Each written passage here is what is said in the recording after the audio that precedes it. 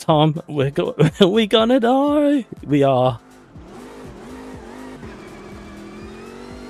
Stop, drop, roll. I don't. Do they teach that anymore?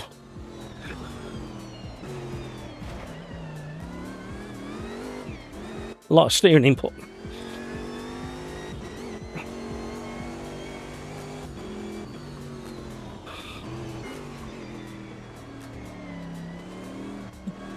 I've got like the most incredible front end force feedback feel, and I mean just enough rear axle force feedback feel.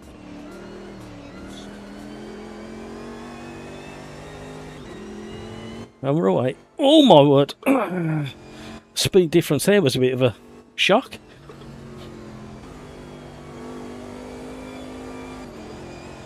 Bit understeery while the tyres are still warming. I can't stop for the hairy pin. Who doesn't like a good hairy pin? Oh no! See that tip over the edge. It's such a quick let go for me in my setup.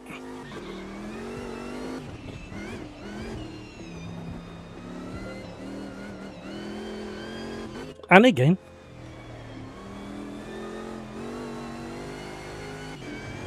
Respect the throttle. Makuta, hello, how are you? Welcome along. Thank you for joining us. How are you, sir? Or madam? I mean, looking at my stats, there's a 99.9% chance you're a sir.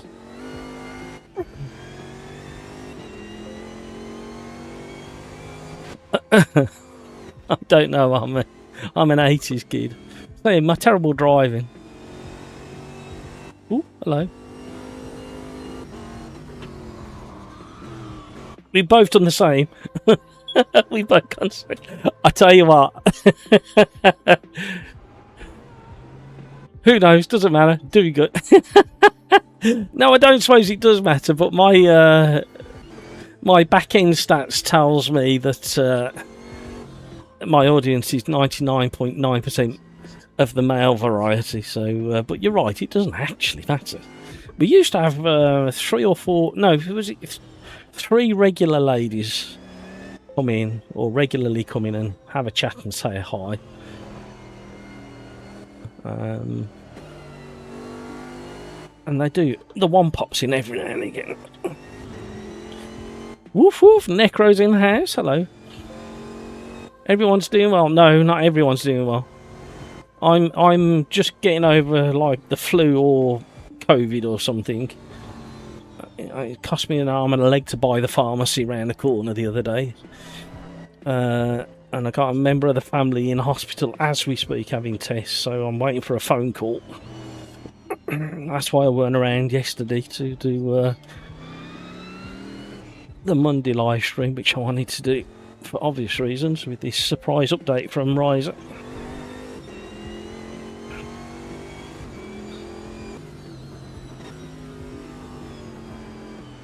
Somebody doesn't know the circuit. I know the circuit, I just can't concentrate at the moment. Uh-oh, he's gone. There's a lot of coasting in this car around the corners. Fingers crossed for you. Thank you. Appreciate that. Necro, I'm around 80% man. There's a claim. Could you verify that claim, please?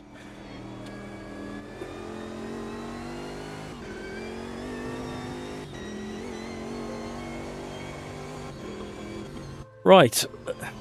This Panos on my setup with the Daniel Cart V70 custom force feedback file and the SimMagic Evo Pro wheelbase feels delightful. But I would like to feel a little bit more of what the rear axle and tyres are doing. Because they are a little bit switch off and spit you out, kind of. So there's my thoughts on this car at the moment. I do quite like it, because I like a tail-happy car and a pointy nose on a car. But this has just got a little surprise in the bag if you're not really careful like that. Sometimes, if you can get away with it, it's worth carrying third gear and use the torque from the engine to get you around, so you don't have that shock wheel spin and rear axle issue. But does anybody out there actually know, from somebody they spoke to, what this class of car was like to drive? Was it easy? Was it scary? Was it a nightmare? Was it a comfortable Sunday morning drive in the countryside?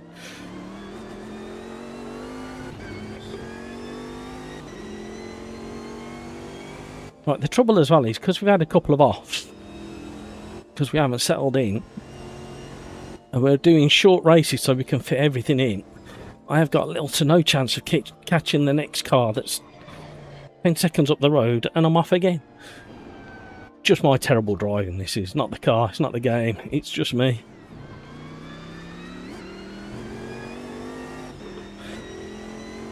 Is it the slowest one?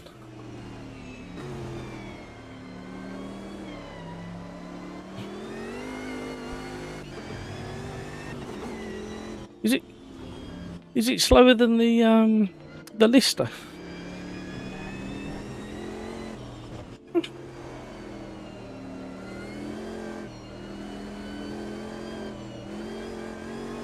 I mean, if we still got access to it as a community on Thursday, we might do a multi-class with all the new cars, if they're all still free to use.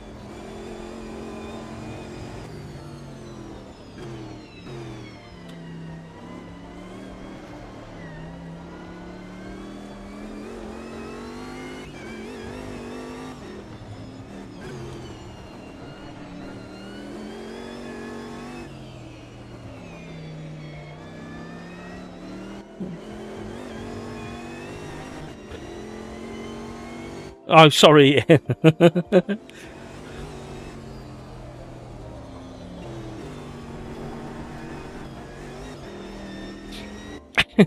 Look, you can see where my brain is. I tried to get educate before the live stream, but so distracted. Was it the Panos he drove? I don't remember that. I know he had I know he did do a bit of racing and he had a bit of a car collection, but he lost some of his car collection, didn't he, to a flood when he moved to Australia. And that was last year, wasn't it?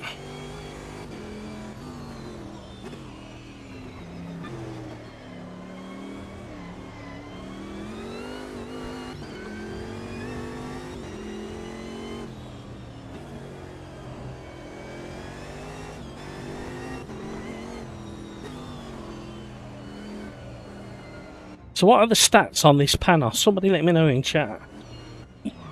Oh, Galax, I tried to miss you.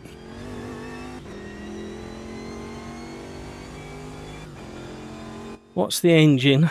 Capacity, brake horse, all the good stuff.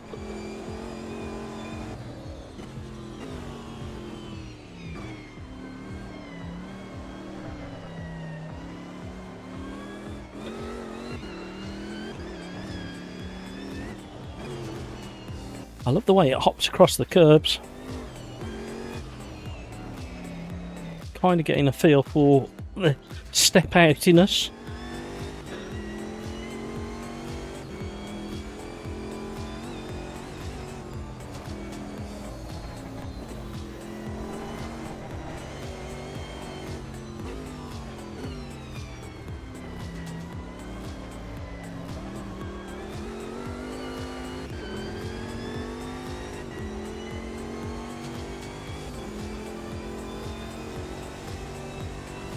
Tiffany Dale drove the Lister store. There you go, we're all being educated now. We've got a great hive of minds for motorsport in the community. We have Peter, VGG, Kevin M, just to name a few. And then from the other side of the pond, when Skeets is on form, he's got some good info as well.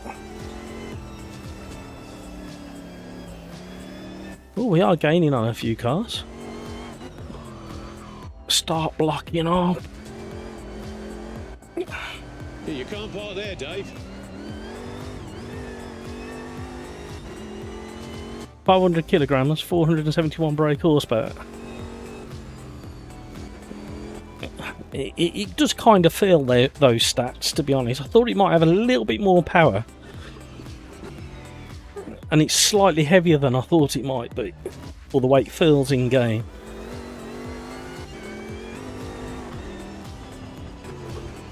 Thank you for that harping gravy.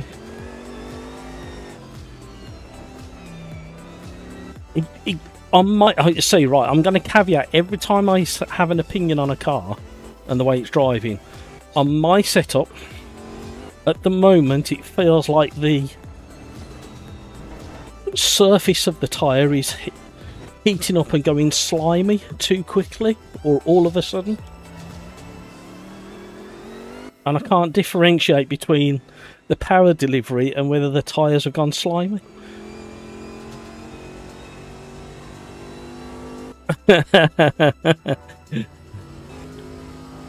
Well, what was it? Was it Croft or oh, where was it down south? He used to hire the track every year and invite all of his TV chums to drive his cars or bring their own. Brookston, maybe. That was back in like the late 80s, early 90s. He used to do that because Rowan Atkinson used to take all of his special stuff down there as well. Well, once we got a few laps in our pocket, I quite enjoyed that. Right, we are doing the Gillet, the best man. Anyway, hang on, I got a phone call.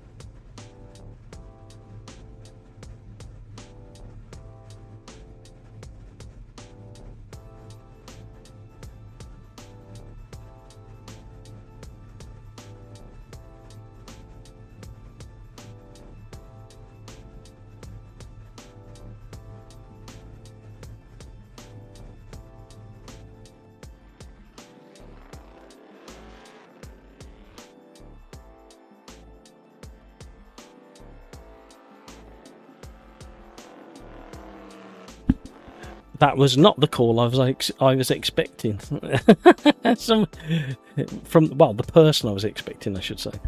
So, sorry about that. I just reacted and answered, and I probably should have checked who it was first. Sorry, guys. Right, race number 2. New race. J Tops Phoenix. Hello. Vertigo gives me GTR2 vibes all the time, lot. Hutchie constantly fighting with that car. Yeah, it's a very busy car, isn't it? I found the Panos and the TVR of the cars I've driven the most so far, along with the Maserati Trofeo. But the Panos and the TVR, I really have to concentrate on the early part of throttle on exit of corners. I really have to concentrate on that feel and feel out just how much wheel spin I'm getting. But the Panos is more aggressive than the Maserati for me. The TVR at the moment for me. Right, let's save that replay. Where did we get to? That was an experience. Well, you chose it. We are going to go to the Gillet now. GTR 04. I'll go for that. Don't know why I'll go for that, but I'll go for that. And we're going to go to the Spielberg for this one. At least it's a track we'll have a bit of experience on. Shall we go the early one? What's the difference? I can never remember. There's no difference in the track, it's just the look and feel of it.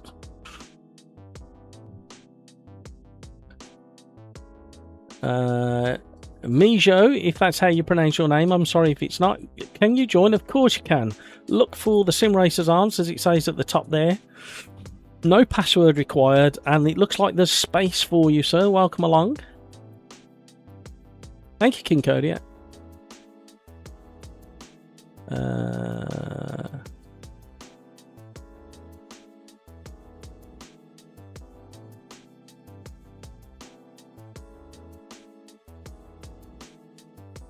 Less runoff in the 2000. Well, that's all right. Priceless is in the house. Hello, Priceless. How do you join group races? Should I get an IMSA pack? No, all of these are free at the moment, so you don't have to buy anything extra to join any of these races today. And once the qualifying starts, you've got 8 minutes to find the lobby and get in and join in. Once we get to 2 minutes before a race, you can't join a lobby. The new Ferrari 550 is the best. Glad that car is free. Absolutely, I agree with that. We'll be doing that. That'll probably be race number 8 on the schedule. Laughing Gravy, more gravel on runoffs in the old one. Yep, that'll do me. Tom, haven't driven this car since Gran Turismo 3. Yeah, yeah, probably. No, have they got this in PMR? I can't remember. With all the stuff that's been coming out lately. Right, very quick read of this update while I've got a second. Automobilista 2 version 1.6.9.9 is now live. The new update adds another batch of physics and AI developments along with the substantial visual improvements to wet weather and changing conditions. It also expands on our trip through the 2000s with a new pack of exciting mid-2000 GT cars as part of the Historical Endurance Pack Part 2 DLC, which is free for probably another few days for everybody to try. As soon as you see an update on Steam for the public version of AMS2, you'll know that they're about that will remove the free use of the DLC. Luckily, they've left at least one car in as a freebie, which is really generous of Reiza. There's not many other developers out there that give you free cars this far into development. As is tradition with AMS2, the new DLC content will remain free for all users to enjoy during the initial release days. The DLC itself isn't available for purchase, as Steam does not allow for DLC releases on weekends, but its store page should go live on Monday. So you can put it in your basket as of yesterday or today. Users who, for whatever reason, encounter issues with the latest update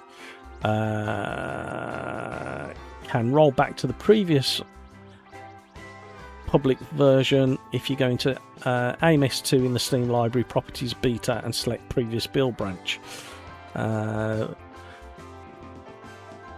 1.7 that we're not on yet has got its own physics, and a lot of the cars have now got those physics. There's just a handful that haven't got them, like the GT classes, the vintage tiers 1 and 2, TSI Cup, the Caterham 620, Caterham Academy, Mini Cooper JCW doesn't have the 1.7 physics yet, none of the karting classes, none of the Rallycross, Opala 79, 86 and old stock, and the Omega 1999 along with the Super Trophy truck, and the Copa trucks don't have the 1.7 update either just yet. A lot of advancements in the AI wet lines. I think they've done them manually to make it more fair for you to drive against the AI in the wet. And then a little bit later on we'll read the new content out. Right. So in the public version, because I haven't got a setup that I can load, this car I have not driven in the public version.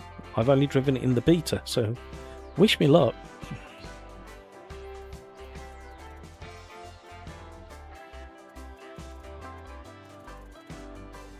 Doopy doopy doo. Doopy doo. Bit of pub singing to help the stream alive. Right, there we get on.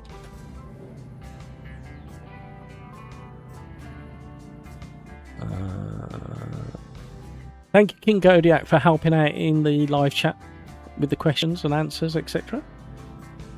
I'm in the bathroom. Might be able to join other races today. You're sim racing in the bathroom, Priceless? Is it too hot where you are? You in the cold bath? It's a bit dangerous with all that electricity floating around. I don't advise it. Come and join, the water's warm. Video game guys in. Hello. How are you?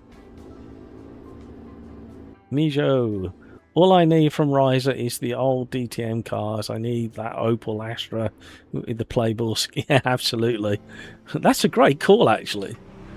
You never know. You never know. It might just happen. Laughing Gravy. I found the Gillet. I like calling it the Gillet. And the Panos at opposite ends of the spectrum. In gearing, Gillet all short, Panos felt like a stock car. So my first proper drive of this car in the public version, I think I did half or one lap of Donington Park just to get a thumbnail of it, or a screen grab I should say. Oh hello, yeah, fifth gear, 6 gears, a little bit of a long one.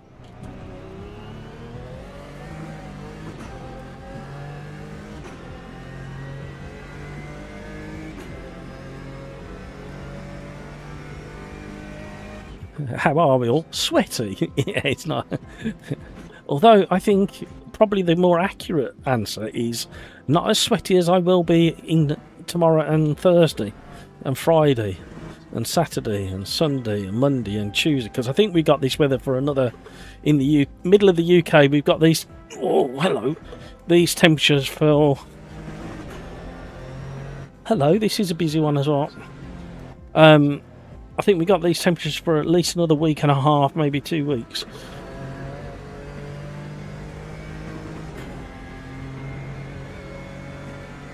Right. It's very clever how the rear axle is kind of a similar feel to the Panos, but it's a more balanced four-wheel slip, but the back end is a bit snappy, but the feel is different on the front axle. Very clever.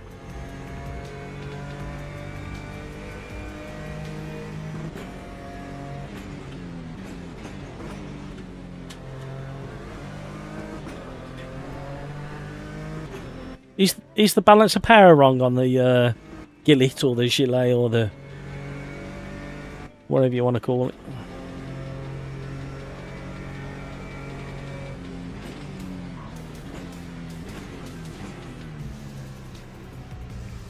Mijo, I mean the easiest thing to do, and I'm not saying it's going to work for you, but the easiest thing to do to get setups is going to the time trial leaderboards and take one of the top 10 if they're close and see which one works for you. However, word of warning, time trial setups aren't necessarily good for races, so you may need to like dial it back a little bit.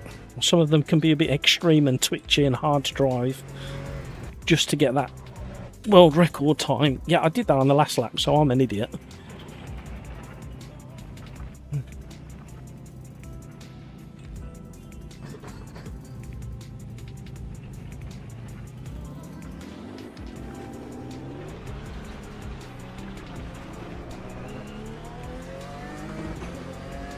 Well, it's another reason why today I kept all the cars. Sorry, the same car in all the races, so we don't have to worry about BOP.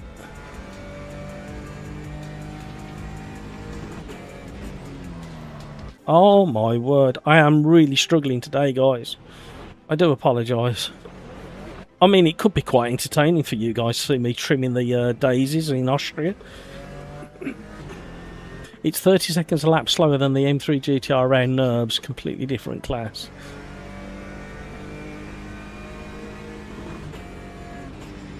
I'm not sure of a way of hiding your setups in AMS2. Is this race password free? It certainly is, Priceless. Just search the Sim Racers Arms pub as you see it at the top of the screen. If you can't find us, it means the lobby's full and you may have to wait a little while for somebody to drop out. Jay, this car competed in the likes of the Seat Toledo in real... Okay. Yeah, from what I can make out from the conversations I've seen on my Discord and elsewhere, this car is underperforming what it should. But I don't know enough about the class or remember enough of the period to have a comment on it. I'm too busy just trying to learn the car at the moment. So quite a bit more stable than the Panos at the moment on this track.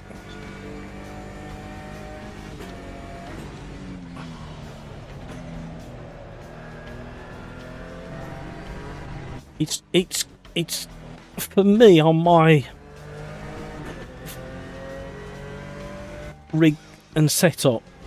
It's switching between understeer and oversteer quite a lot. But they're little twitches through the mid corner. And it's not wild on acceleration. So what's the stats on this car then? What's the displacement and horsepower and torque and power to weight? Somebody let me know. In chart.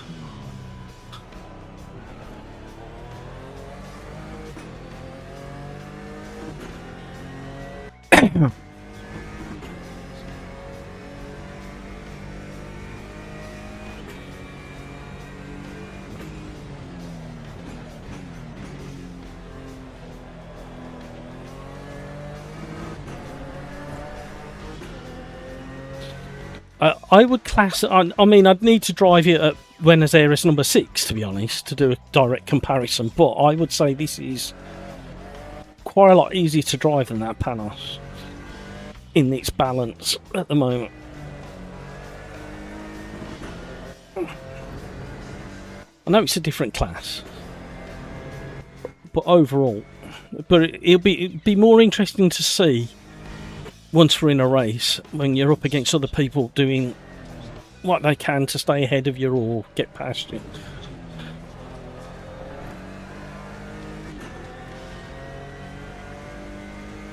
I settled into this car a lot quicker than the Panos, but I quite enjoy the Panos.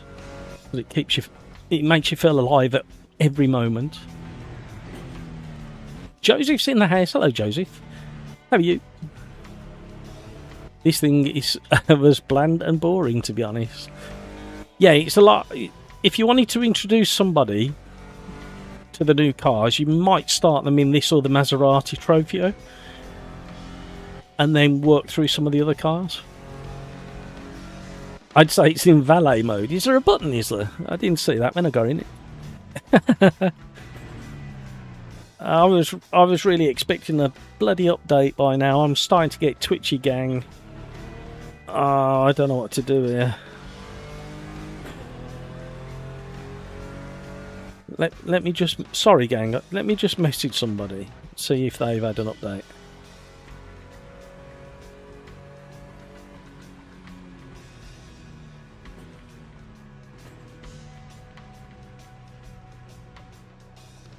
I don't want to pester the actual person, obviously.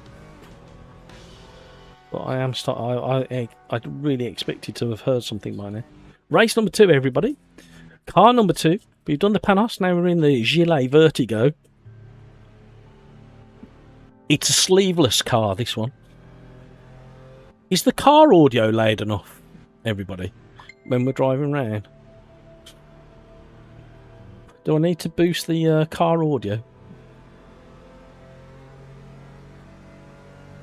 Joseph, the Maserati's like a comfortable gentleman's GT car, but with a little tiny bit of spice mixed in there. I quite enjoyed it. Galax, the Vertigo for real in the wrong class. It should be rather in the GT2 class or in its own GTB. Ah, okay. King Kodiak, Matt, no one will be upset if you need to call it for tonight. If your heart and head is not elsewhere. No, I'm all right. Again, King Kodiak, I'm torn because I'm so excited to try these cars with you guys. But there's that background distraction. But we'll get there. We'll try and be professional. Hang on, I need to do that again. We'll try and be professional. I've got that button working again now as well. Look, you can see the steering wheel. You get to press all the buttons. I need the distraction anyway. Mijo really likes the Maserati. Peter Smith, I think the GTR was in the GT2, so a class above effectively. Jay, in Simbin, GTR2 was boringly slow too. Ah, okay. I have got that. I think I drove in it. It's that long ago. I can't remember. Right, keep an eye on the time, everybody. 40 seconds to go. Crikes, ready up. Lord Carl. Spikey. Spikey's back with us. TJ. Ready up. Artici, ready up.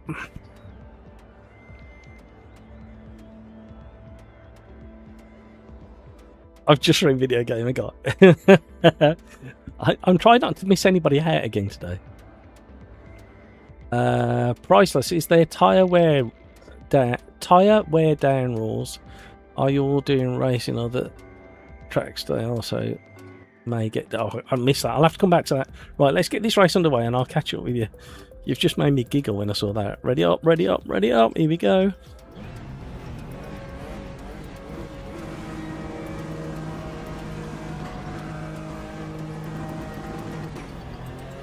Did I spy somebody doing a Lewis Hamilton then jumping the start? Well, he didn't technically jump the start. He moved. He didn't go over the actual crucial line, did he? Now, I know in its class, this car is a bit down on the bop. But I think if everybody's in the same car, it won't be a terrible experience.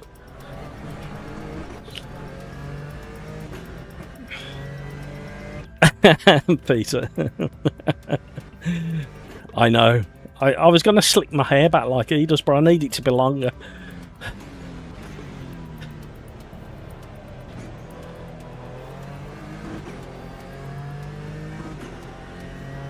Test Eagle's in as well, all the way from Australia. He's just popped up in game chat. Drove your Test Eagle a few times in the few of the Discord lobbies. He does a lot of original AC. Can hear the crowd on the left.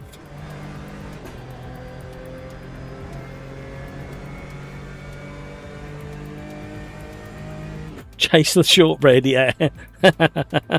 Oh, hello. Oh, Hutchie. Making his return seen and known. Cry! Hello! Forgot to click ready again. I kept shouting. I shouted at 40 seconds. And I leave it till 1 second. There's not much I can do after that. Rubber Duck has left the session. Somebody else, Mayton has left the session. By the way, if you're a regular, you will know. If you're thinking of becoming a regular, you need to know there is no rage quitting at the Sim Racers Arms. If you have a disastrous start or you get punted off, strictly no ramming, no revenge, and you never rage quit. You keep going, and you turn it into a practice session and improving your skill.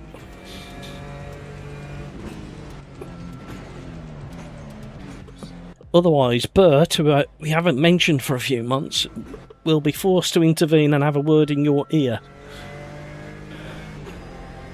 Bert is 87. Married. We don't know the wife's name. He's been married for like 70 years or something stupid. She's shorter than him and he's 4'8". And he says she's meaner than he is, and he's the doorman still, at the ripe old age of 87. The worrying thing is, he's been 87 for like 3 years now.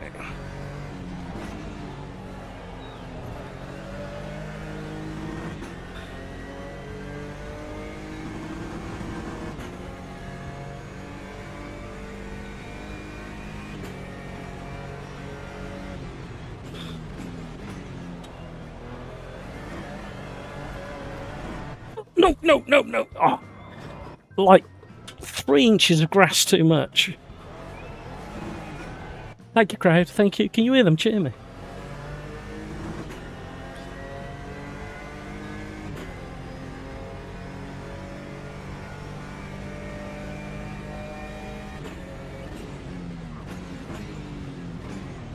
Yeah, this is definitely a one-make series car, and I think it make a good one.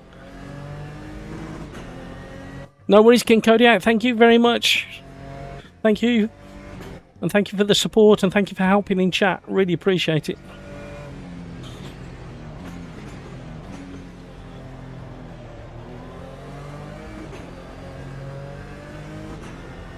Three inches too much.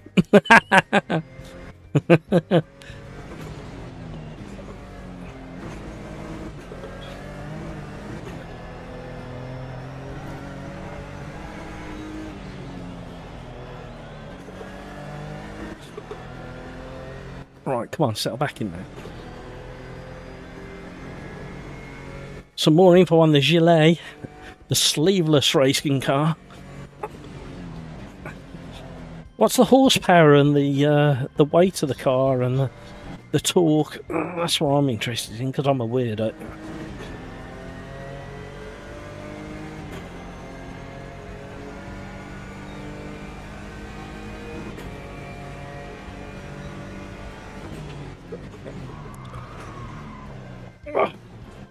Oh. Joe Bar. Nearly. It's fine, we'll catch him again in a minute. I'm actually quite enjoying this as a one make.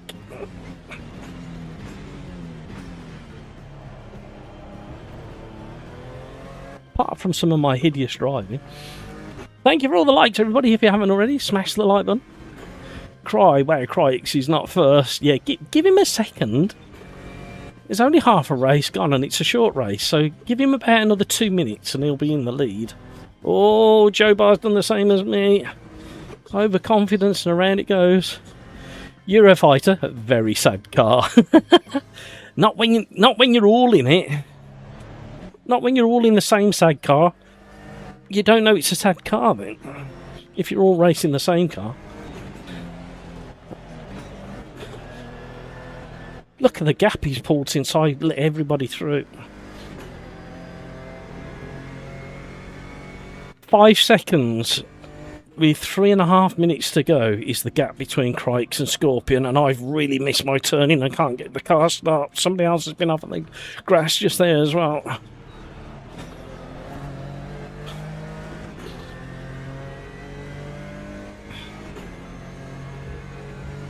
The Laughing Gravy, the Gillet, the sleeveless racing car, is just over 1,000 kilograms, 374 brake horsepower. Delivers that 374 brake horsepower in a very kind of deliberate and smooth manner. So it makes it 362 brake horsepower per tonne.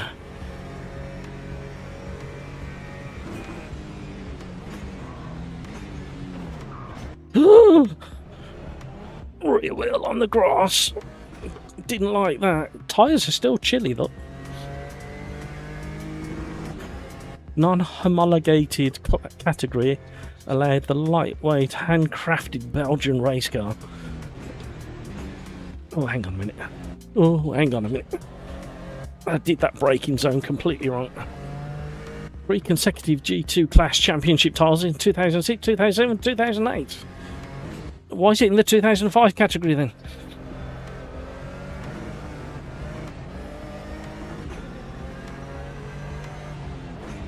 Crix is 3 seconds behind after 1.5 minutes of racing.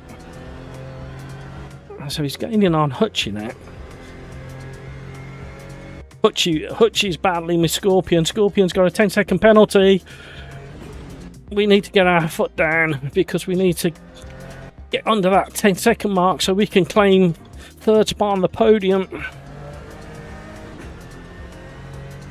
Come on now.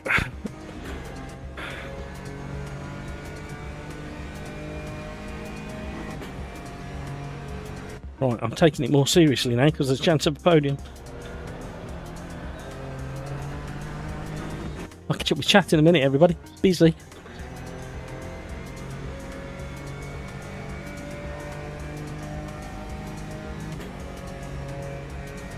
Don't tell Scorpion about his 10-second penalty, and I need to be within 10 seconds to steal the place from him.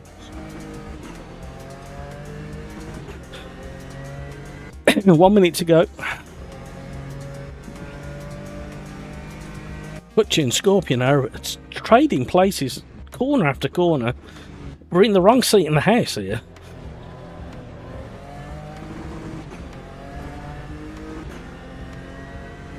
They're slowing each other down as well by the looks of it. Just a little. Not enough though. I missed my braking again. Oh, damn and blast it. A weird snap. That's blown it. Chances of a podium completely out the window.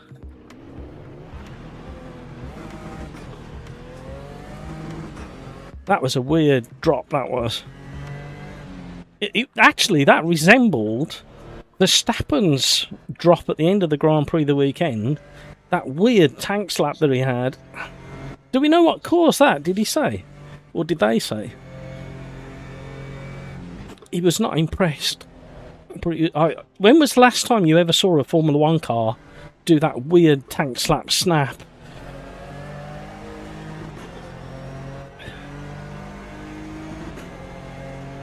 Reminds me of a bodied Caterham, some sketchy rear end and similar seating position towards the rear axle. Yeah, you're nearly almost on the rear axle in this, aren't you? The rear wing again, really? I mean, it's one of those incidents where you go, what happened there? That was weird. Something must have broke.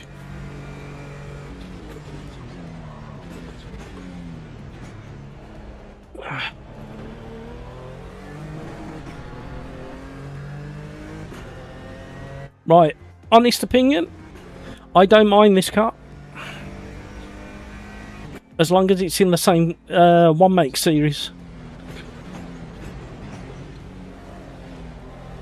I know I've dropped it, but I have literally only done 7 laps in this thing.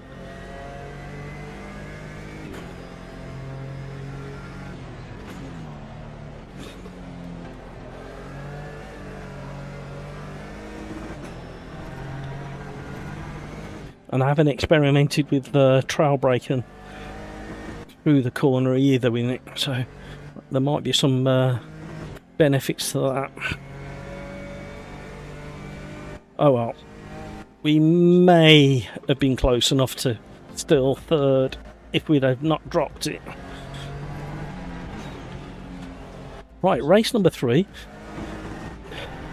Inbound. The TVR, which I quite enjoy, at the Hungaroring.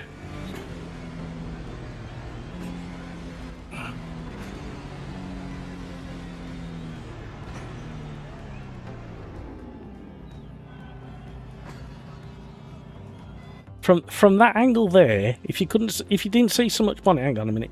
Oh no, everybody's rolling. They're spoiling my conversation here. Let's find somebody who's still. There we go. Hamburger, stay still. Hang on. I've approached wrong. No, there's a certain angle that it reminds me a little bit like the early Z4 BMW. And I can't get the angle right. Somewhere there. Maybe I'm just a weirdo though. Woo. Well done, Hutchie. Great result on your return. You had a nice battle with Scorpion. Scorpion dropped a long way back.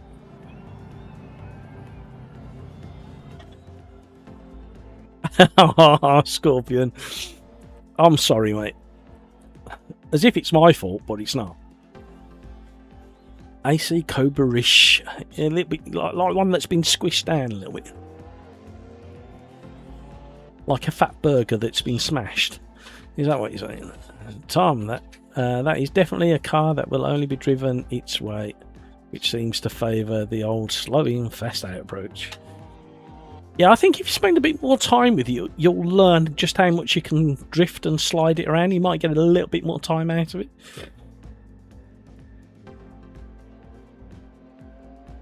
I was robbed. Was you having an absolute cracking battle with Hutchie?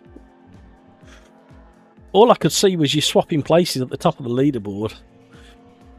Right, new race. Race number 3. Oh. Honestly, it's race number 3. We're going TVR at the Hungar Row Ring. Right, somebody made me giggle further up.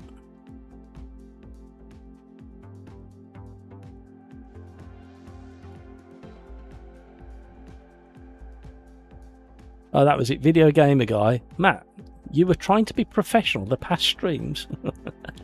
Cheeky. Oh, my word. There we go. I literally have not had time to get used to where the cars are. So you'll see me hunting around for the cars in the wrong class because my brain's not working. Oh. Hang on, I got a message. No, it's from somebody else.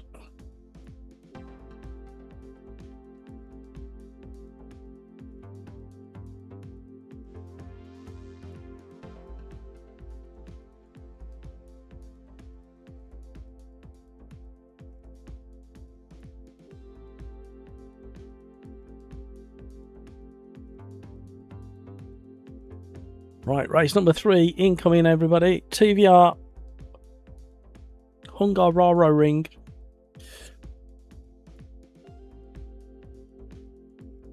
I read the bit about the beard and Zach. Cry forgot to click on ready. Read that. Cry, King Kodiak said goodbye. Read that bit. Eurofighter, some ugly rear end of the car. Cry said Crike's not first. Very sad car, read all that. Read that bit, read that bit, read that bit. Chilly tyres will not be an issue in the TVR. Trust me.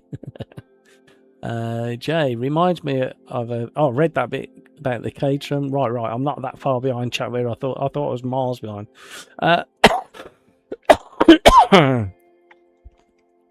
Crike, second car I don't like tonight.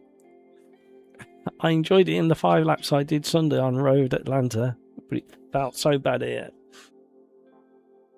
In what way did it feel different? That's a really interesting observation.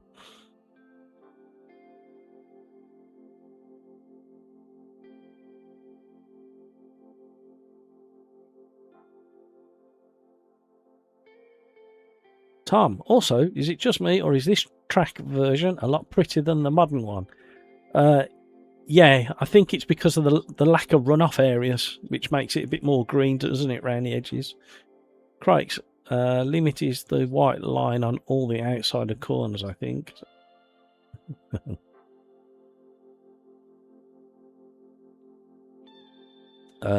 Tom, I think you're right. Well, that we're used to taking the... Yeah, absolutely. Poor Kimmy with his... was it Kimmy? Who was it with a wobbly steering wheel? I forgot who it was.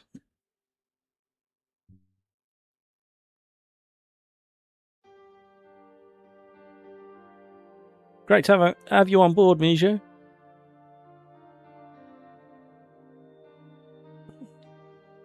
Peter, track limits, don't get me started at Donington. We'll go to Donington then. In fact, we'll do the Lister Storm at Donington. Because I know Crikes wants to go back there. He needs a lot of practice. We need to go there to check out the track limits with Peter.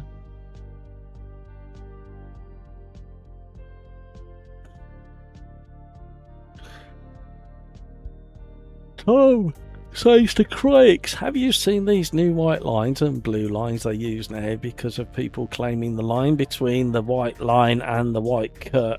the white curb can be up to the debater. Okay. Hutchie, when the hell was this track added? I can't remember. It might be DLC and I own it and you don't. I can't remember. Oh, you mean Hungaring? It was the last update a couple of weeks ago. Sorry. I misinterpreted what you said, sir.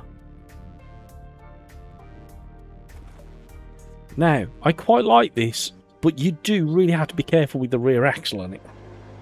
It's like like a TVR you'd expect. And yes, the steering wheel is built over there, and your legs aren't in the same plane as like your eyesight and the wheel either, because it's a TVR.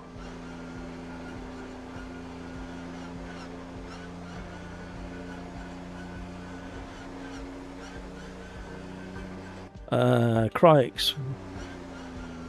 Good rotation at Road Atlanta, but he was unpredictable on the brakes for you. I didn't have that. I felt it wasn't realistically portraying the power to weight that it's got.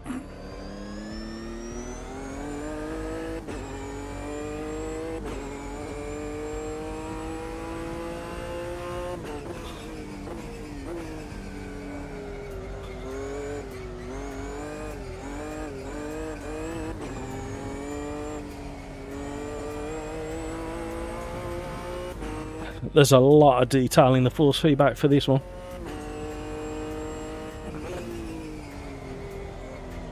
Horrendous curves on the outside there. They will throw you off the track if you hook your tyres on them just wrong. I don't like this chicane. I haven't got the hang of it yet, so I don't like it. Just putting it out there.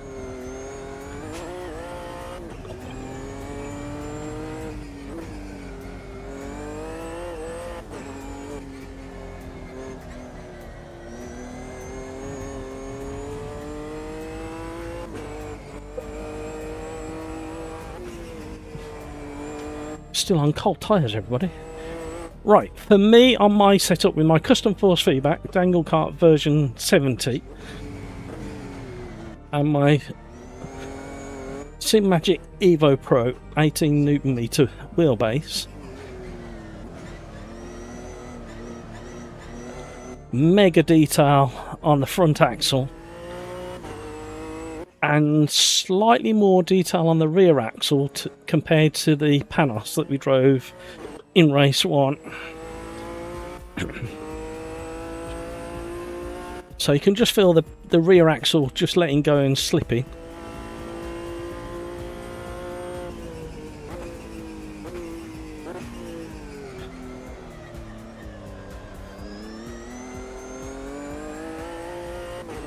It doesn't step out as wildly as the handling of the Panos. But I do suffer with lockups on the front. And you can have a play with it if you want to. Which you should be able to with the power it's putting there. Can somebody look up the stats for this car, please? Can we have the horsepower, weight and torque?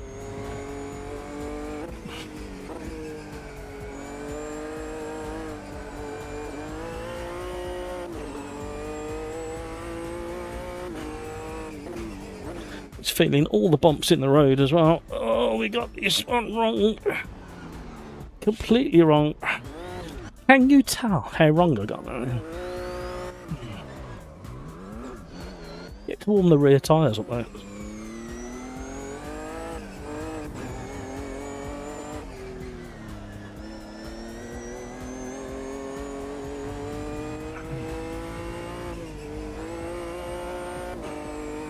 Right, we need to concentrate and get a lap in.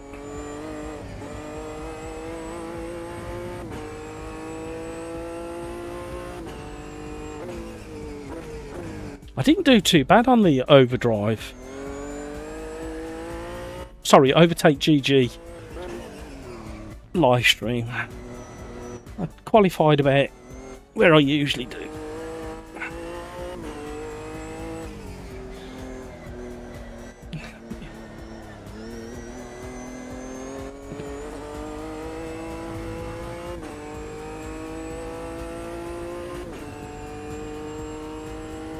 These track limits. I mean, you just need to learn them and stay within them. You know. I mean, if it was up to me, there'd be concrete walls all the way up to the edge of the grey stuff.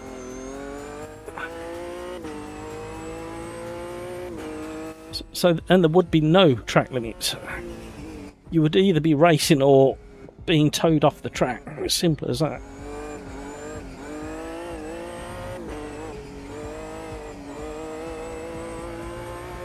See, that's quite how I'd expect a TVR to behave through those 3 corners.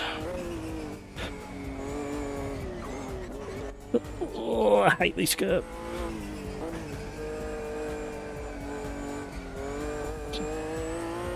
So loads of detail about gripping up on the front axle and understeer, which there's not as much understeer as I thought there might be in this car.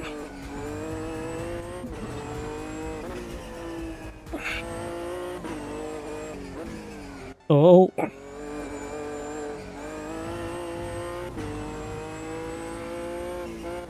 Oh, wrong line through there. I was too busy looking at the time split. And that was an awful attempt. And then I double shifted for some reason. What's going on?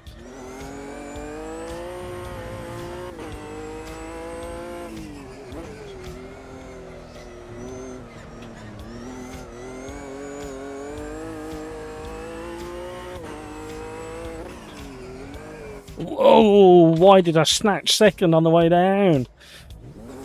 We were on for a decent lap then. We've overcooked the tyres. Now we've got one chance of a quali on really hot tyres. Amateur.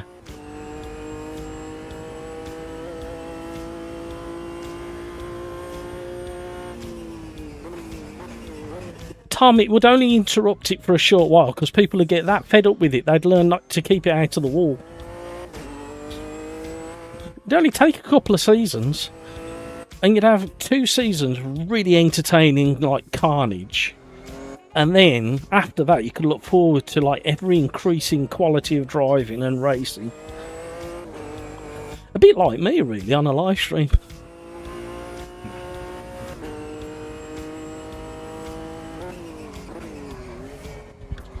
See, that was so useless.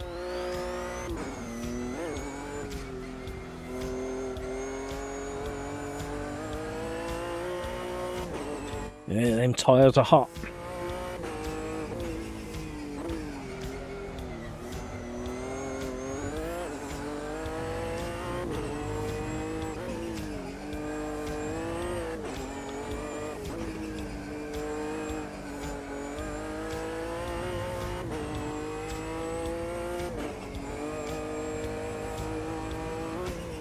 Oh, I've got a phone call as well now.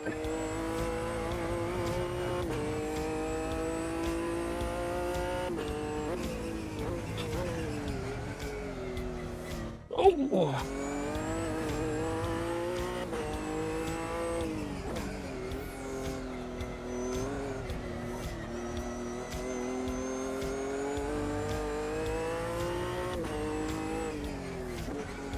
Right, must remember.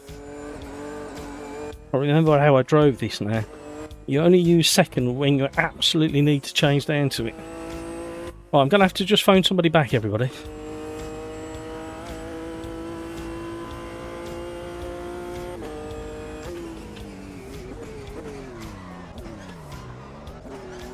I thought I did the lap.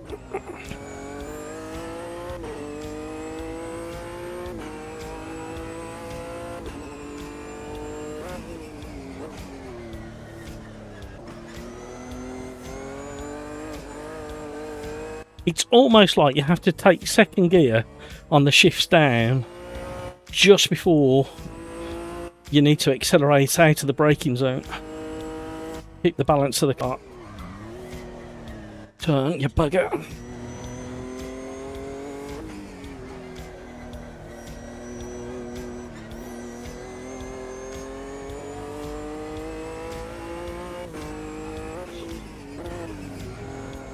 Or add a manual blip in there to ease the engine braking into second.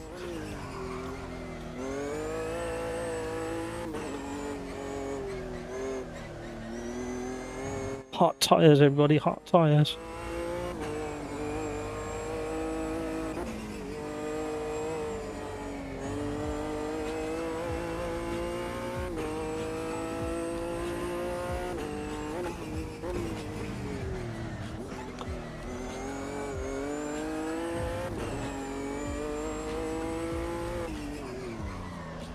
Now second and go. Yeah, that's what's working for me at the moment. Only select second on the way down. See, if you do it early, engine braking means it locks up and swings you round. And oh, not now! I was 9 seconds up on my previous lap. Ah, sorry, gang. Gotta make a call.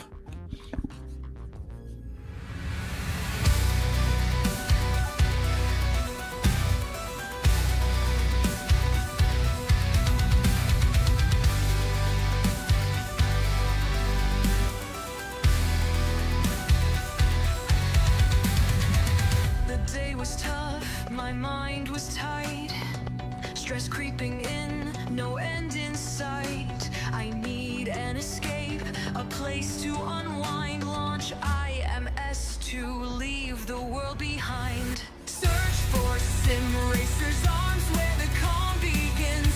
Mass relaxed world, where the real fun spins. Feel the limit, ride the flow. Fair in duels, watch my pace grow.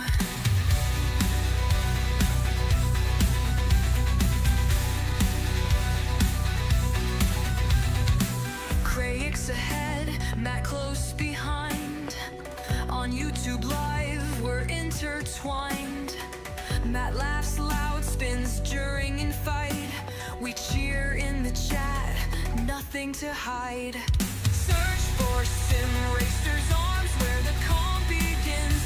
Matt's relaxed world, where the real fun spins. Feel the limit, ride the flow. Fair in duels, watch my pace grow.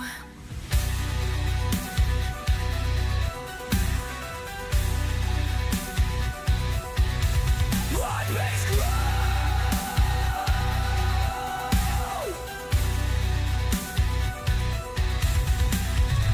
Cool sayings fly, the chat's alive. Stress forgotten, I feel revived. A racing cure, adrenaline's grace.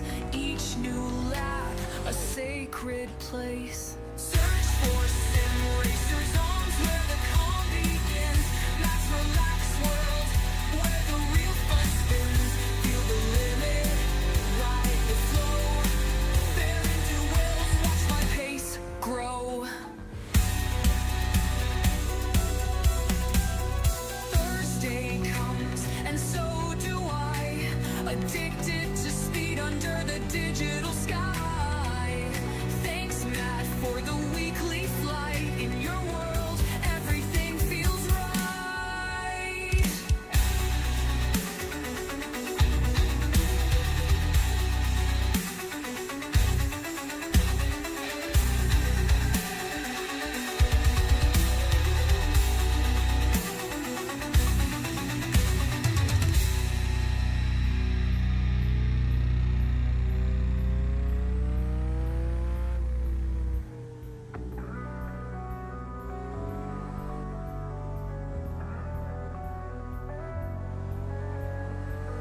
Thursday comes, and so do I. Addicted to speed under the digital sky. Thanks, Matt, for the weekly flight. In your world, everything feels right.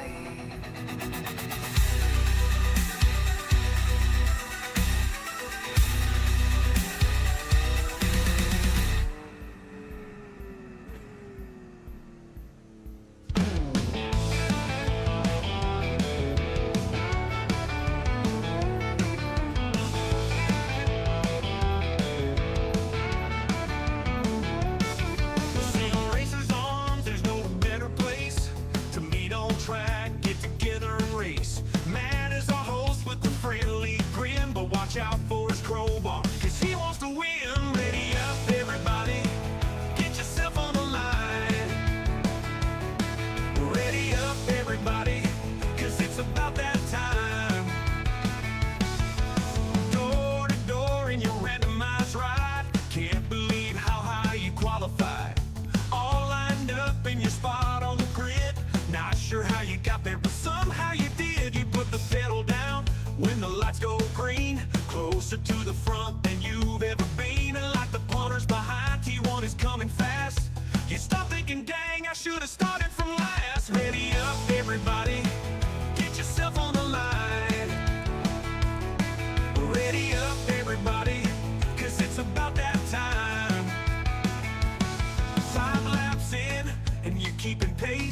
up the field and into second place behind the leader, with not much time to plan your move before the finish line. There's a wreck up ahead, it's time to keep focus, escaping that smoke, it's like hocus pocus. It's the final lap, you decide to send it. It might win you the race, but it might just end it. Look out.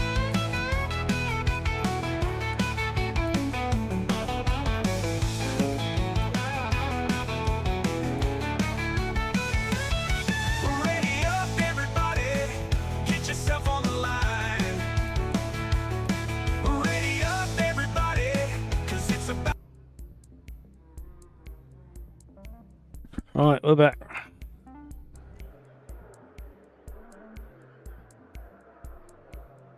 Right, still no news. That was somebody ringing to say that there was no update yet. All good fun. Had to sit to second as my lowest shift. Yeah, I didn't need to go much lower than that cry. Can you change the engine braking on this? No. Probably going to dip that. It weren't that bad, actually. That weren't that bad either.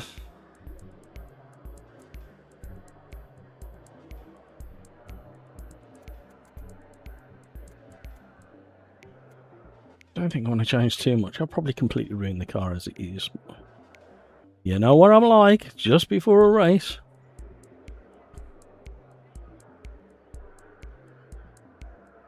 Davey Barnes, hello, good day. How are you?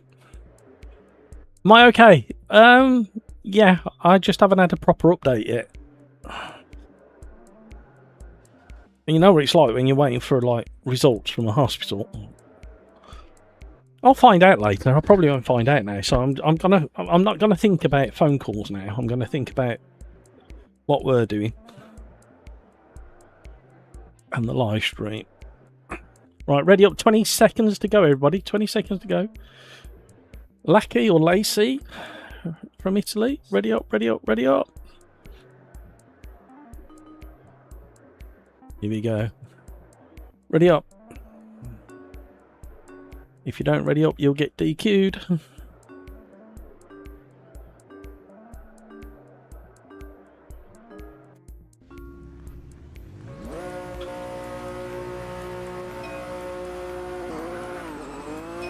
Oh man, their doorbell's going and there's a delivery. You can't. Yeah, let's go 3 wide into turn 1. I'll go on brake on the dust. Bit of door banging, 4 wide. Now we're back down to 3 wide. Stay nice and tight. Accelerate, go. Oh, 3 wide still.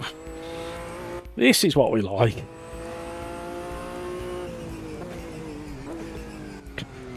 Hello. Let them two go. That's more TVR than the kind of TVR driving I was expecting. Push understeering to snap over. Old tyres are doing that for us. I keep forgetting to cut that corner. Whoa, there's a nasty snap. I had too much throttle on when I landed off the curb.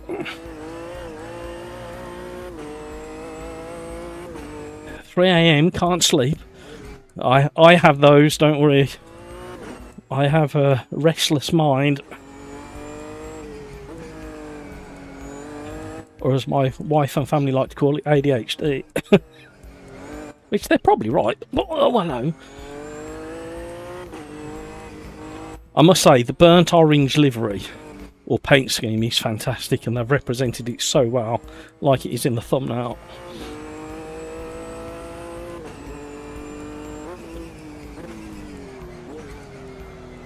Right, stop changing down into second like that.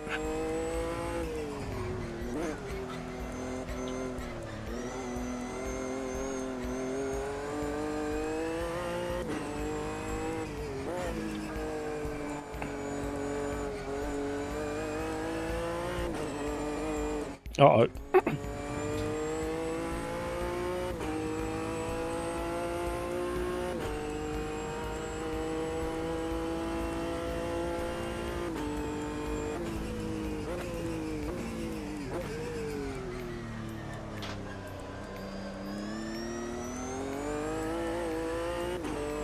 Right, we're slowly weaving our way through the field.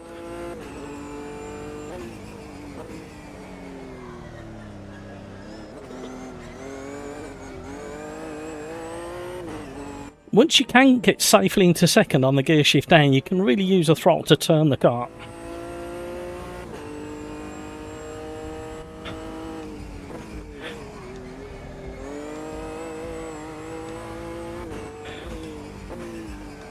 Hang on, David. If it's 3 AM, where are you? If you've told me before, I apologise for forgetting. But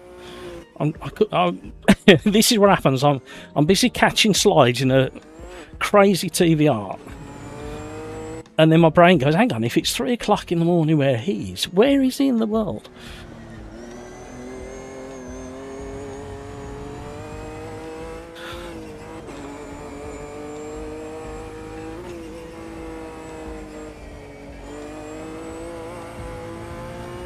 See, this is kind of what I would expect it to drive like, whereas the Panos wasn't quite right for me.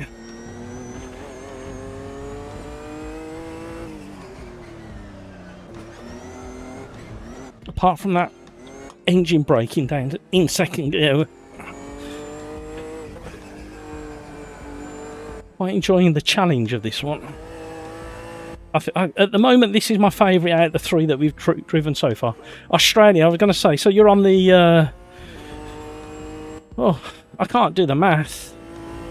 Are you on the East Coast?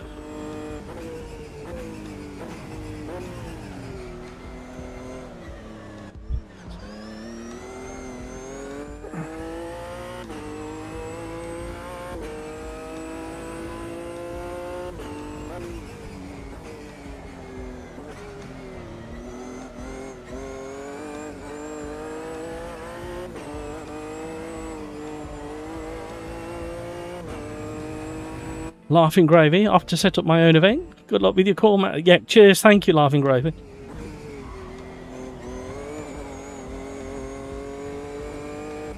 Ah, okay. I nearly did the maths all on my own, didn't I? Fair play. Do you do a lot of Automobilista too, David?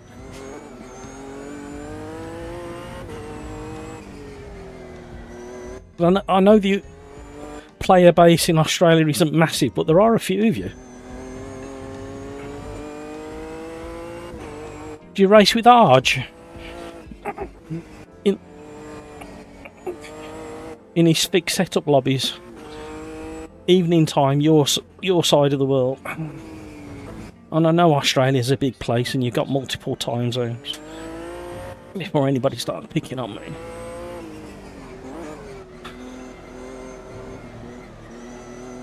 Oh, we got Tom behind, waiting for me to make the error.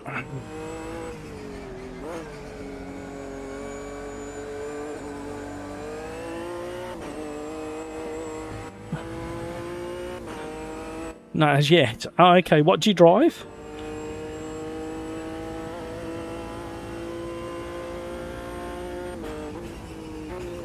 Uh-oh, smoke signals. Car in distress.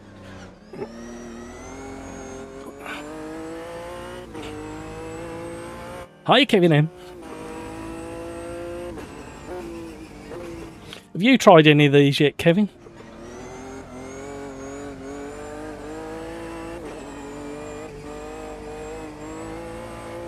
It's not a bad combo, you know, for this car.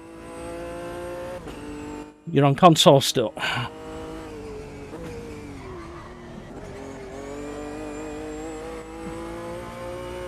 Nothing wrong with that. Some might say it's probably the more sensible place to be until the new stuff comes out. Back marker, stay. Be good to me. Thank you, back marker. Great back marker. You know what? I quite enjoyed the challenge of this TVR, and I definitely prefer it to the Panos. It's a completely different drive to the Gillet, the sleeveless racing car.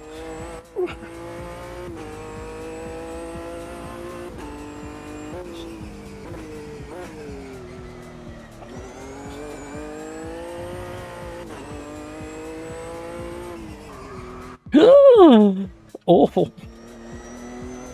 Why would you do a lockup like that?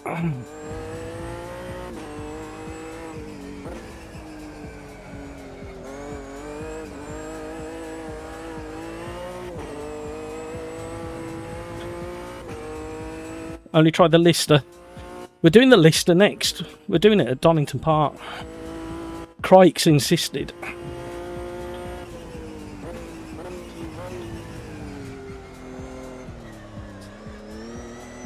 Oh, the other way to do second gear in the TVR is don't be on the brakes when you enter second gear on the change down.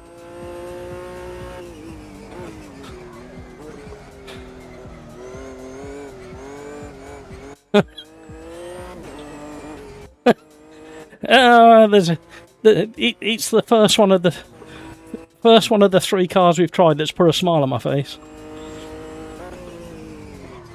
Oh, I missed it. Uh-oh. More smoke signals from a distress car.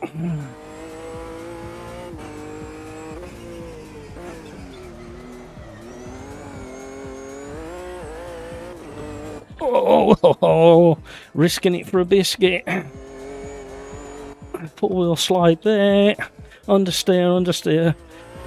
Four-wheel into over. What a fascinating car.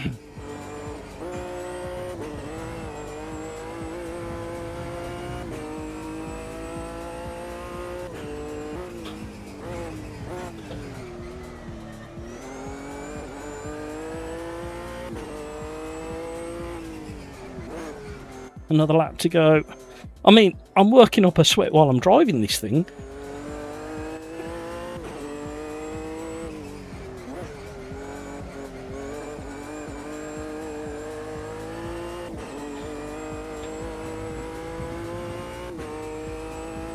It lets you know when you're pushing it too hard, that's for sure. I'll catch up with chat in a minute, everyone.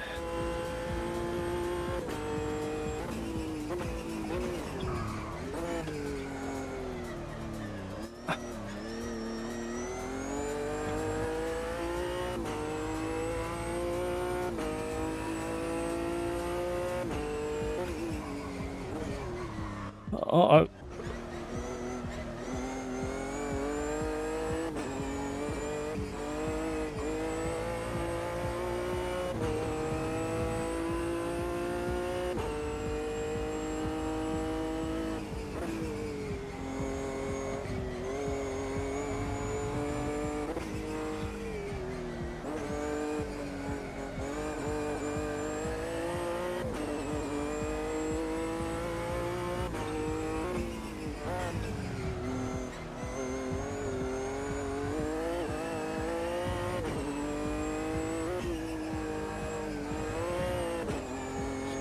Oh, the way it does that is really good.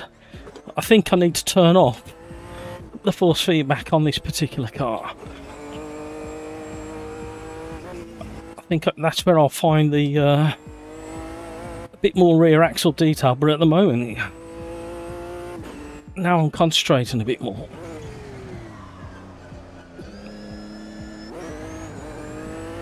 He says, too soon.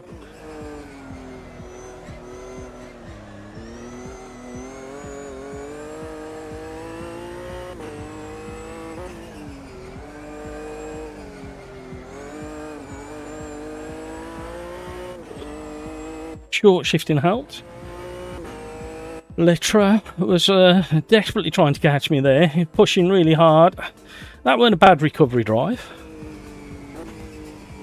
Let's have a close-up look at the fat ass on this car. Nothing wrong with a fat ass. The burnt orange one shows it better, but he's facing the wrong way. So there you go. Look at that. Look at the ass. Anyway. Woo!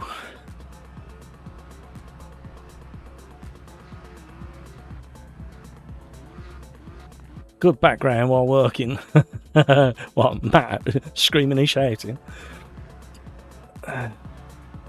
Oh man, I'm sweating.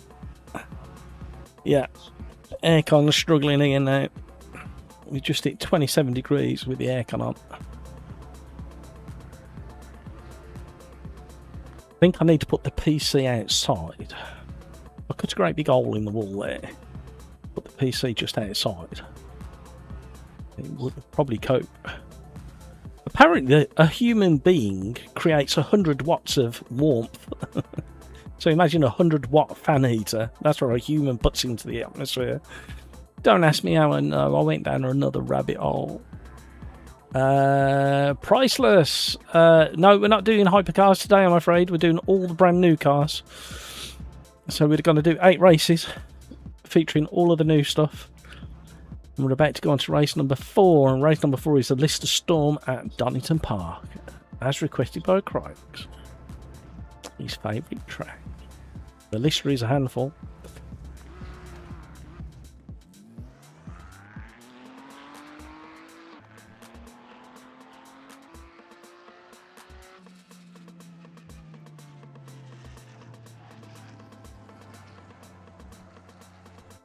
No, we'd never shoot. You know exactly what Peter says. Everybody's welcome here at the Sim Racers Arms. We have done cross-platform in Sette Corsa Evo, Tomato, and a little bit in PMR, I think it was. You got no problem with it at all.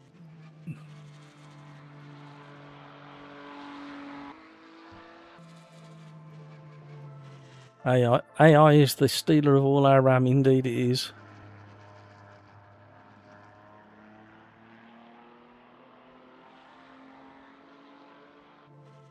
Right, so I don't understand. I have zero confidence in the brakes. Weren't too bad for me. Horrible level of racing from the back. Well, I went from the back, Joseph. Was it me who rammed you off? I think I was just lucky in like making the decision to dodge left or right, if the truth be told. Right, here we go. Race number 4, everybody. New race. I am so thirsty. I bet I've had nearly 2 litres of fluids today. Just under 2. Yeah, I've just done the math. Just under 2 litres by the time I drink that one. Right. There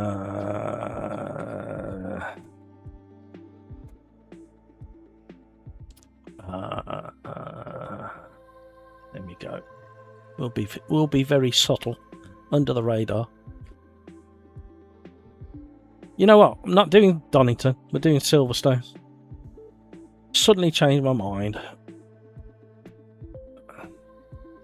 and we'll do the modern one. Everybody knows the modern one, so there's no excuses for crashes. Scorpion. I would have definitely caught up with I would definitely caught up with Crikes if a backmarker didn't break 4,000 miles from the corner. Priceless. Can't find the damn lobby. Yeah, it's probably full. Unfortunately, it doesn't tell you on this page. Oh, it does. No, but not full. We're definitely there. Definitely plenty of room in the lobby for you, sir. It says just there, Sim Racers Arms with a low R. It should have be an uppercase R, but it's a low R tonight. Just want it to be different. Change the logo.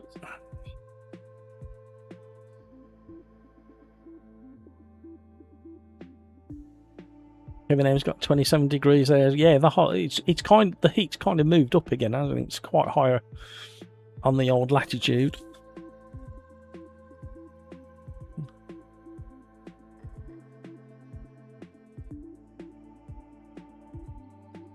Yep, it definitely is appreciated. Thank you for repeating that video game ago.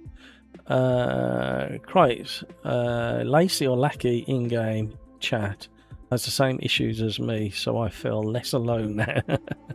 Well, you had that conversation with Video Gamer Guy yesterday, didn't you, in Discord? And it was fascinating to see you tweaking setups, because you've both got the same gear. My beard has just got to the length where it's just starting to itch a little bit. It'll all be gone soon.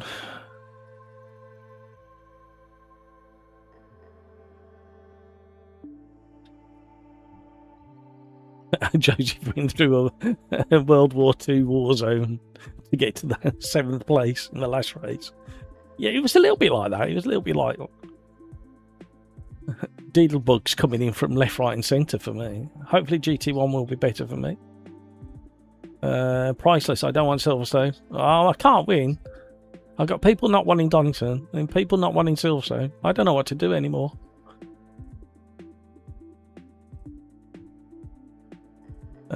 Tom says to Crikes, this car is really fun so long as you respect the throttle.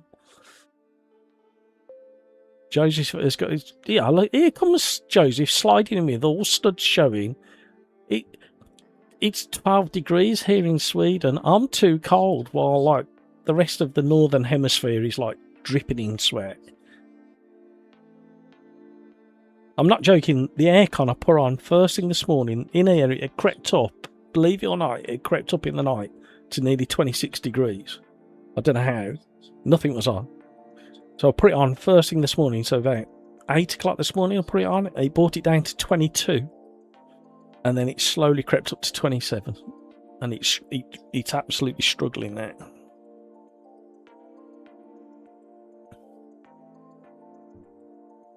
Priceless wants the free tracks. They are free as long as I've got them. You can drive them. You mean you want the tracks that are in your library, the ones that you know. That's what you're actually saying, Priceless. I understand. Galax, Matt, I found something out about the LMP1 2005 Audi R8. Is it a secret, Galax? Or do you want to tell us in chat, or are you going to put it in Discord? It's up to you, mate. Priceless, you found it good. Joseph, climate crisis, took a vacation. Can you just... Tell you what, Joseph, put some of that cold, fresh Swedish air in a jar and post it to me. So I can open it here and go, oh. Is that how it works? This car should be in GT2 class, not GT1. Gotta love AMS2 class system. Right. I have not driven this car since the beta either. I don't know how I feel about that. Oh dear, we got multiple slicks to choose from as well. Let's do our setup the way we normally do it. If I standardise my setup across all the cars, I can tell how I need to tweak it to work for that particular car.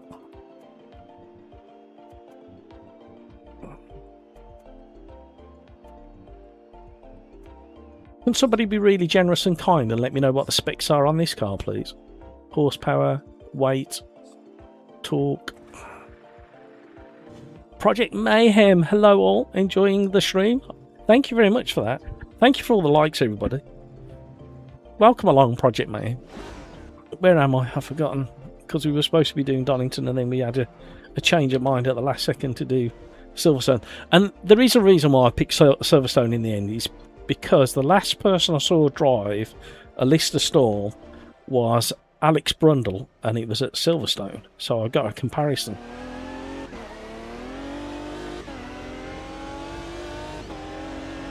Cold tyres, everybody, cold tyres.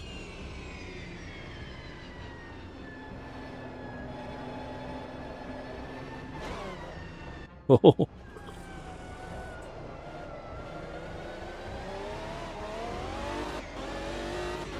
She's angry. Understeery on cold tyres. Got an interesting balance, actually. Can feel the nose lifting on throttle. Aggressive throttle application.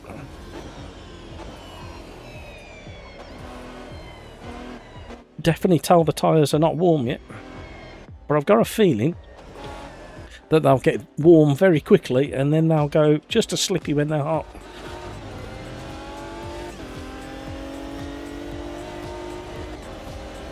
David, 600 horsepower, 650, 1200 kilos. Okay, thank you for that. And what's the engine in this one? I did know, but my brain's not remembering things at the moment. Okay, felt the nose go down on the brakes into Beckett. Understeer there. Bobbles nicely over the curbs, especially for a 1200 kilo. 1.2 tons, give or take a smidge.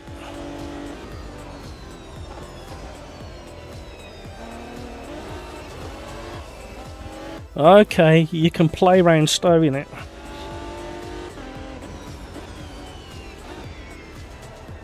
You know what? I can already tell I'm going to enjoy this car. It's got. It may take me a while to actually settle all the way in with the car, but it's giving me little indications through my setup. Custom force feedback, Daniel Kart version 70. Go and overtake GG for his latest version. Mega depth to the force feedback on the front axle, and again just enough on the rear axle.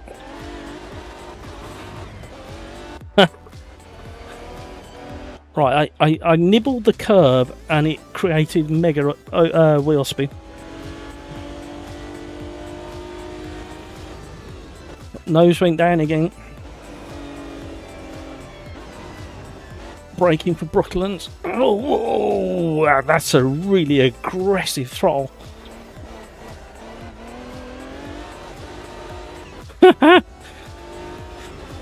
Car number 2 to put a smile on my face. Race number 4, everybody. We've got another 4 races to go, regardless of the time, unless I get a phone call. I don't think I will now. I think I can just concentrate on the live stream now.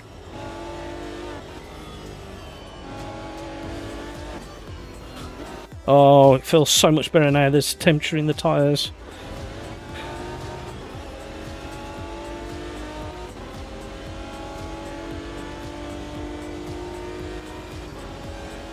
Do I have to reapply the Daniel Kart FFB after update? No, you don't. That file does not get changed. But if you're downloading it for the first time and applying it for the first time, you must go through his recommendations regarding the settings for your wheelbase and whatever game you're in. It's normally in a README file if you've never done it before, to get the absolute best, because the sliders in game don't work the same, or they never used to work the same with his files as the Reiza force feedback.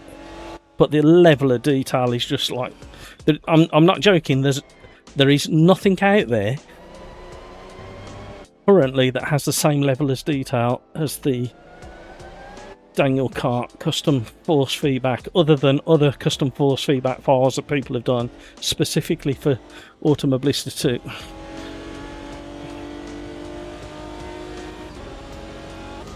The closest one for sheer level of detail, but it's weird, is LMU.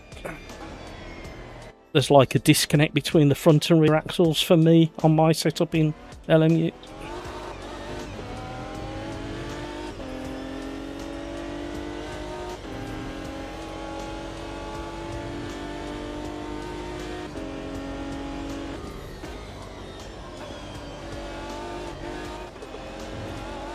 Stay valid, please stay valid.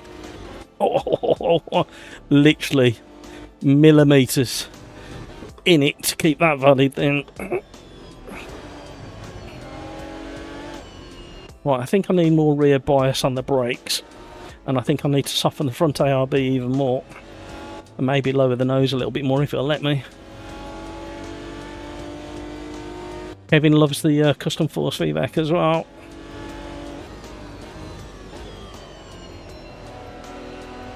I've tried others, but none of them deliver the same feel that I get from this one. But I have tweaked this one as well a little bit. I've gone in and changed a couple of lines, just to give a tiny bit more surface detail and contact patch detail. Oh, I'm getting too excited now. How on earth is Hutchin Crikes? I'm doing something wrong here. I'm definitely driving it incorrectly. And I know they're aliens, but even so, I'm not normally that far off the pace. Oh, Jesus whips. Sorry about that. When you snatch second gear, I'm giving it the boot. You've been using it for a couple of weeks and it's amazing. Yeah, it's incredible, isn't it? Completely, the level of detail is just transformed from the default. But some people don't like it, and I get it. I understand it. Some people just like the rack feel.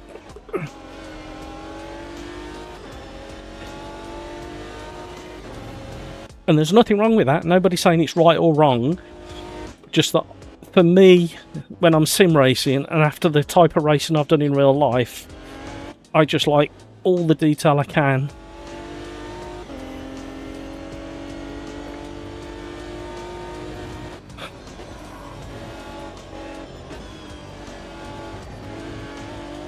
Whether it's realistic or not is completely beside the point. Like the level of detail.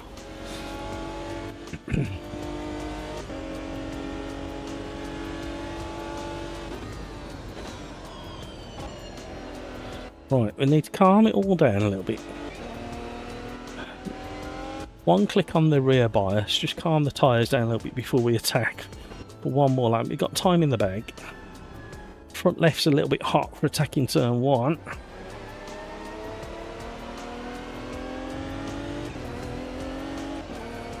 Yeah, too much understeer. We're going to be slow across the line, but we'll see if we can make it up across the rest of the lap. No, it's not helping.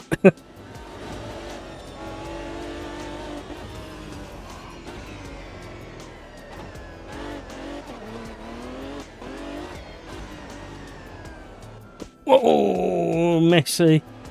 Trying too hard.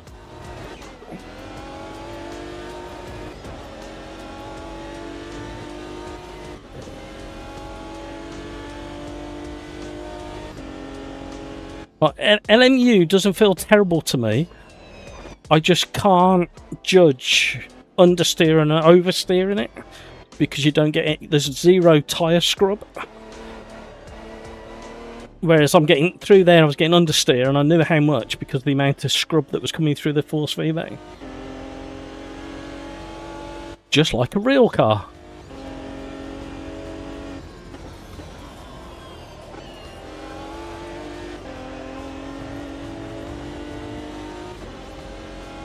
The thing is, what you got to remember is the majority of sim racers have only got a steering wheel to feel the haptics and the force feedback.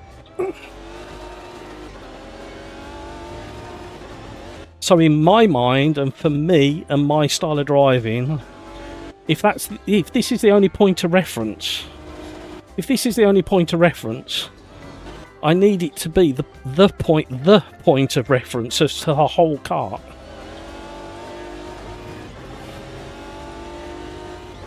So if I can't feel through this, everything that's happening to the car, because I've got no other point of reference on my body like I would in a normal car, I need the maximum amount of detail to come through this bit. And this is only slightly exaggerated, but when I drive my road car down the road and just at fingertip, I can feel the road surface when I'm driving a modern mini SUV down the road with soft suspension and chunky tyres. Well, not chunky tyres, but not extremely low profile race tyres. So that's my logic when it comes to sim racing. Joseph, LMU is good but disconnected from the rear. Yeah. Evil Wick's in the house. Hello, Evil Wick. Monster to tame. It's a lot of fun though, isn't it, David? Galax, I continue to watch the stream racing, and writing in chat is hard, so I just chat and watch. Whatever works for you, Galax. Thank you for letting us know. Ow. I think something's had a nibble.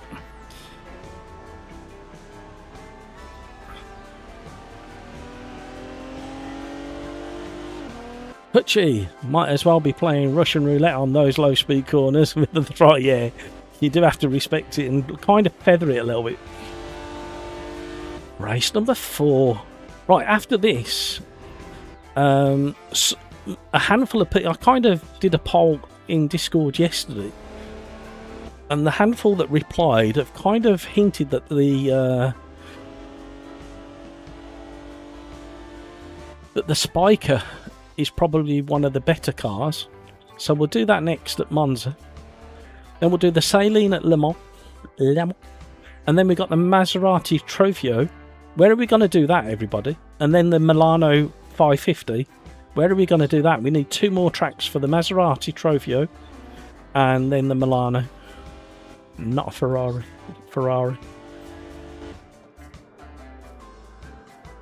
Why are we on the close-up? So you can see my beard.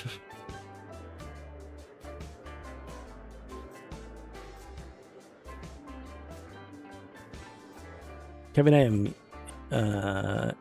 Oh, Evil, hello! I think a big reason for GM's criticisms is the super stiff setups. Yeah, well, you see what I do. Literally, by default, I come in, go in advanced setup, the suspension, and I soften the anti-roll bar right the way down. One of the pretty much standard across all cars, I do that. And then I may tweak the diff. In fact, this... for a couple of the slow corners, it might be worth dropping the preload and maybe messing with the clutches, but I don't mess with the clutches too often. But I'm going to go medium slick because it's quite warm. But the first thing I do is soften the anti-roll bar just to get the nose and turning. It would probably stand dropping the spring rate. But Silverstone's quite a decent surface. It's quite smooth. So not so much. But race cars generally are quite stiff. That's the other thing to remember.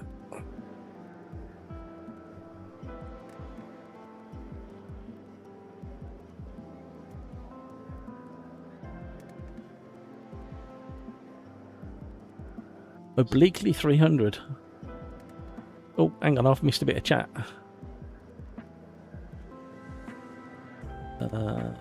Mijo, I'll join that. Excellent. Come and join. Ready up. 10 seconds to go, everybody. 10 seconds to go. Hurry, ready up. Kevin M to Evil Wick. On stiff cars, it's very difficult to pick up when the nose dips during brake dabs during cornering. Yep. Here we go. Looking forward to this one. If I can survive. The Video Gamer Guy, the setups felt fine to me when I drove them. I tweak for more nose in on a couple, but they drive well. Yeah, pretty much the same as me, really. Nice gradual feeding of the throttle, controlling the steady wheel spin. Oh, hello, coming through, are you? That's fine. We'll deal with you later. Oh, no need, you've dealt with yourself. Look in the mirrors as well.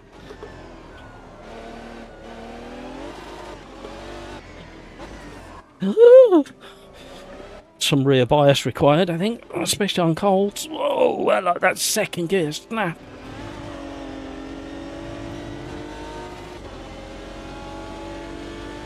Hampus is in the house. Hello, Hampus.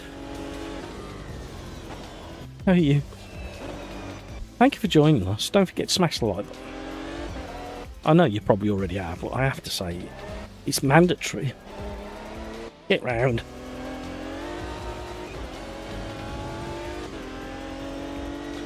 All the quick boys are up the front.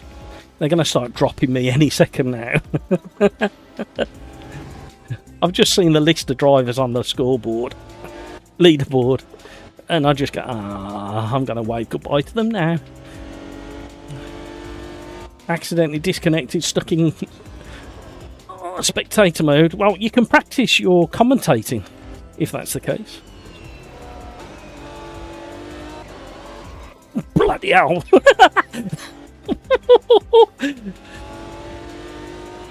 Where did that one come from?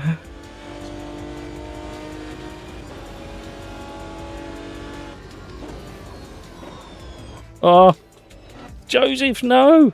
Don't leave me now. Wow, okay. Be careful with that throttle. There's a wild torque curve in quite high up in the rev range, like at 6,000 revs. I'd love to see the torque curve for this, because it's quite like steady and powerful, and then suddenly there's a weird peak somewhere around the 6,000, I think it is. See the way it snaps in second when you're getting up into the 6s. There, oh, it's just below 6. That's why I want the I've asked Reiza for the horsepower and torque meter to be available on the main gameplay. Oh dear, do you think I missed my breaking point? I was too busy pointing at the screen for a torque curve and horsepower meter.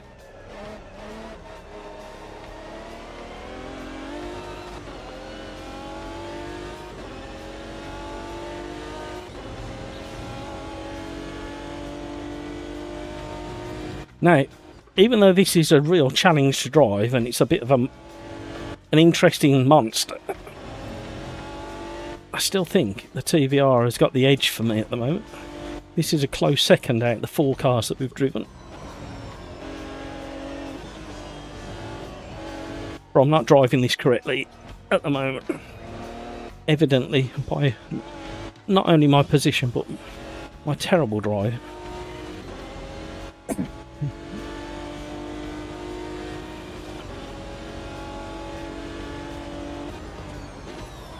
I've just noticed I'm almost braking at the Formula 1 braking point. That can't be a good thing in this.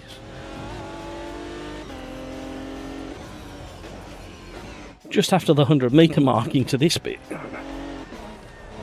The Formula 1 is at, I think when we did Formula 1 the other day, I was braking at about the 70-metre mark.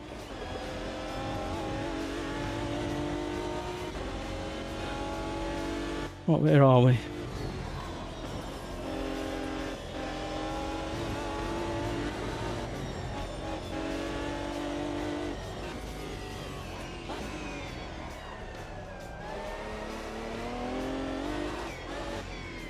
See what I mean? Once you get up to about 5.5, 6, the power band just goes, come on mate, let's be having it. But once you know it, you can work around it. These days with way too much confidence.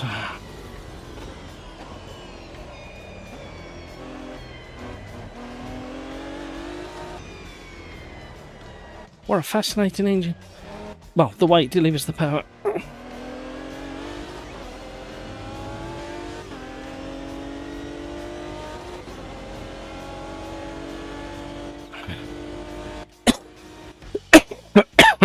Crikes is already running 3 seconds ahead of the pack. Oh, we're going wide.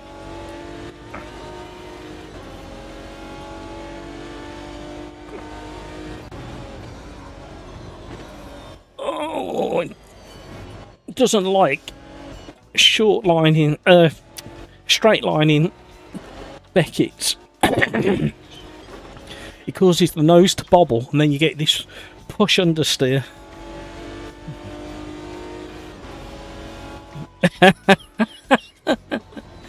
Oh, we got somebody attacking in the mirrors now.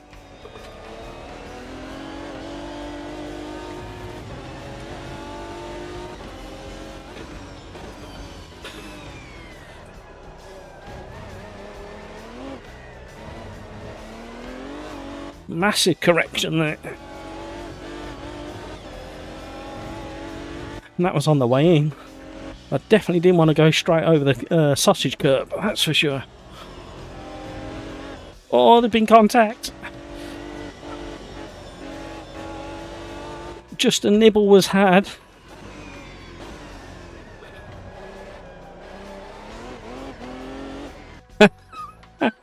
Did you see the way it was bucking then under throttle? Nose was coming up. Then it dipped when I let go of the throttle and then went back up in the air. It's very subtle, but it does it.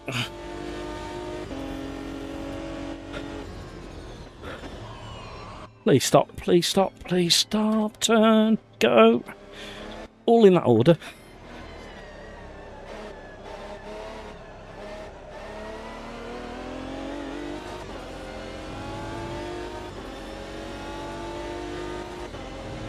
Oh, Lackey or Lacey has got his lights of intimidation on.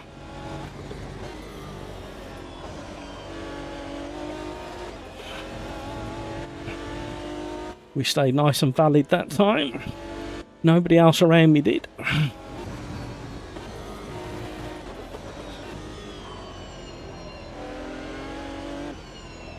We changed the way we attack the exit of Maggots and Beckett.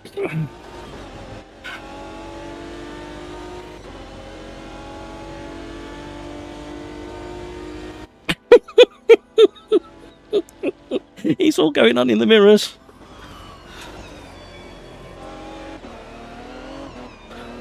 Oh, I'm having moments and more moments. I've got somebody on the outside of me. It's Scorpion as we go into the final chicane. Oh no! Oh. All right, guys. I'm ping-ponging off people here. I think Scorpion span. Did you see the way I was bouncing off them? Did you see it on the radar? If you missed it, rewind the stream in a minute and have a look at the way I was pinging off them. There was nowhere to go. I was probably in the best place looking at what happened. I've got a feeling that somebody might be using... These cars don't have ABS, do they? Did I miss that?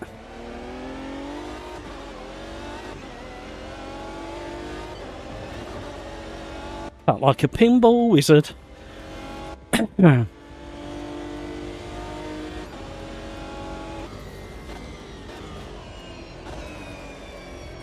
Right, Lackey behind or Lacey behind has either got the best braking setup ever known or is on ABS.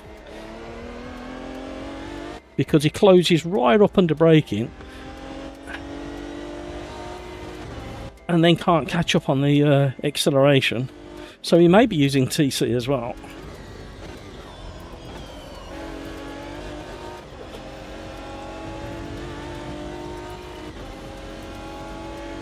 Woo!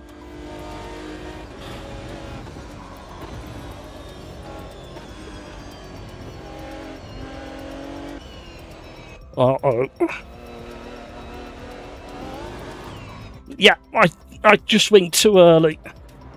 The second I slammed the throttle, I thought I'm still drifting towards that curb. That was queuing up to be an amazing battle. Rejoining, everybody, rejoining. Oh! Damn it. Damn it. See, that's my way of being generous to the community. I make them work really hard on catching me, and then at the last second I throw it off the track, looking like I've got bad skills and driving ability, just so they can feel good and laugh at me. It's the only reason I went off. If this was a championship race, they would never have got that. It's just my generosity again.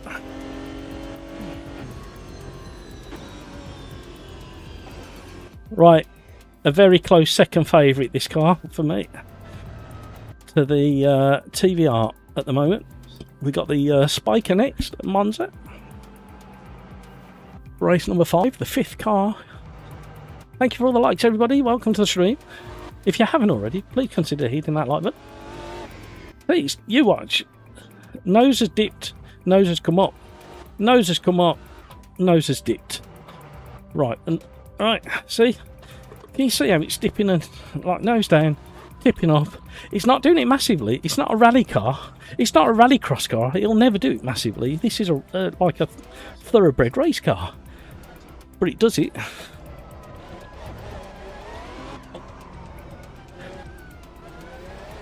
Look, look.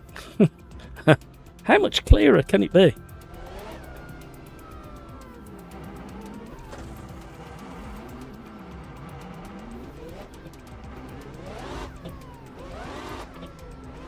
I think the other thing as well, some people have head movement on, or don't lock to horizon or wherever it is, or have it locked to horizon, I can't remember which way around it is, and you won't see that dipping, so you'll lose your visual reference if you don't have it on. Let's listen to it from the outsiders.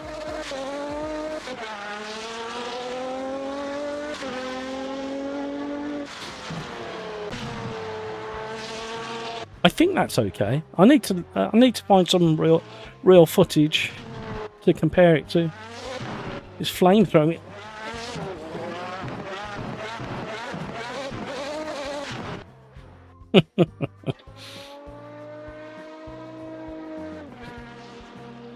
Also, did I hear you accusing me of using driver aids? If you're lucky, then yes.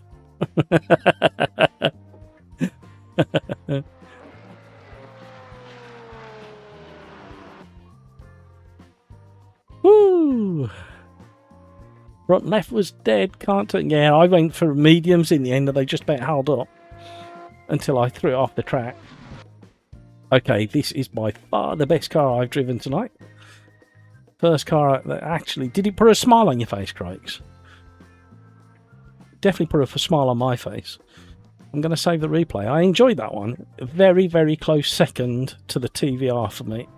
I like the TVR because it feels lighter and a bit more twitchy, but not uncontrollably twitchy, and you have to respect the throttle, but you have to respect the throttle in this one as well, and you can play with the throttle. It's very interesting what they've been doing. Right, here we go with the Spiker. Obviously a mid-to-rear engine car. I can't remember the specs on this one either.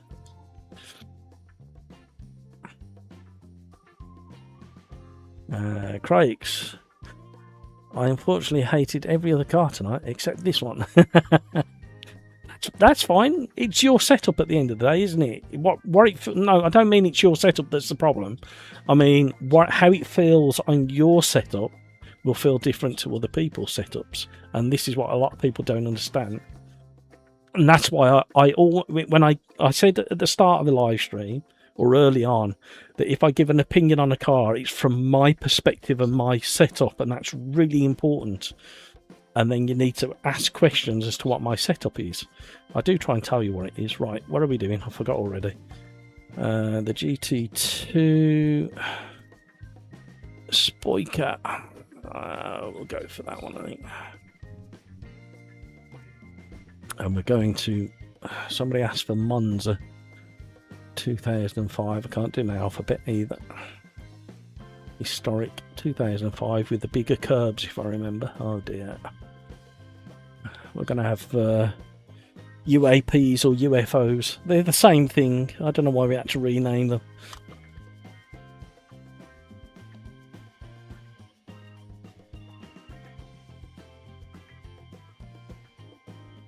Kevin, I have to try them still, hopefully like at least one or the other.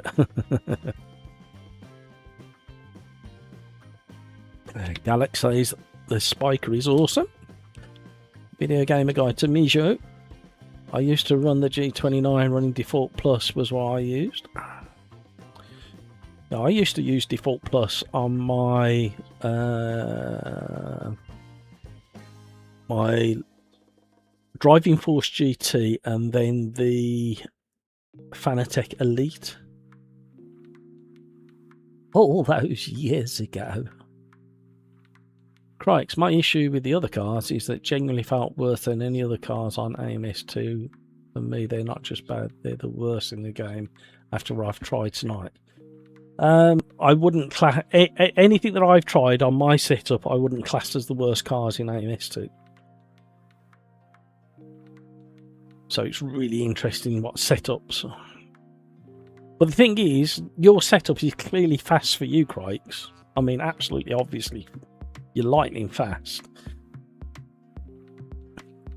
But if you could just get the sensation of what I've got, it may not be your style or what you like, but you'd understand how I talk about the things that I feel.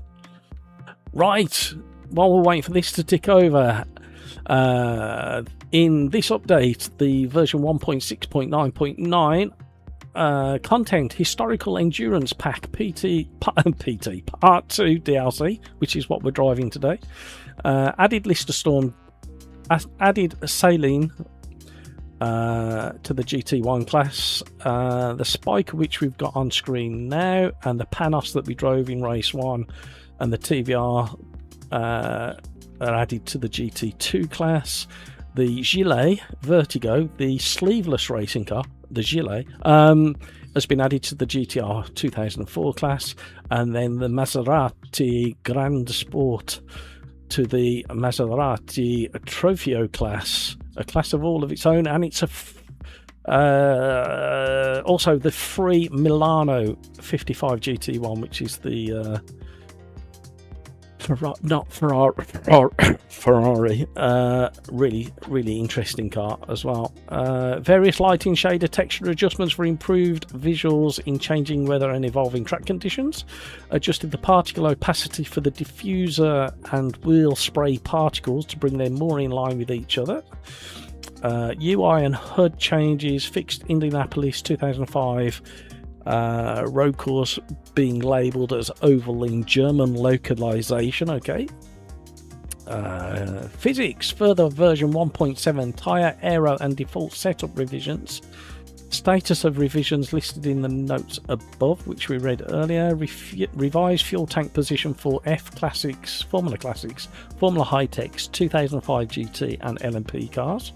McLaren MP4/12 added missing default option for intermediate compounds. Load of work done for the AI, including wet lines, defensive moves, aero, braking, lateral movement, further calibration passes to all classes with version 1.7 physics, and we're not even on 1.7, but they bring in 1.7 stuff in to this version. Audio, adjusted puddle splash sound effect. Makes me want to go and try that. Fixed occasional sound artifacts with small and medium sized crowds. They definitely have. We heard it very clearly at Spielberg race. In the Gillet, the sleeveless sports car. Fixed artifacts occurring from some stiffly sprung cars in external camera in replay. Okay. Tracks Barcelona, fixed small gap in the terrain somewhere on the track. So I've read out all of the updates, or pretty much all of the updates that are worth reading out on live stream. So quite a decent release, that one. And they snuck it in early as well. The next one I'm going to read to you is Assetto Corsa Evo Tomato. Update 0.8 is imminent. I think the multiplayer servers are going down tomorrow, or maybe today. I've lost track of what day it is. So the update 0.8 for Evo Tomato will be coming either tomorrow or Thursday by the looks of it. I think it's tomorrow, if the truth be known, and we'll read that in a bit. Right, setup. Oh, I haven't driven this since the I haven't driven this since the beta either. I've got to do my setup. This is my standard setup for my style of driving and my setup. You can try them. It's not guaranteed to work with your individual setups out there, but you're more than welcome to try. Pause it and try it. I do tend to like a nose pointy car. I probably want to change the engine braking, especially with it being a mid to rear engine car. I'll save that. Let's see how this car drives. I quite enjoyed it in the beta. I think I drove it at Donington in the beta. Right, where are we?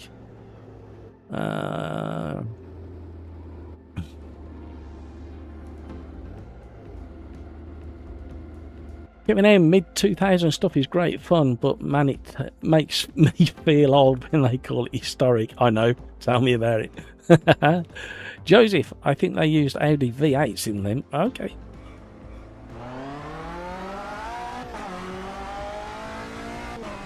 Quite like the sound of it. I like the transmission noise as well. I like the gear shift light on the dashboard.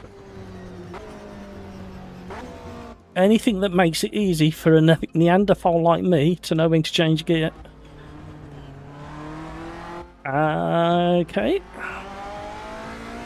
First chicane, felt okay on cold tyres. We're not pushing it, obviously. I like that transmission whistle. I like the grip round there.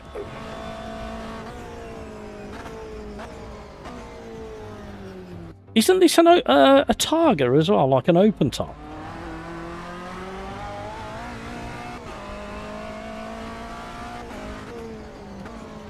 Is that why we can hear the echo? Hello?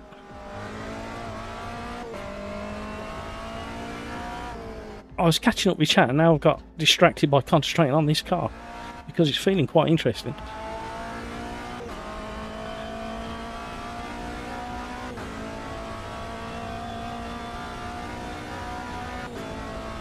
Well, I'll catch up with chat in a minute. This car's really caught my attention.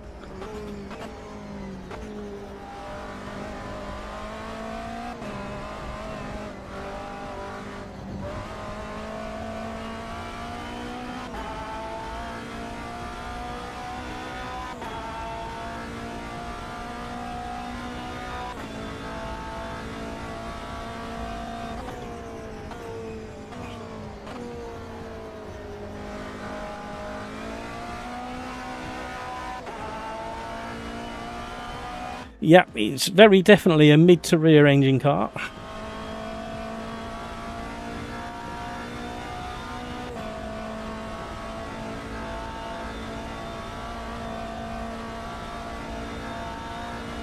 Warming up my tyres.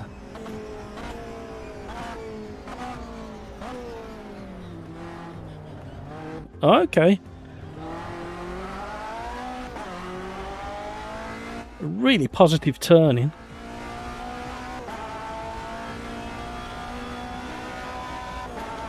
Tiny amount of very brief understeer on the initial turning on that fast. Sweeping right-hander that I can never remember the name of because I'm an imbecile. There's no sausage curves to worry about on this version. Like the bobbling over the curbs and the bouncing. Lovely amount of detail all round on this car.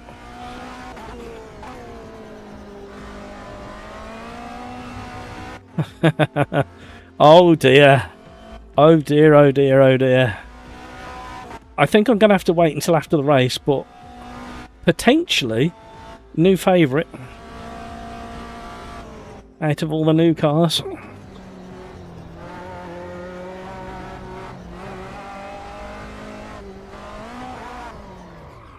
Too much curbage. Starred it out. Verstappen star. Mijo didn't change the setup. Has no wipers, it does.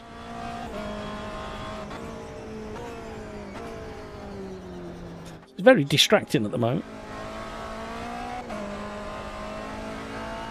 Yeah, like this car. I like this car a lot.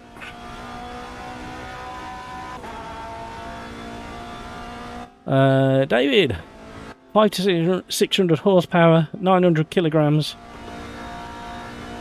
Excellent. Thank you for the information. Really appreciate that support. Very helpful. And it feels kind of in that ballpark of what you just said. Just the way it does, like that, coming out of a slow corner. The pickup. Love all the audio. Anybody would think that I'm sitting in the cockpit of a sim rig, which I am, but in game, with the amount of buttons on the dashboard, it kind of replicates my streaming setup.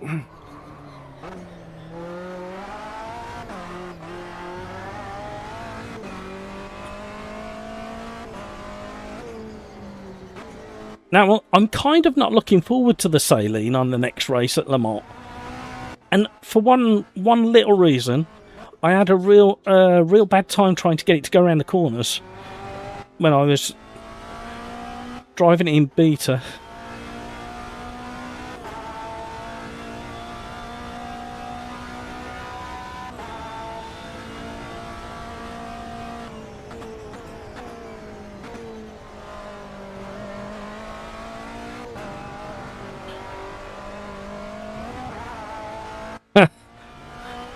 Ah, the third car to put a smile on my face.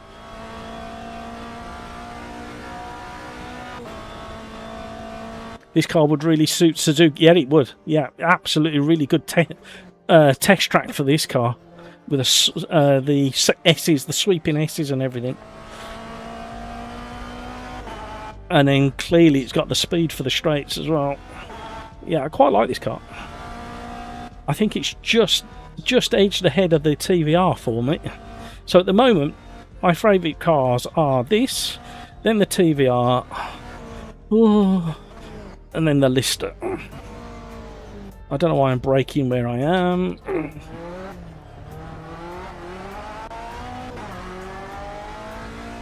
Although it seems to have worked.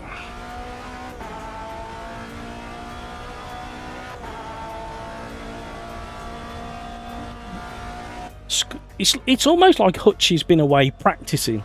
I don't think he's actually been away. I think he's been away practicing.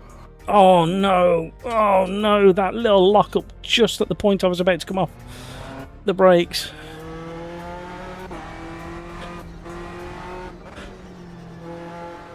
David, I don't blame you. I mean, you need to be warned because I have a tendency to sing at the end of the live stream, and that might put you in a coma. So if you can wait about another hour and a bit, I'll get you to sleep. Do a bit of pub singing. This is a great car. I just need to dial in the way I'm driving it. And the braking and stuff like that. It's so different to everything that we've driven so far today. That was better.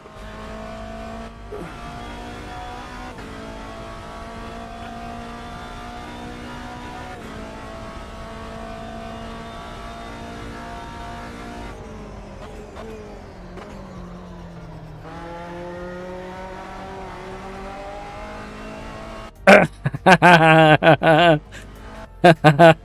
was experimenting with a bit of left foot braking after the apex, and it just enough grab on the inside front to pull the car around, and then it just induced a lovely amount of drift. Priceless. I like this track. I just can't, not right now. Are you scared of the first chicane on the start? I mean, literally every race here, regardless of the class of car, everybody lives in fear of the first chicane here. Hutchie, it's got a nice big ass aerial on the roof. Roof cam that bounces left and right in your face. What this does.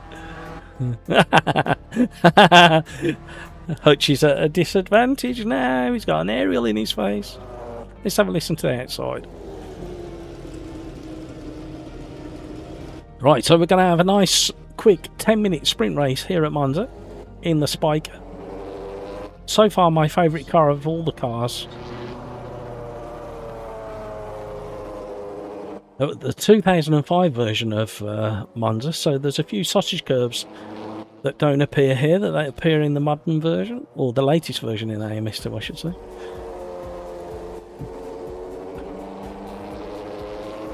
Crikes, just can't drive the GT2. Man, I don't know. You're having problems. Hutchie. You don't.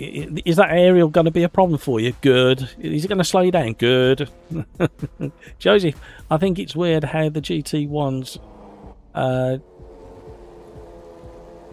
feel nothing like. Yeah. There's something going on. You're right with the GT1s.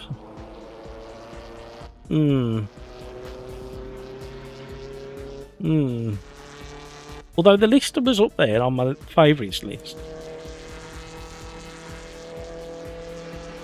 What tyres are we thinking for the race? Whatever I was on, I think worked.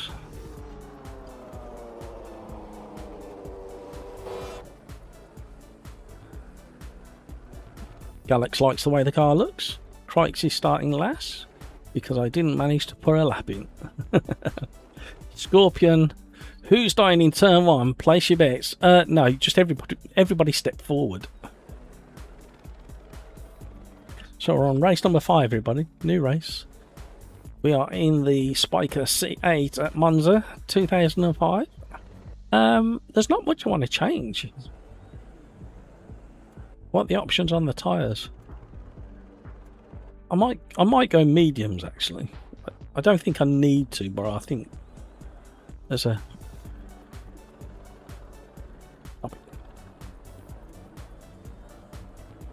then if I'm good doing that, I need to, and I can't, so I might have to just do that.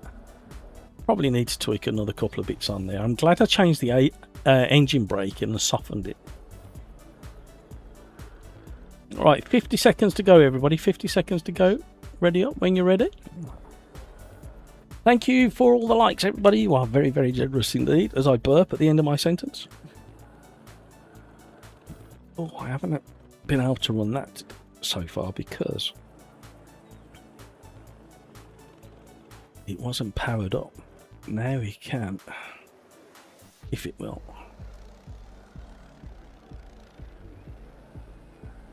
Oh no, what's it doing?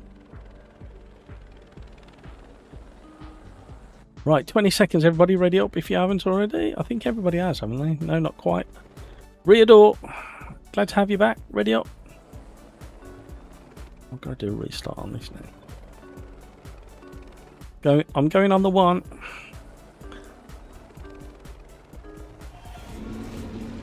Good luck. Oh, not that view. Definitely not for this chicane.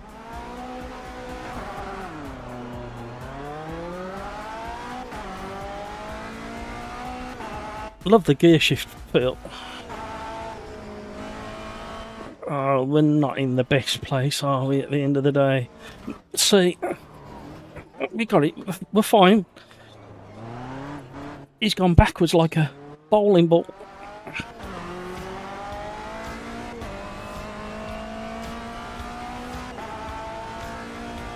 Every race car should have a great big shift light like that.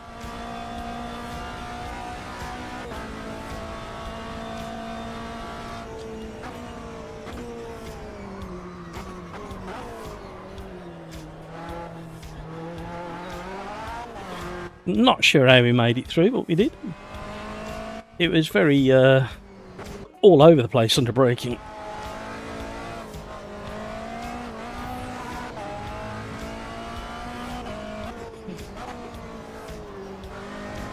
I need rear bias. Too much.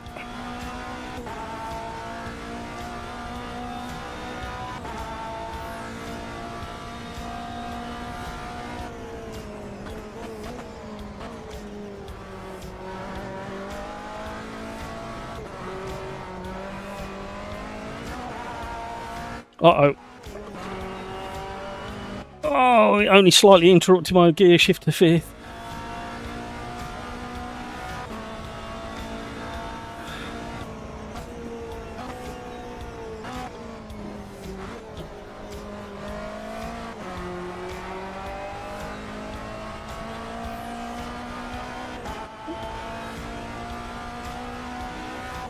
I dread to calculate the amount of hours that me and Joseph have been in this position in championship races through the years.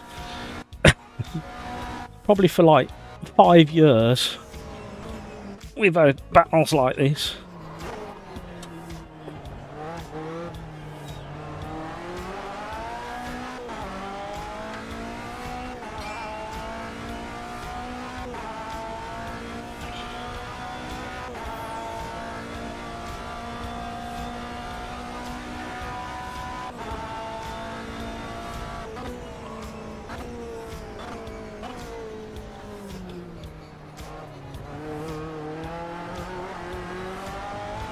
I noticed that Silverstone for the Grand Prix, they'd taken out some of the sausage curbs, namely in the last chicane and the last corner.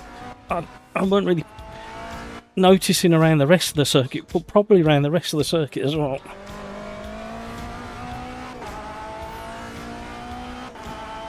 What tyres did we have during quali? I think we had soft.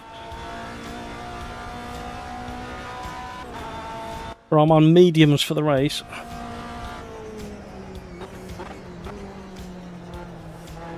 It's probably not the best place to be changing the brake bias, is it? Whilst you're in the braking zone. Or I did anyway.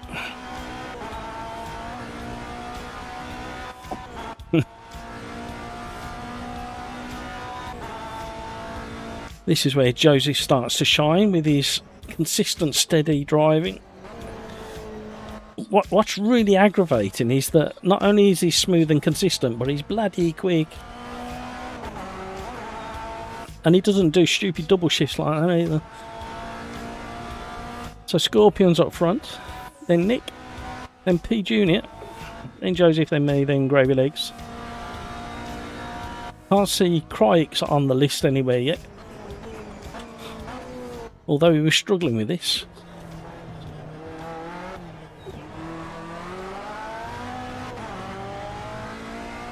Great exit.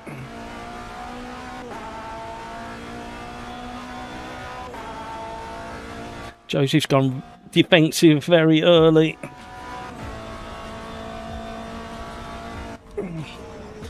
A lot of experience shown there, racecraft.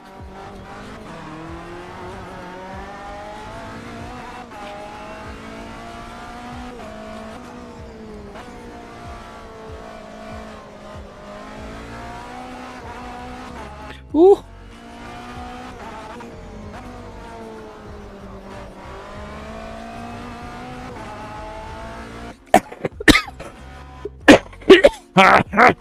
Oh dear. Sorry everybody. I thought I got my cough under control. Oh, Joseph got past Portillo at the perfect timing. Perfect point.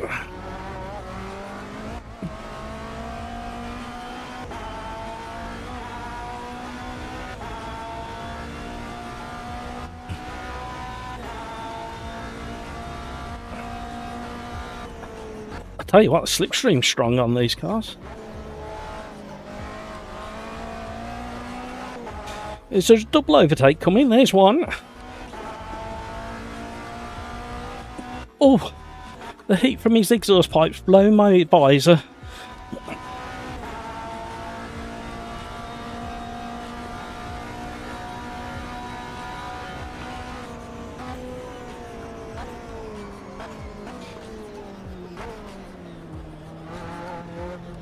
Got a lovely balance under gentle braking as well.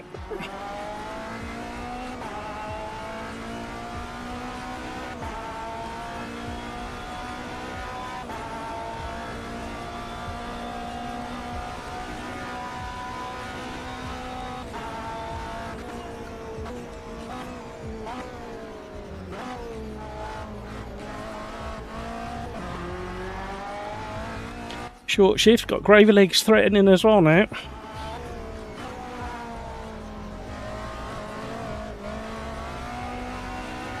Ooh, that was good.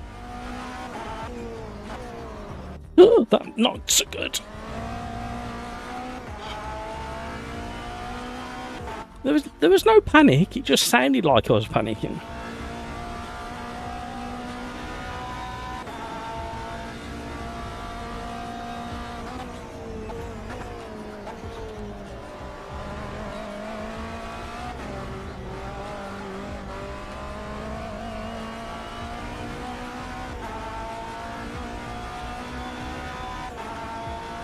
I am sweating.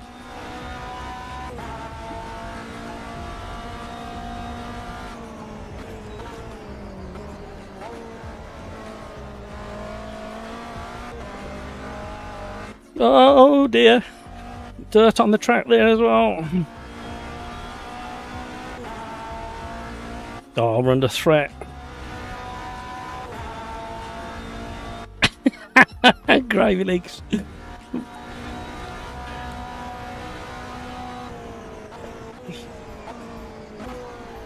Oh, wobbling under braking. No, no, no, no, no.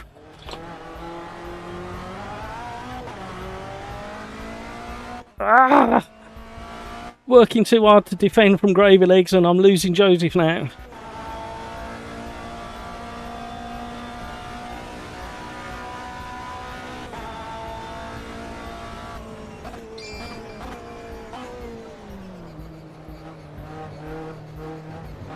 Come on.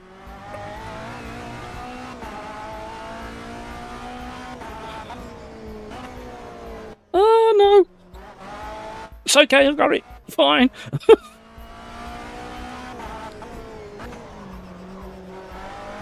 I think something's Not quite right. 90 degrees, okay, just going a bit slippy. Happy to never drive GT2 cars again. Mostly a skill. I'm really enjoying it. I just think it's the way you like your force feedback on your wheelbase, Crikes. I think, from what I could tell with your conversation with VGG and what I'm feeling, but again, it works in everything else, doesn't it? So it's not wrong. It just might explain why you're struggling with some cars, but not others.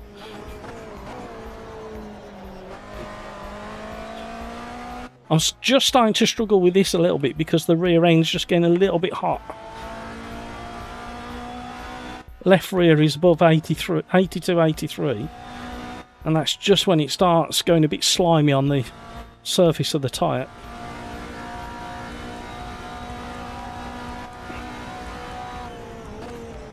Missed the braking. Oh, Joseph has as well. Damn it. Damn it. Damn it.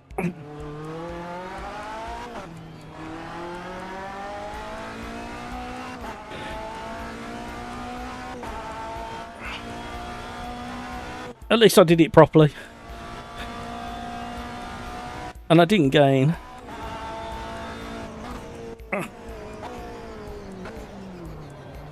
Oh no, the back end's going.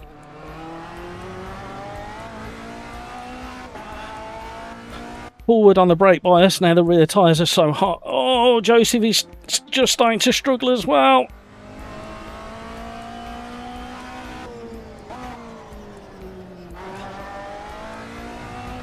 I'm glad it's not just me.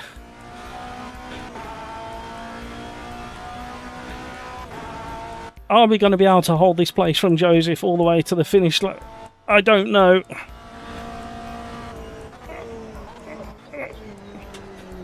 Ah.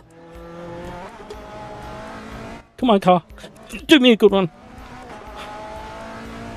Oh, he's queuing up.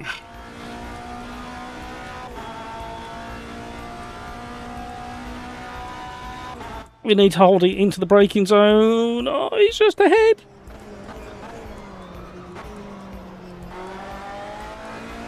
Oh, no, no, no. Did you see that? He barged me out of the way, everybody. Talk about stealing. I was mugged, well and truly mugged. Unbelievable, Joseph. I can't believe you.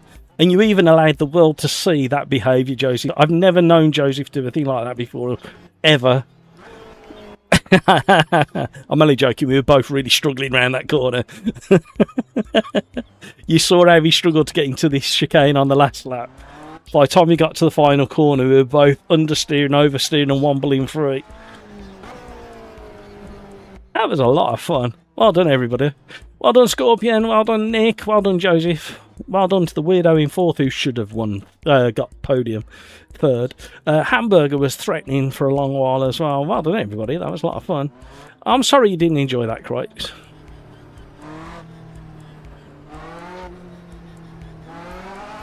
Well, I tell you what, Crikes. What do you think if we do on Thursday multi-class, but with all of the new cars? Just the new cars and nothing else? No, not just the new cars, but all the classes that have the new cars. There you go. I'll rephrase it to how I actually meant it.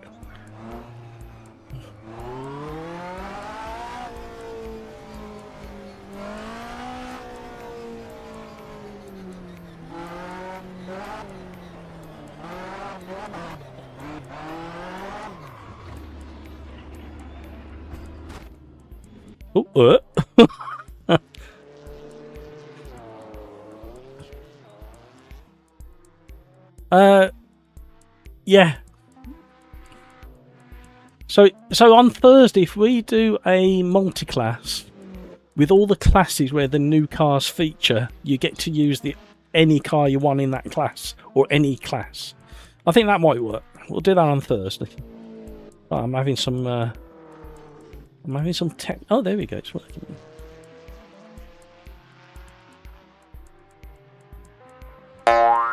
Yeah, it's working.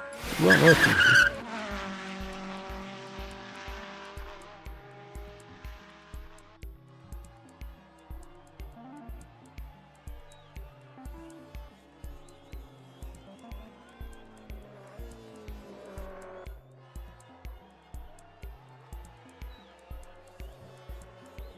Oh, save that replay.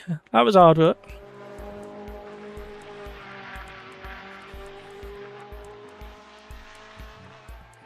Yeah, we definitely touched Joseph. You literally T-boned me in the final corner, and you ploughed me out the way so you could take the win. That's exactly what happened. If you rewind it, you'll see that you if you look on the radar, you T-boned me that hard, and you just used me like a snowplow to slow yourself down, and then you went like that, and like I can't. Woe is me. Tom, should have been up with your pack, but instead I decided to bottle it at the end. No, don't do that. Right, we're going into race number 5, everybody. Sorry, race number 6. New race number 6, the Saleen at Le Mans.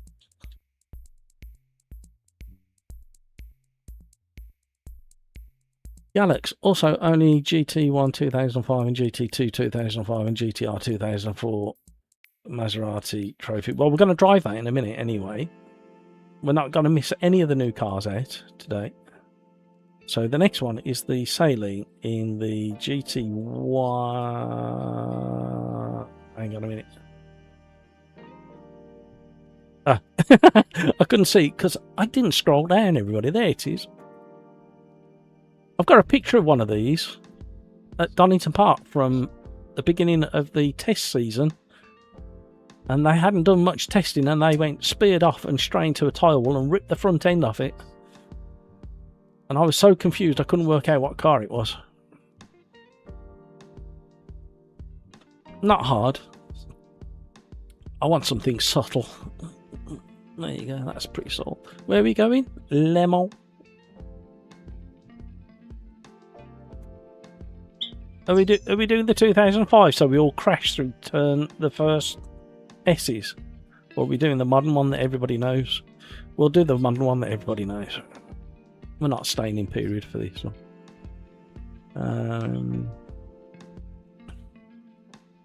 Sorry, by the way, I think I've been complaining a lot today. No, you haven't, Craigs. No more than usual, Craigs. Hang on, right. Click the right button. Hang on, let's do that again. Craigs, sorry, by the way, I think I've been complaining a lot today. No more than usual, Craigs. But I'm in a silly mood. Scorpion, my 6 gear was slightly high. Could have done 200. You needed a longer straight, is that what you're saying?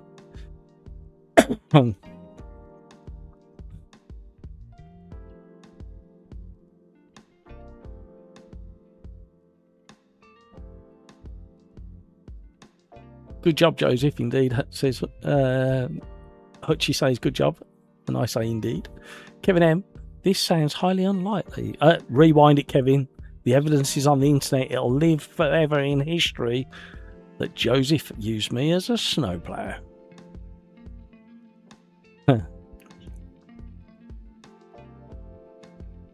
Right, it's just your true opinion, nothing to be sorry about. Yeah, that's what I keep trying to say, isn't it, Galax?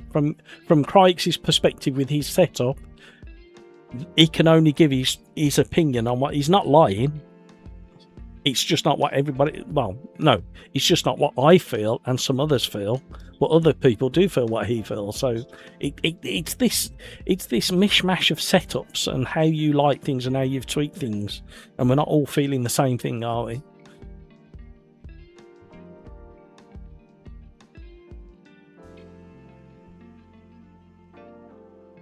I meant that for Thursday, Matt.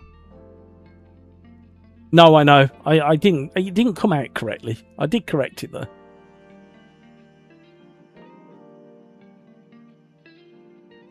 Do 2005, you pansy. All right, last minute. There you go. Don't blame me. The carnage at the start. Nobody can do the first S's in the 2005 version, and everybody avoids it because they can't do it. You know me, I'll drive pretty much anything as long as it's not stupid and empties the lobby. Crikes is crying. You got about 273. Okay. Kevin M. Joseph does have form.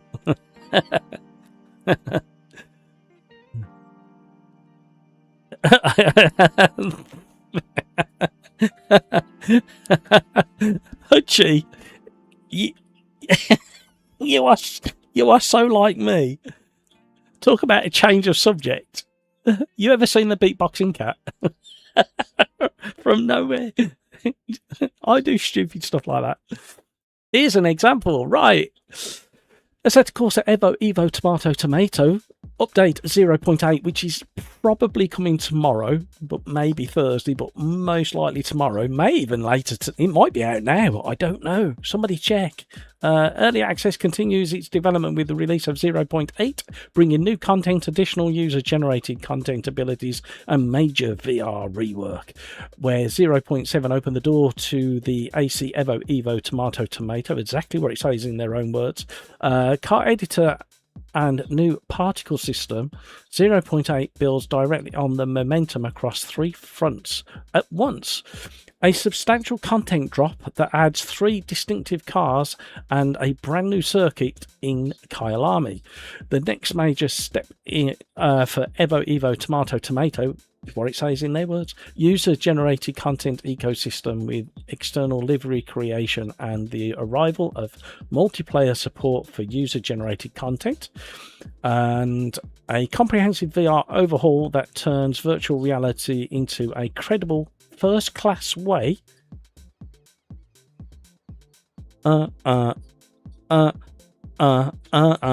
first-class way to experience in the simulation. This is a release that widens both what you can bring to Evo Tomato Tomato, what they in their own words, and where they can race it. I'd love them to put that in there somewhere one day. Extending the platform, I'm going to email, extending the platform outward to the community while making every session on track or in the headset run clear and look super sharp. Or look sharper. New content, new cars. Release 0.8 expands on the roster with 3 additions that stretch from uncompromising track machinery to everyday all-weather performance, broadening the spread of disciplines represented in Evo Tomato Tomato, in their own words. The first car is the KTM Expo GT2. Interesting car, actually. One of the most extreme expressions of modern GT2 class, built around a lightweight carbon monocoque and a potent 5-cylinder turbocharged engine. I'm not keen on the sound on it. The Expo GT2 distills KTM's stripped back, functional first philosophy into a car of brutal directness. With minimal mass and serious aero, it rewinds passion and commitment and joins the Evo Tomato Tomato, in their own words, grid as one of the most focused customer racing weapons.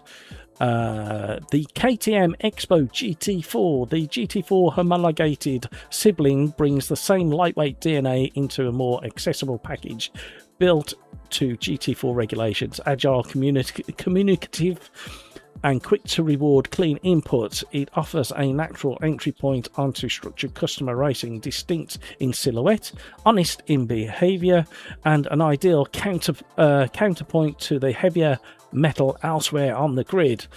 And the third and final car coming to 0.8 in Evo Tomato Tomato, in their own words.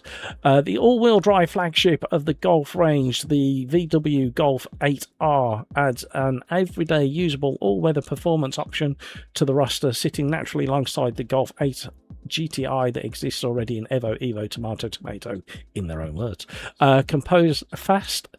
Composed, fast and deceptively capable, the Golf 8R is the understated rocket of the lineup, proof that real pace doesn't always announce itself. The new track is Kyalami Grand Prix circuit. It looks incredible on that photo. Then it goes into the user-generated content. I'll have to read that later. There's a lot to read there. I'm not going to bore you with all of that just yet. Major step forward in VR. It goes into details there. Further core improvements. I'll just read the headlines from this point onwards, otherwise I'm not going to get a lap in. Further core improvements and ongoing developments. Renderer dynamic VRAM management and visual fidelity. Physics and handling. Gameplay has been tweaked. Multiplayer stability has been tweaked. Graphics and audios has been tweaked. UI and general stability. We'll come back to some of those later. I think we'll look at we'll have a quick read of the renderer, the physics and handling, the gameplay, multiplayer stability. I'm really, really interested in the physics and handling and that, so we'll come back to that in a minute. Right. The server may be full if you can't find it. It doesn't have a password. The server's full, so you won't be able to join it, unfortunately. Right, let's do a setup. I had to read that quick, didn't I? Testing my reading abilities, and for a Neanderthal like me, it's hard work. Sounds exciting. I'm glad about the VR for the VR people out there. I might get to try it one day. Every time I think I've nearly got enough money to try VR, something breaks or I have to buy something else, and it completely ruins everything. Right, here we go.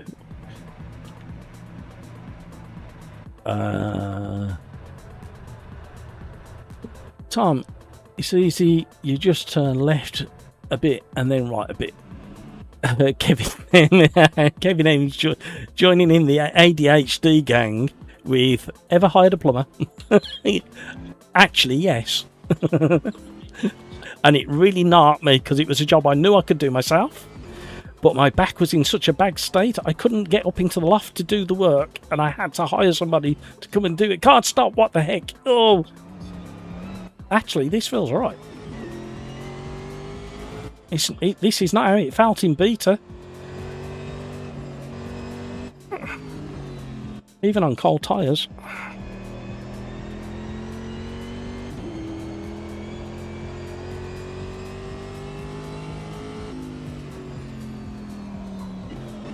Yep, you don't steer very well. Oh, excuse me. Tomato, Evil Wick says. Hutchie. He took a bunch of copper pipes and never came back. Bit strange. He's having you last time you hired a plumber. Oh my word, it's running out of revs already. Have we really got to tweak the final gear on this? It sounds mean, doesn't it? Oh. Let's have a listen.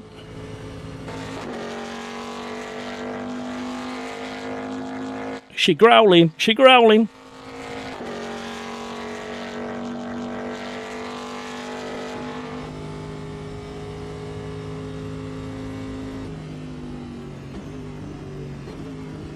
Really cold tyres. Thank you so much for all the likes, everybody. You are very, very generous. Thank you for sticking around and putting up with my silliness. I tell you what, I really can't get my head around this car at the moment because the tyres are nowhere near where they need to be. But the way it just went through that final chicane there, it felt good, but I had difficulty turning in a couple of places. It's just... I think we need... Once we get to the end of the race, which isn't going to be many laps, I know. See, it behaves itself lovely through there, but we're nowhere near temps, and I'm not pushing either. We can't go on the dusty apron either. It's all grassy. We can dip a wheel on the grass and kick up some bits in somebody's face who's fine. We definitely need to tweak the gear in there.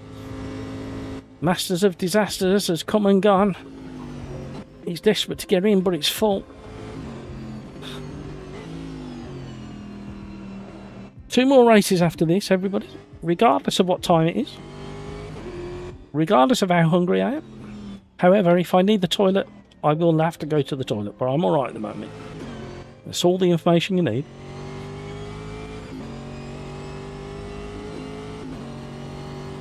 The Saleen drives like the big brother of the GR86. Ah, no, the GR86 goes round corners. I've had trouble getting this round a couple of the corners so far. I'll reserve comments, like final thoughts, once we've done the race.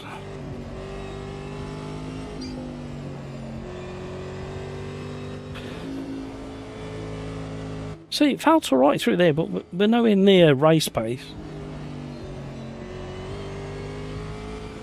I like this sorry, I like this version of the track.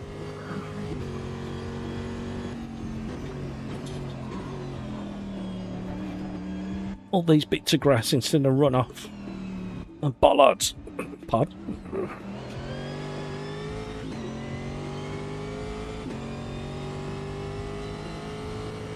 Priceless, you like this sim? Yeah, there is an awful lot to like about Automobilista 2. It's just a shame that I told you about this, didn't I? Oh no, I'm not going to get a lap in that. I've just decided that I'm going from the back, along with about 30 other drivers. It's just a shame that a lot of people out there are quite prepared to spend hours and hours tweaking force feedback in iRacing or LMU or R Factor or everything else, but then when it comes to this, they go, oh no, it drives like Project Cars 2. It hasn't changed a bit, and it certainly has.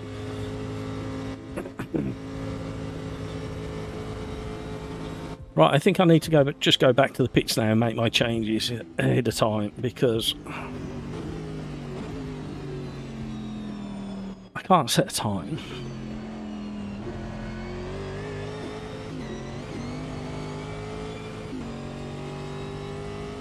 And if it weren't for Automobilista 2, a whole chunk of the sim racing community would never have found out about some of the amazing South American tracks that are out there.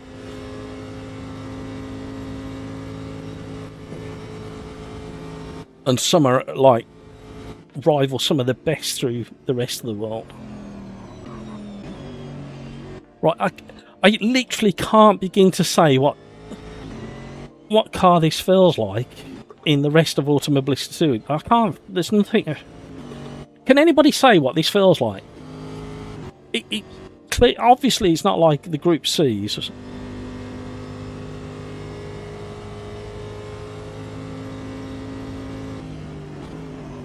I can't.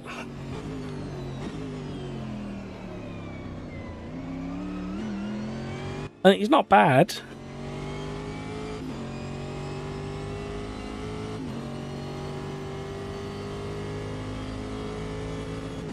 But I literally, at the moment, with the couple of laps I've done, I can't say, oh, it feels like a Sauber or I don't know. It definitely doesn't.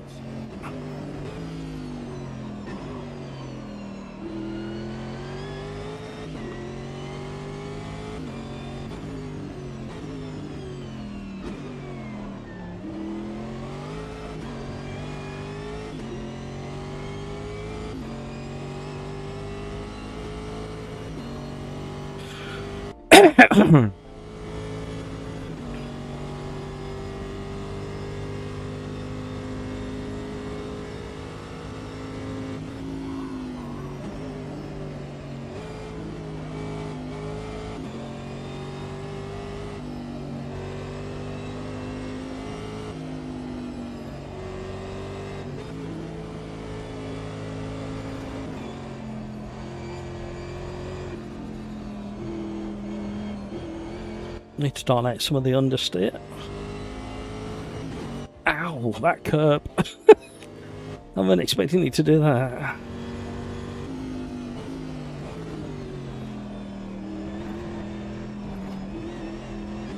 Actually, this is not bad, especially around here.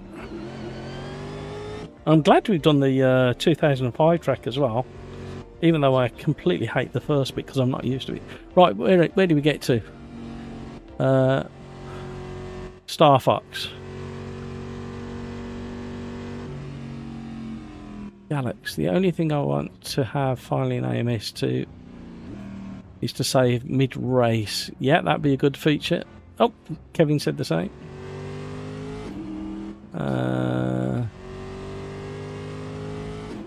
Galax, why'd you say she? To the car, what? It's a he?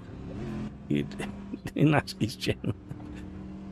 My joke isn't good, I guess.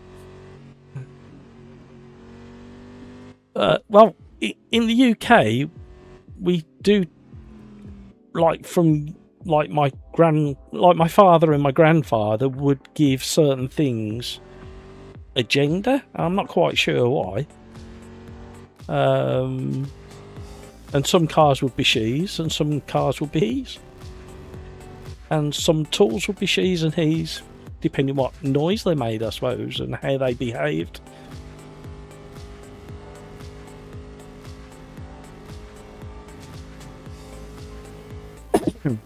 Right, if you are based in the UK, and even if you're not yet based in the UK, the UK government, now you know, the regulars know that I never do politics. However, I need to do this because it's really important. The UK government is trying to make it the law that YouTube and other streaming platforms have to prioritise UK mainstream news and media and give it the priority as what comes first in your feeds or the UK feeds, which is an absolute disgrace. There is an ongoing consultation that runs out fairly soon. Go onto my Discord in the public bar. I put a little comment in there and a link to a video. If you watch that video, a lovely guy called Dr. John Campbell explains from his point of view, an educator, what it means to him. But it also affects us sim racers, because if they're downgrading other people's, it'll affect everything on YouTube. And just think of the ramifications if the UK government are able to bring in a law to say what you can see and what you can't see, or what you may not find. Just think what doors that opens up and what they could abuse if they decide to go down that route. So please, if you're that way inclined and you believe that YouTube should be for the people and not for these massive organisations, I know it's owned by Google, but at the moment it still kind of feels that anybody's got a chance. However, if the UK government bring in this law, not everybody will get a chance. So please, if you're inclined and you want to fill out the form, also there's at the beginning of the form there's questions that are completely irrelevant, but you've got the option where it says prefer not to say. Click on everywhere it says prefer not to say, click on that. They ask you your gender, your age, your qualification. None of it's relevant. So don't tell them. It's as simple as that. Right, political rant over, but it's relevant to YouTube, so had to get that off my chest. It's an utter disgrace what they're trying to do. Basically, the UK mainstream TV channels are in dire trouble, and they've lost so many eyeballs that the government feel it's the right thing to do, step in and bail them out again. And I'm sorry, if it's a failing business, it's a failing business, and failing businesses should fail. What other business do you know should get a bailout from a government and give priority on a public service feed? Oh, I'm so angry.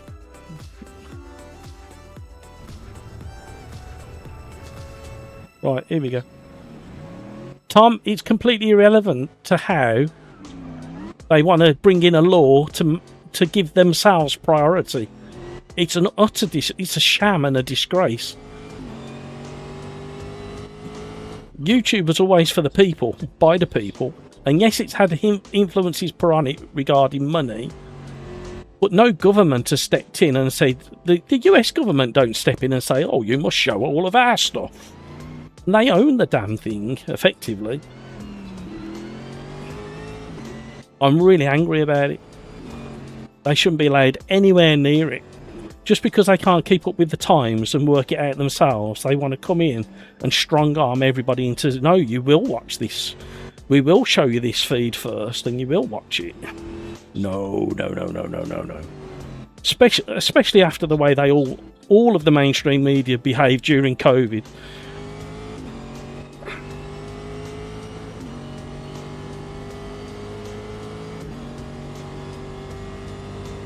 Don't get me wrong, I don't think sim racing will be the most affected area.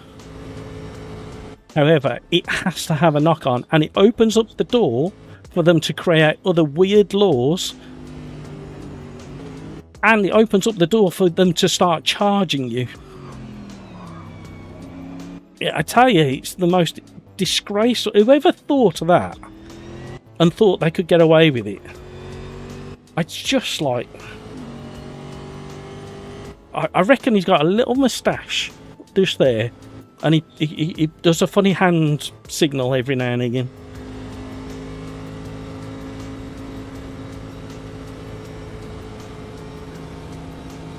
Absolutely furious about it.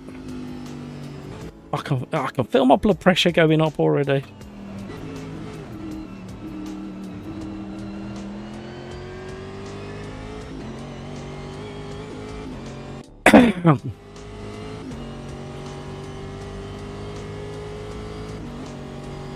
Canada Post is somehow still around. Yeah.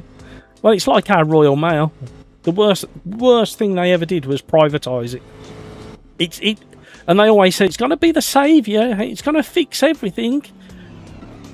Private funding and profits will fix it. And it's the worst. Ow. The worst it ever is. Has been, I should say.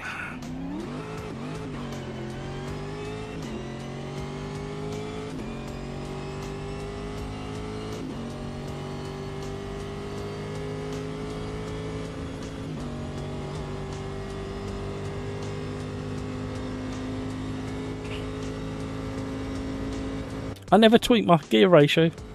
No!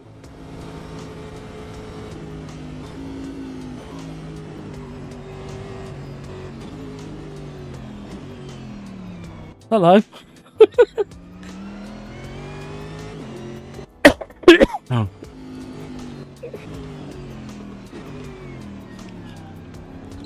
Hello.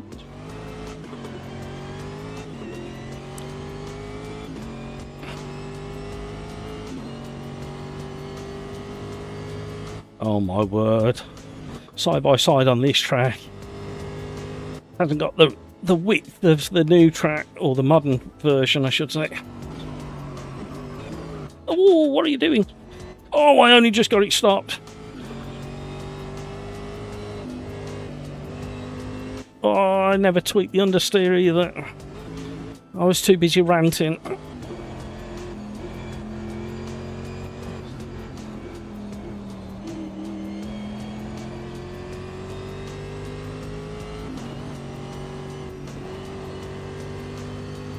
These are alright, these are.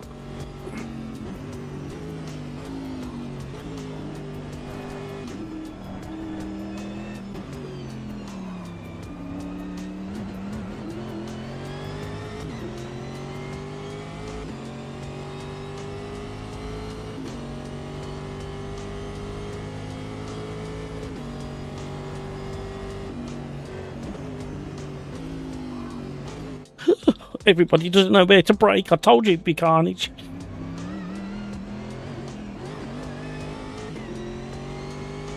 Oh!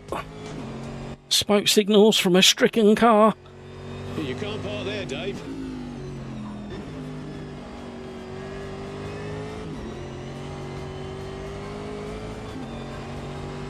I thought he overcommitted into that one. Like I have into this one.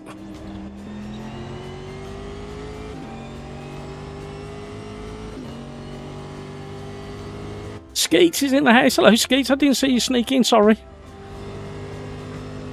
How are you? Are you enjoying the football?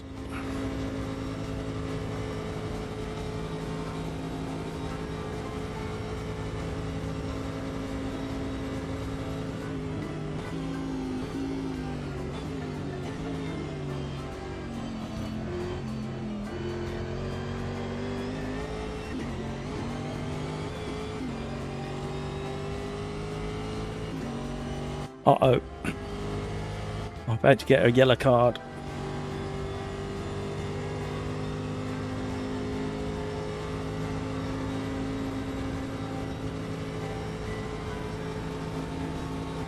£180 an hour.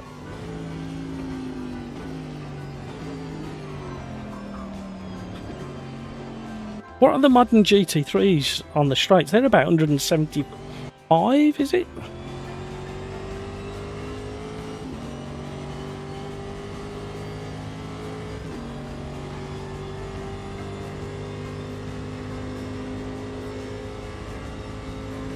I want a 7th gear.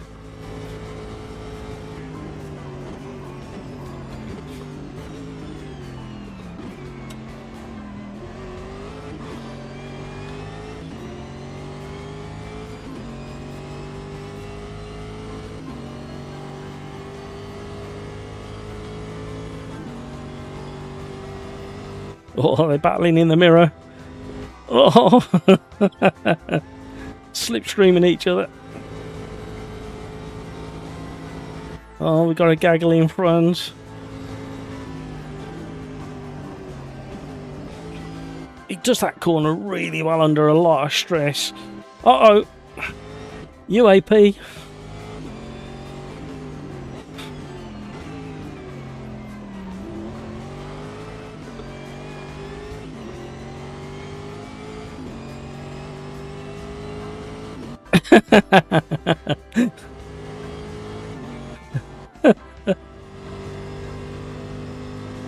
That coming.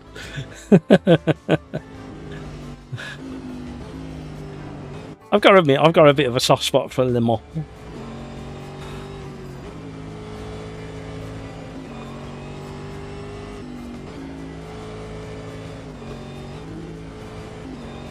I don't know what gear to be in.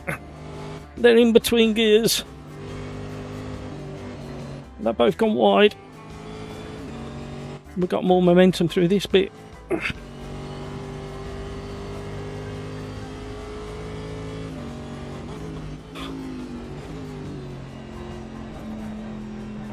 Oh dear. Overcommitted. I've got to be really careful. I'm on a final warning.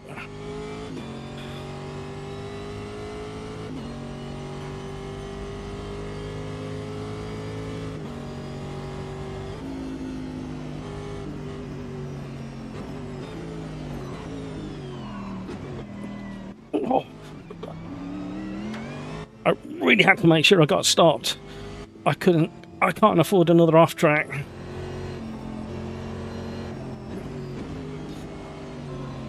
Oh, it's struggling to turn now as well. Don't know why.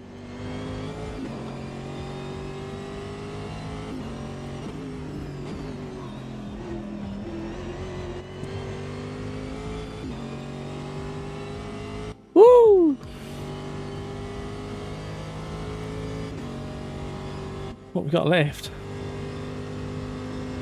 Butchie is flying again. Although I think this is the final lap.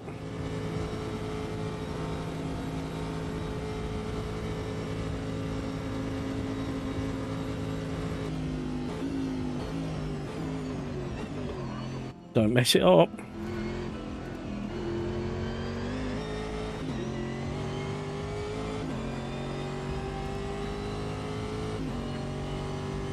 Woo!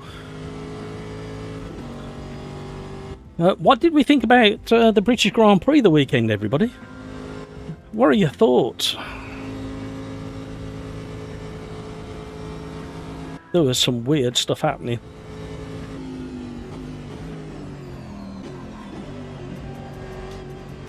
I mean, it was entertaining.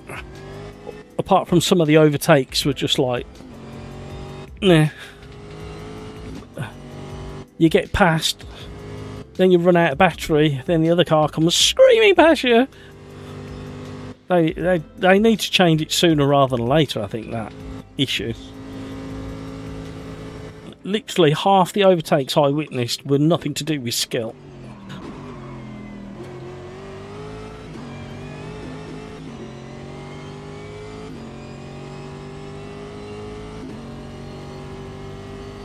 A great race, this geeks.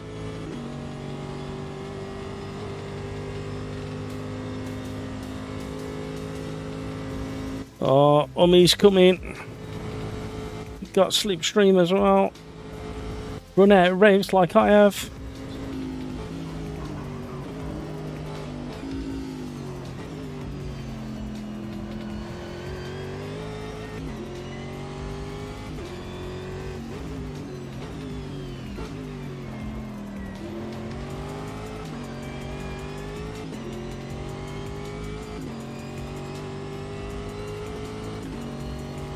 How does this car... oh, hello, what was that? Glitch then.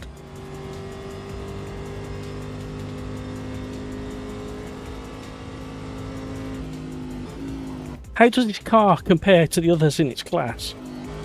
Has anybody tried it?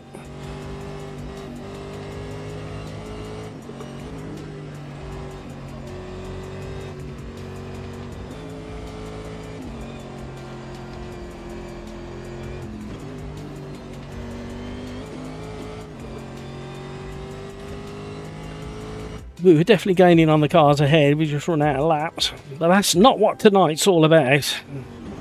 It's all about getting to try all of the cars and give our feedback. And I think this is a really interesting car, especially when it's up against like for like same car. Woo! Recovery drive. Quite enjoy that car. I need to go and do back-to-back testing with the other cars in the class. Vladimir, hello. 2-hour race? Not today.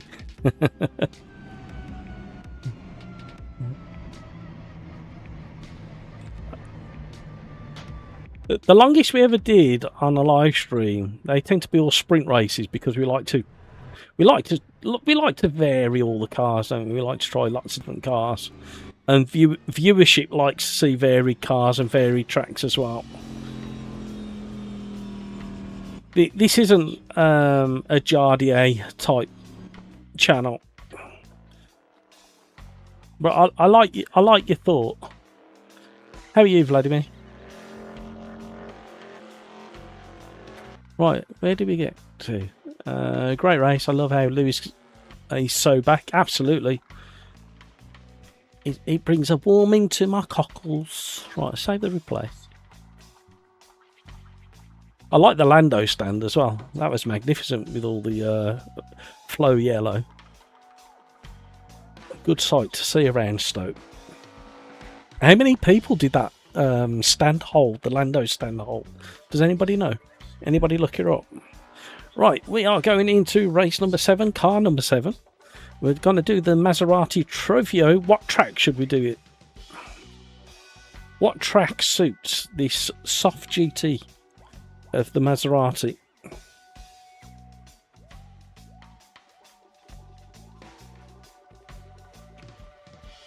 $16,000. Wow. Did look nice.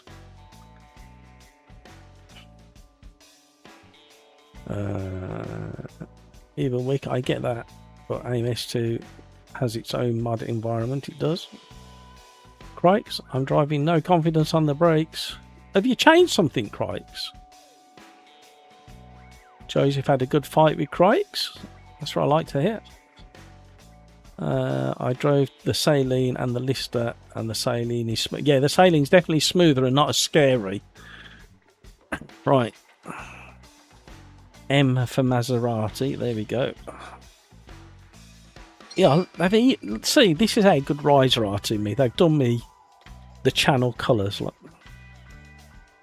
Turquoise and orange. Hey, how nice is that? What are the other ones? We'll stick with this one. I don't like this Corval on the back. Or Coraval. Where are we going? What track shall we do? Alton or Cascades? Let's have a look, see if we can have Cascade. Cascade. Let me remind myself what track this one is. Down to the end, sharp right. Oh yeah, this might be alright, but that one with the softer, if it's the one I'm thinking of. No, we need a track that everybody tends to know, because we're trying cars that where might be all right.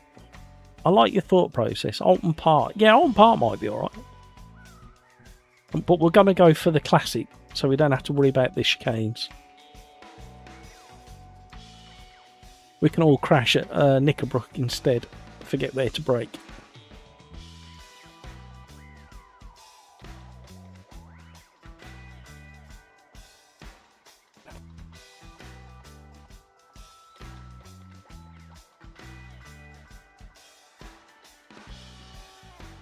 Crikes, the start is kind of crazy on that track. Everyone is so close to each. Yeah, you do have to be on your tippy toes. Tom, Tom. Just to go back to before Matt, I totally agree with you about the government bill. Just that, so far as I know, the demographic questions aren't problematic. No, I don't think there's a problem. I just don't think they're relevant.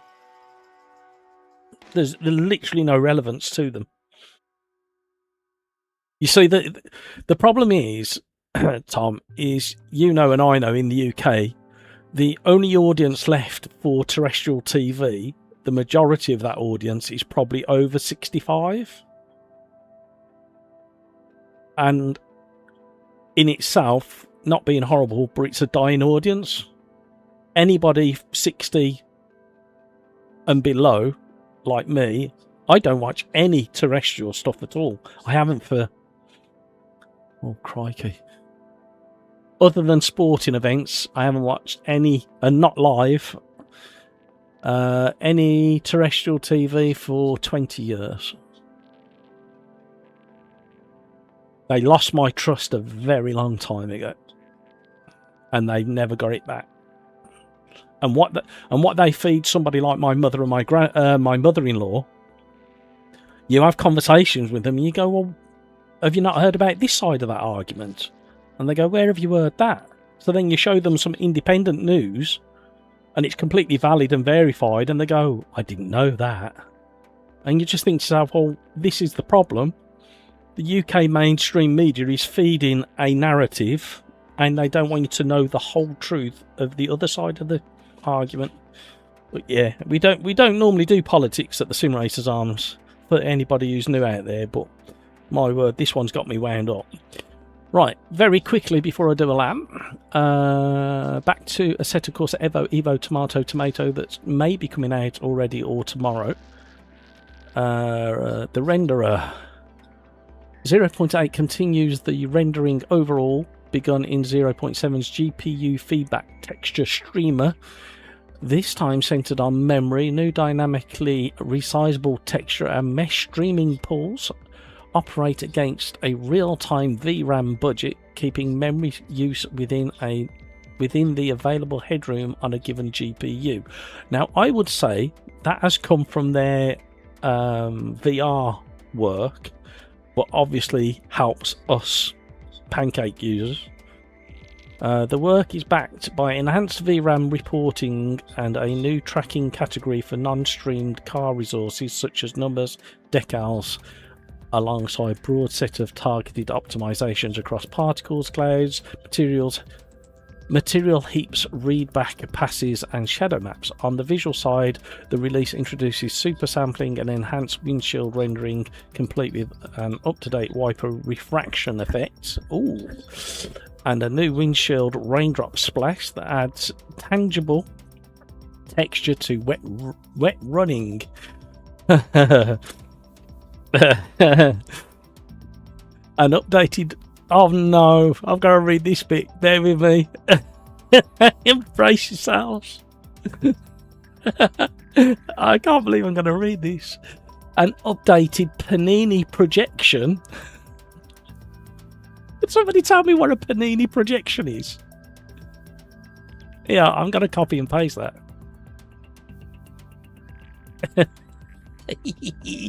There you go. Copied straight from there. Words.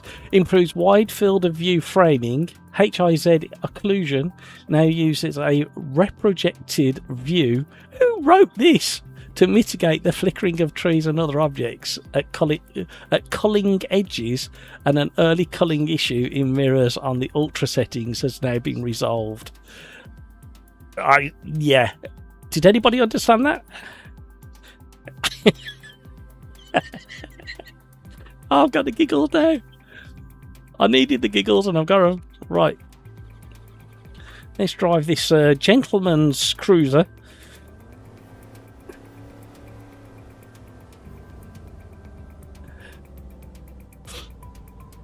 How feel the new cars? Well, depending on what setup and what force feedback you're using, some people are saying that some of the cars are absolutely fantastic, just as good as anything else in AMS2, such as me.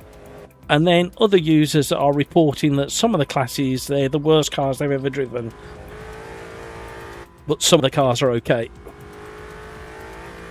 I'm running Daniel Cart's V70 custom force feedback file. I don't know whether you can still get it anymore. It is on my Discord. But I've tweaked it as well. I've tweaked a couple of the command lines in there. Or coding in there, I should say.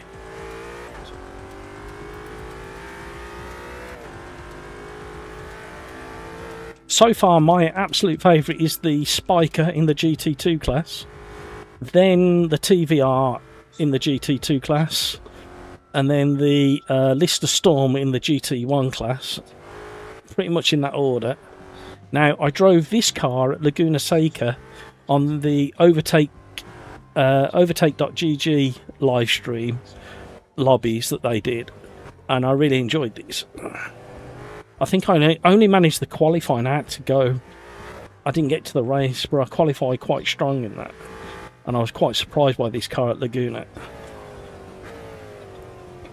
Now, this car, because I did those laps with them guys, has got, I suppose, like a GT3 kind of feel to it,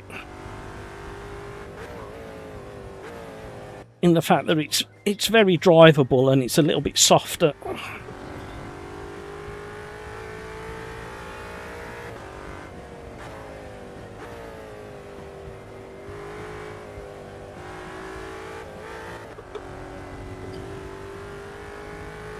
I quite like this one. It's gone on to the favourites list. So far I think I've got 4 or 5 favourites now. The Saleen was alright as well. Or Saleen. Tomato. You do have to respect the throttle if you don't use it. I think this has got 1 TC setting. If you don't use the TC setting, it's definitely drivable. But you do have to kind of be careful out the slower corners. Has ABS, does it? We're definitely using ABS. I'll leave the TC off because I like the way it plays. But I drove it without the TC for the first part of quali in that overtake GG. And then I put it on and it makes a world of difference to the car. And it can, like it just did, kind of dig in and over rotate if you're not careful. Is that a hot panini? Did you see the way it gave me the giggles before I even read it out? Thanks for that, Crikes. I forgot all about it. I'll catch up with chatting in a minute. I've missed a couple of lines out. I don't like doing that if I can help it. It's hard sometimes.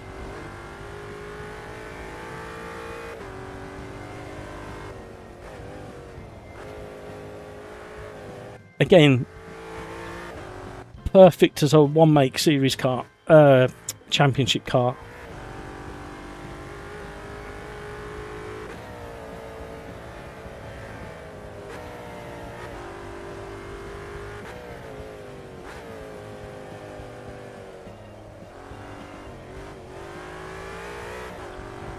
See, it's soft enough to do all the pitch and roll and.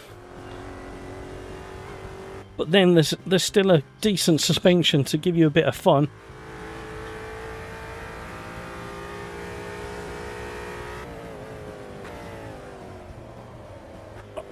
$150 miles an hour into the braking zone is a little bit quick.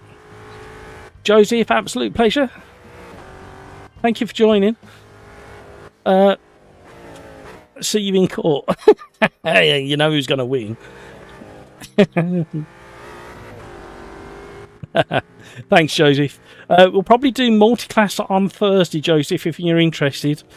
And we'll do multi-class of all the...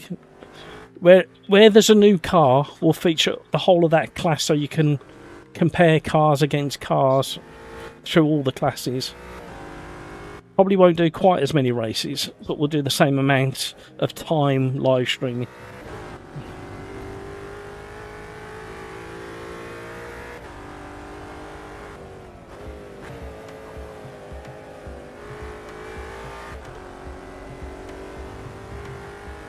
I will do chapters for the live stream as well.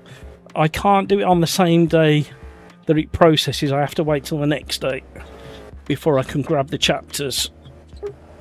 So sometime tomorrow, this live stream will be available with chapters for you to look back at certain parts. Me ranting, me crying, me driving amazing, me driving terribly.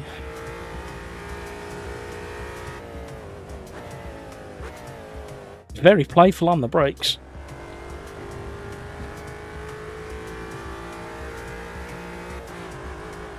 I'm changing gear too early. I'm not doing it run. And I'm not utilising the brakes well enough either, obviously.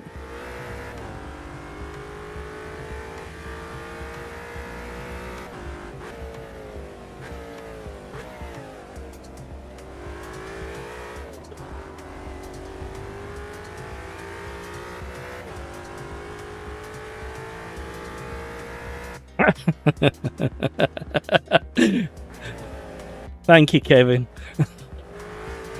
Independent adjudicator there.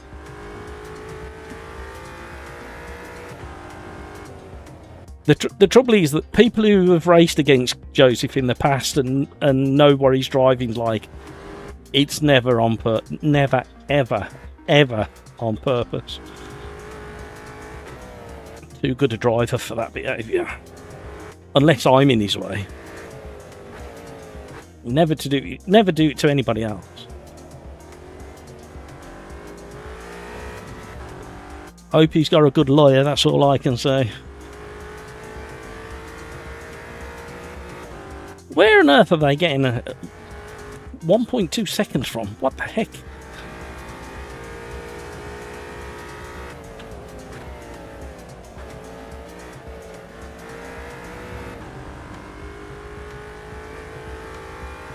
I think the car was nearly on two wheels through Knickerbrook, huh?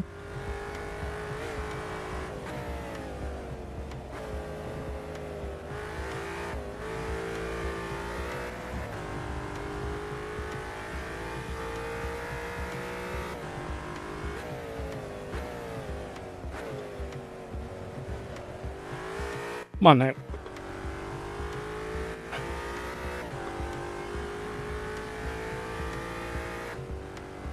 As good as I could do for now. Video is filed on Discord. Video is filed on YouTube, clearly.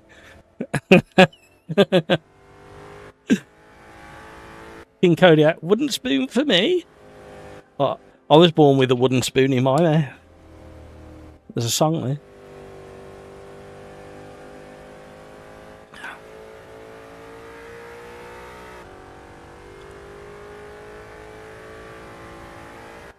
Thank you, Galax. I don't know what the wink is all. Hang on, Galax. I don't know what the wink is all about, but I get what you mean. It's really just the GT2 that you can't drive. You having trouble with this one as well? Or you can drive this one? I'm confused, Craig. Clarify.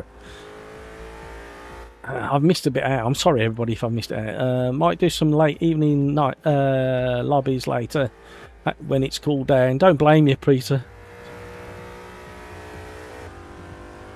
Galax, you're out. I hope everything will be... Yeah, no worries. Thank you, Galax. Thank you very much for your kind words. I won't find out anything now until after the live stream anyway, so...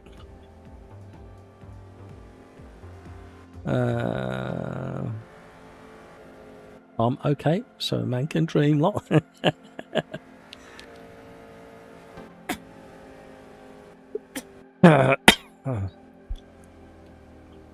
Peter, the top class time attack cars are flying through Druids on Saturday.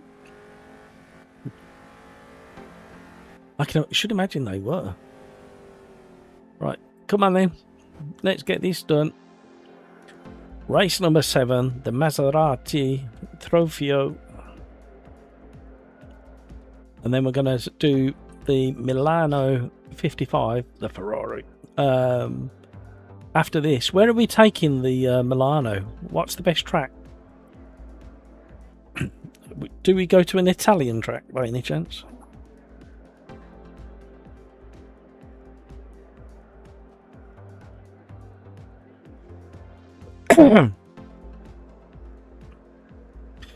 Don't think I want to change anything. What are the tyres?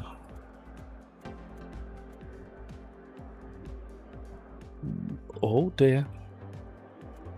We can always put that one traction control on if we overheat the tyres. Nothing. Oh dear, I've got the burps. Sorry.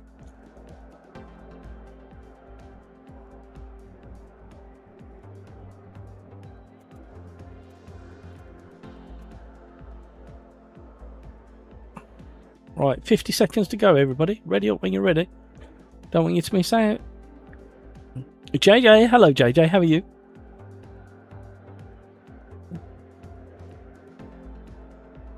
Couldn't join. Watching the football. Well, you see. No worries, JJ. Is it tickling your whiskers, is it?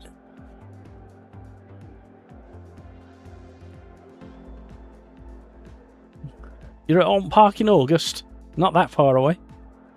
I've got an announcement to make in August as well. Middle of August. I've got to tell you something. Right, ready up, ready up, ready up, ready up, ready up, ready up. Oh, gravy legs, somebody ready up. Good luck, everybody.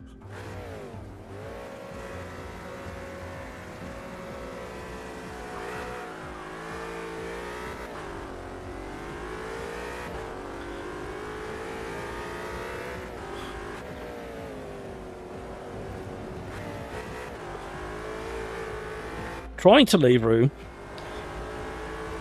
Was it Hutch who slowed right down on the outside then, and I was trying to leave him room?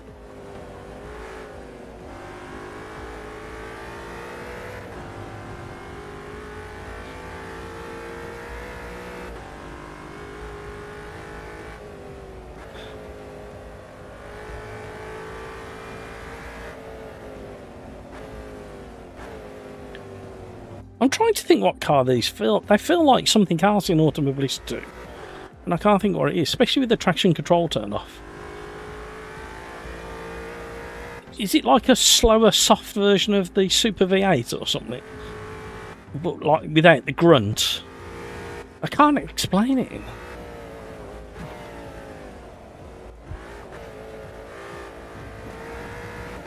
Leaders had trouble getting through there. People in the mirrors have had trouble getting through Knickerbrook as well.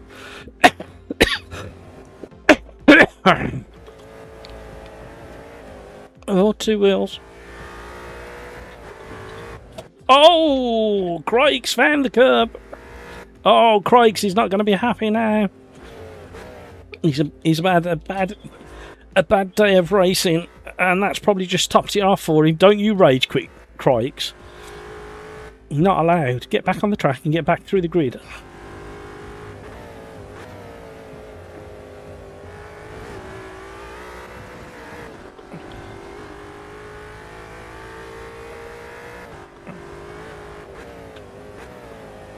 I'm putting so much pressure on the brake pedal.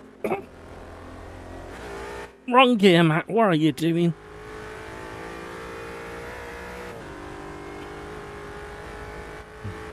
This is another really decent part of the lineup. Ignore my driving.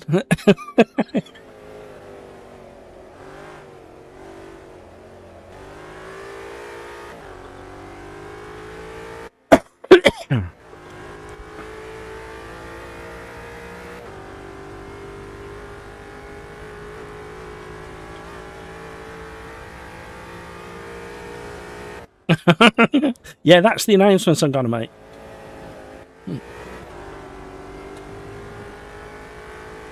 I've been investing your membership money, and you're all getting a massive payout.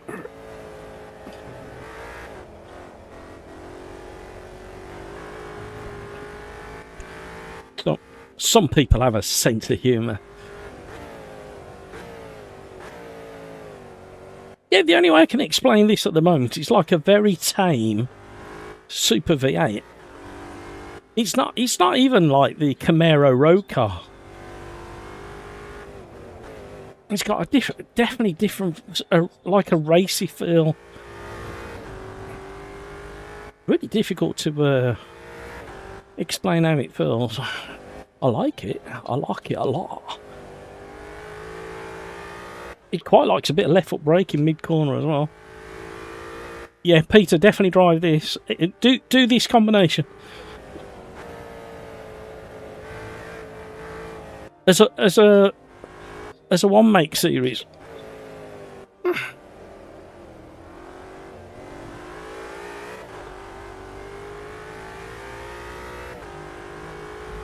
Need to keep an eye on the tyre temp. An idea on the tyre temp. An eye on the tyre temp. Oh my word.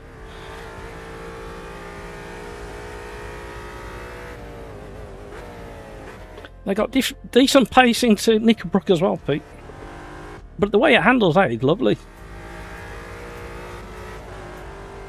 And over the hill, over the brow. This is a bit tricky in them.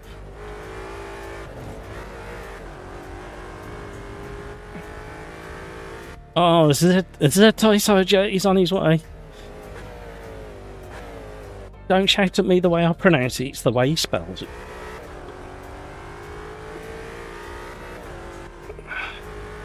So Tritech made a couple of mistakes and now he's settled back into his rhythm.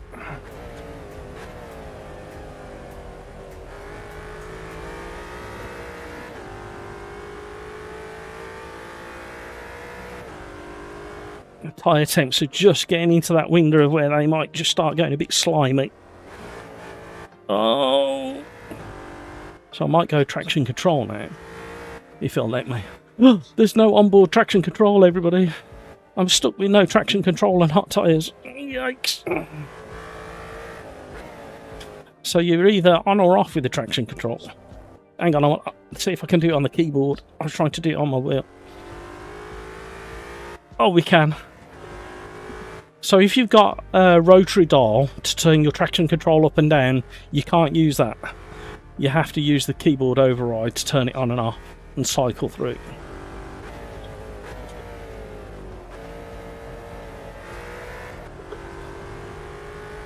Hutchie has got magnificent confidence in his braking. Oh, that's one way of getting out of the way if you're a back marker. Oh, I nearly did a Cryx. Nice blue colour. Uh-oh, they're steaming in the mirrors.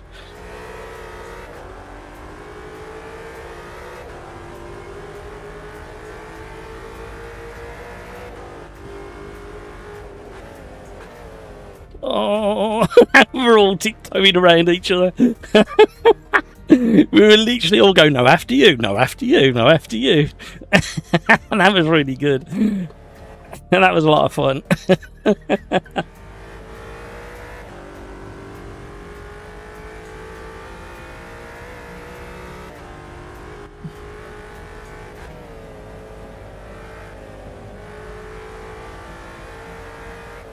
Lovely detail on understeer and four-wheel drift blending together.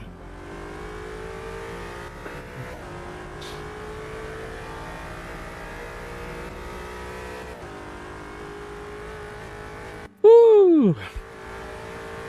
Oh, tyres are really hot. We're going to have to be careful. Famous last words.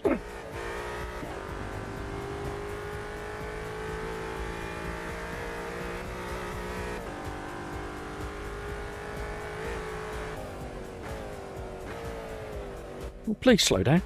Thank you. Please go. Oh, don't do it. Oh, crikes, he's gathered himself back up and he's raced back into 4th place after his nasty spin. Car's dancing.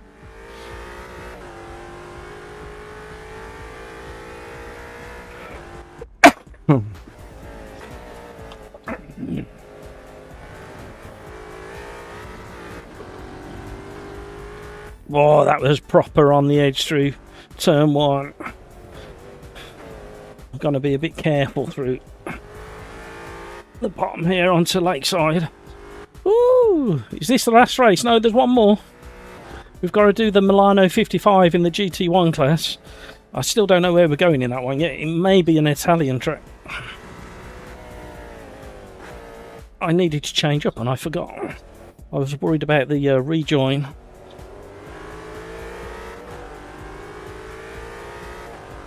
But she's nibbling.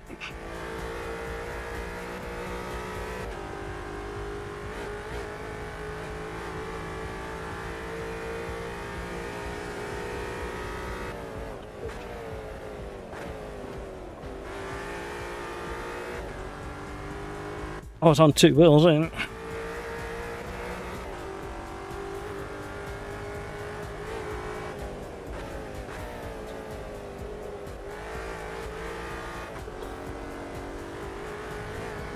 Woo!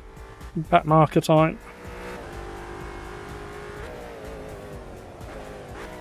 Ah, it dances so nice on brakes. Uh-oh.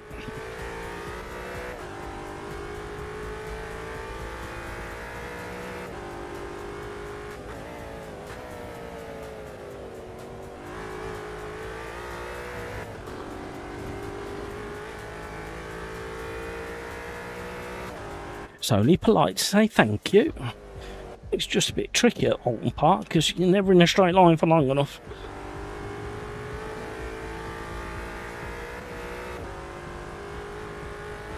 Fires are hot. Keep it calm. Understeer, balanced.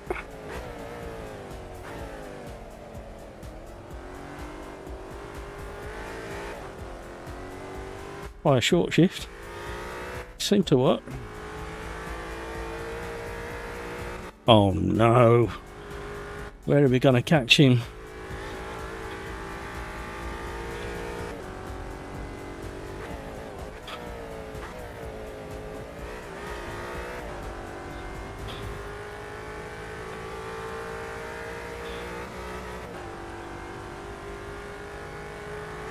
I knew it was here.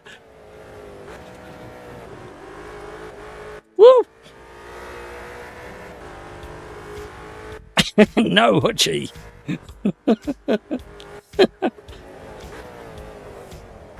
I can't stop. Oh, we're a race. And then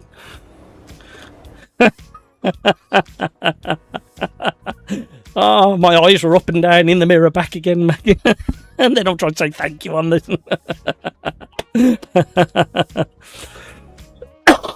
Oh man.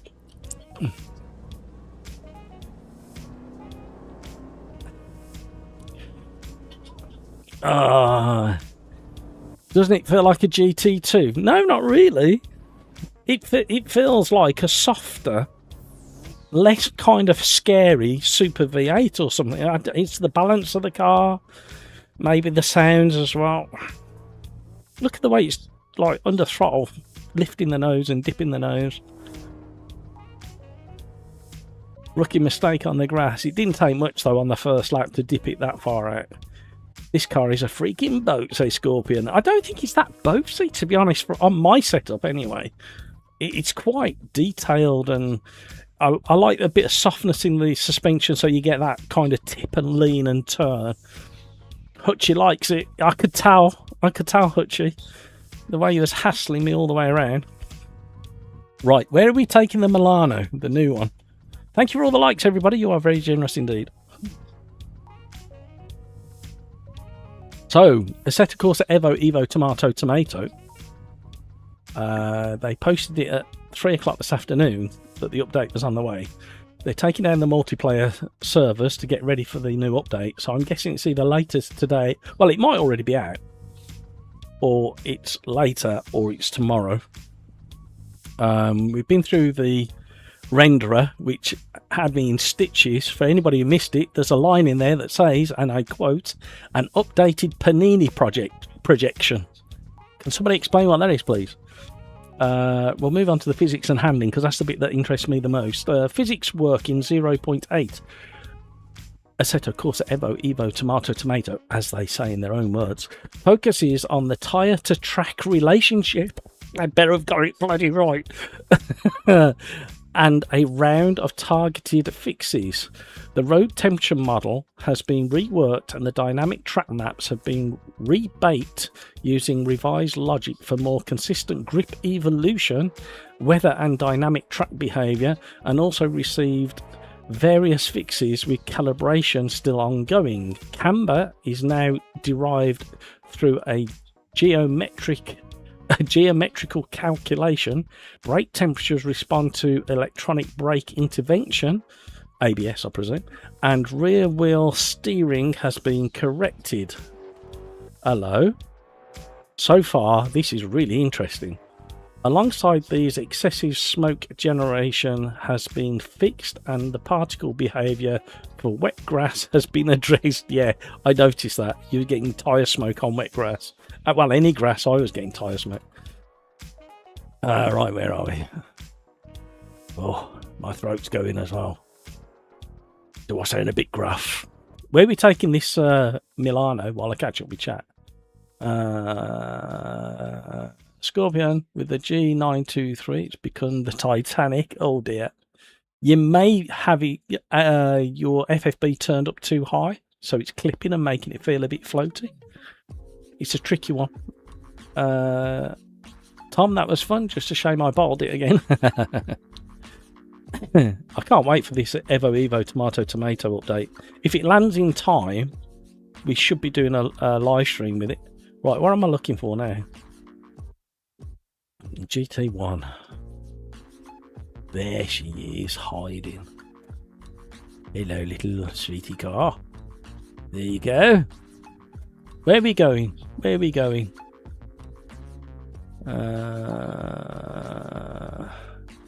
Shall we do Imola? Shall we be really obvious? Shall we do the historic version? Or shall we do the new version? We'll do the historic. There we go. Decision made.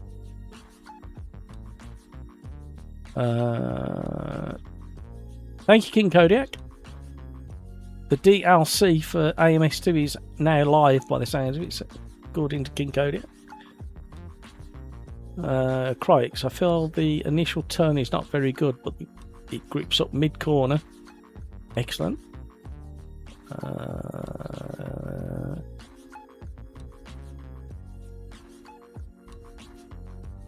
Oh, that's a good point. Good question. Peter Smith asked King Kodiak, is the DLC out for Evo or are you on about for AMS2? Hutchie, that was my last for tonight, guys. It's been a blast as always. Great to have you back, Hutchie. Absolutely brilliant, and I'm glad to see you've got your speed still. Tom says bye, Hutchie. Mijo, hard race, and suggest Imola. Yeah. Auto clear up with the infill circuit. No, it's a bit too twisty for this car, especially before we've all had a chance to drive it properly. Poor Scorpion. Referring to the AMS2 DLC. Ah, okay. Thank you for the clarification. Can anybody check to see if... hang on, I might be able to do it thinking about it. What am I looking for? Evo Tomato. And I'm looking for...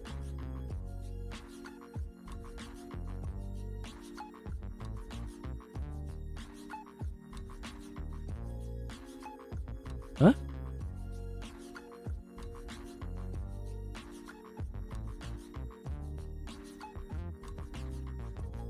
No, there's nothing there yet. for Evo, Tomato. Right, you educated people out there, and I mean all of you in chat, because you're all educated, I want a specific explanation as to what that means, please. Direct from Evo, Tomatoes update information. Right, moving on to gameplay while this loads. Several gameplay fixes sharpen the competitive modes. Hot stints timing results and the lap counter have all been corrected, and the fuel logic issue where exceeding tank capacity during a pit stop still influenced stop time has been fixed. Pop-up headlights are now correctly synchronized with the gameplay logic. Multiplayer stability. Beyond the new modded content support, 0.8 delivers a substantial pass on the online robustness. Multiplayer crash sources have been addressed on joining a server, on failed connections, on session switching while player is still loading, and on startup edge case, and a freeze caused by input spamming during session join has been resolved. Admin commands now return clear feedback in server and NP chat. Players can no longer open the pause menu while driving online, and a bug causing cars to take damage when spawning on a shared box has been fixed, thankfully. Graphics and audio. Cloud levels have been remapped like I've been requesting since the start, and the wet tarmac shader realigned to the new physics ranges, keeping the visual presentation consistent with the underlying simulation. Race cars now carry plain liveries and the material setup required for external liveries, supporting the modding work above. On audio, a timestamp comparison added to the collision event filter removes a spurious bottoming sound. I think that kind of bottoming sound. And the Ferrari Daytona SP3 receives updated gearbox sounds. We've got a last little bit to read out after this race. Right, edit setup. Right, I haven't raced this one since the beta either, huh? Okay, thought I had. Maybe I didn't tweak the setup. Maybe I just drove it to get a thumbnail or something. It's odd.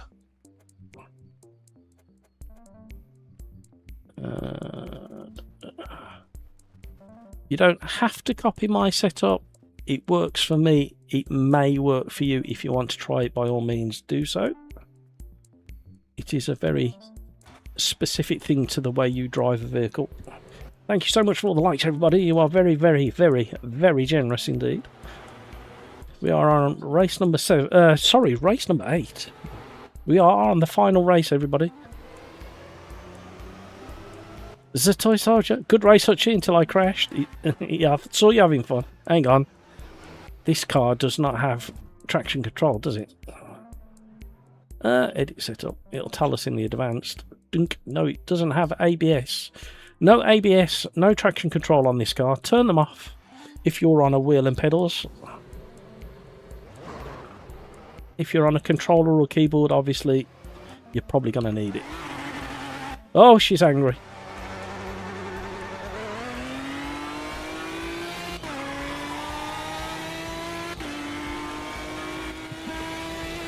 I like the feel of this already. And this is Reiza being very generous. This is a free car for everybody to use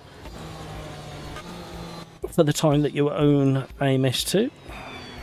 Very, very generous move. Oh, hello.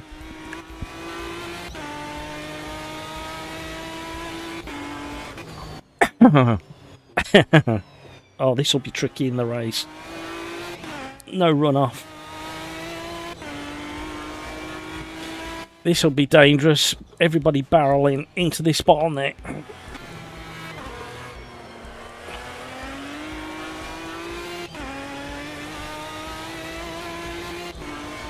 So, the Maserati, I think I summed it up nicely, is a somewhat of a gentleman GT racer to me, on my setup, it feels somewhat similar to like a gentle Super V8. Drive the Super V8 and then calm it right the heck down. And that's kind of, imagine that's how you'll find the Maserati. Suspension feels a little bit stiff on the rear of this at the moment. But we need the tyres to warm up.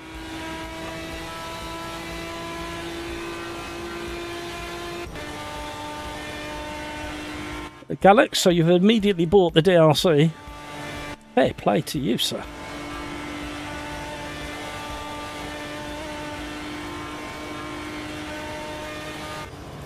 No, Pete, I think you still can. They just had to wait for some weird thing happens with Steam where you can't release DLC over a weekend.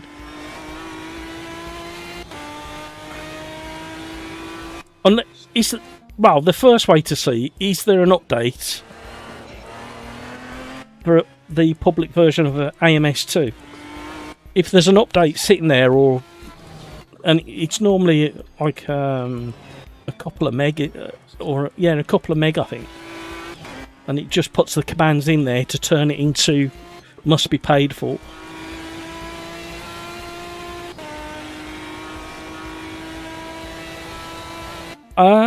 I quite like this car.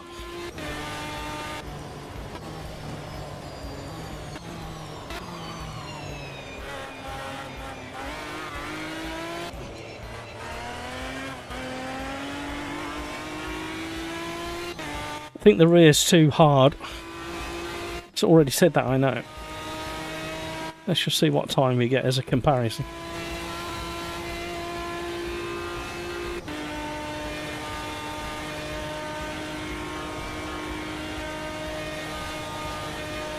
Hello. Not a hint of understeer through there. 171 miles an hour into the elbow before the hairpin. I think we can get more speed out of her with a bit of a setup tweak as well.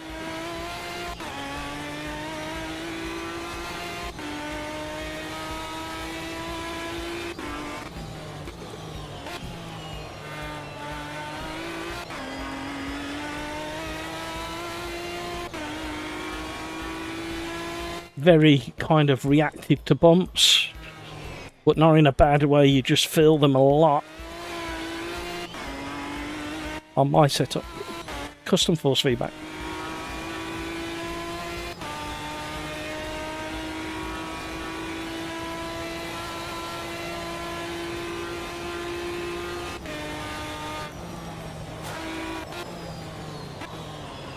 Please slow down. Please slow down. Lost all that time.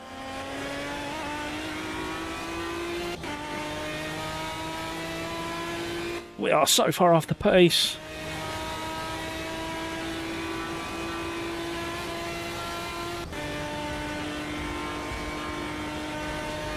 How are we that far off the pace? What am I doing wrong?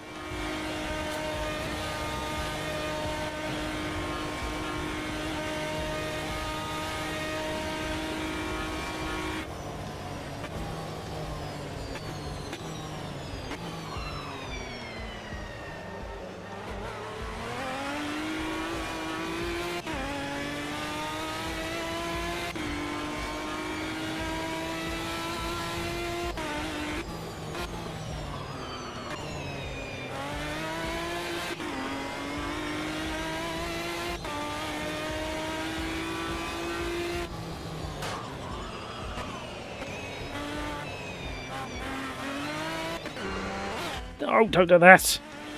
Ah, blast it. Double shifted again. Why am I doing that?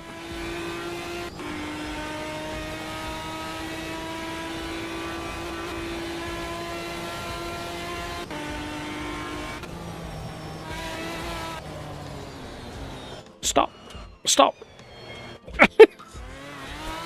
Not got much feel on the brakes, I think. Oh, come on. I think Crikes was hinting to that earlier.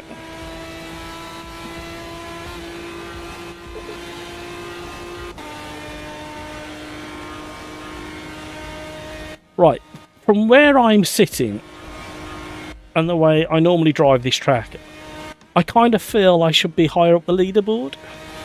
I'm not quite sure why, unless people have left ABS on accidentally and not realised. I think that's...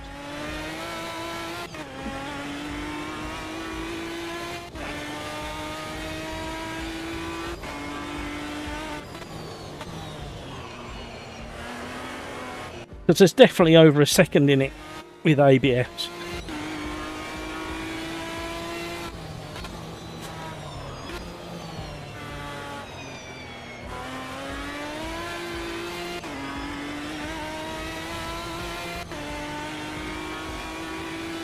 I'm not normally that far off.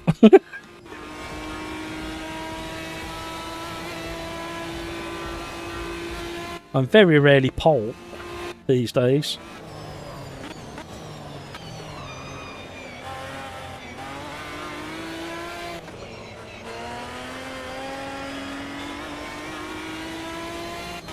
I'd need a lot more practice and setup time to go quicker than where I've gone.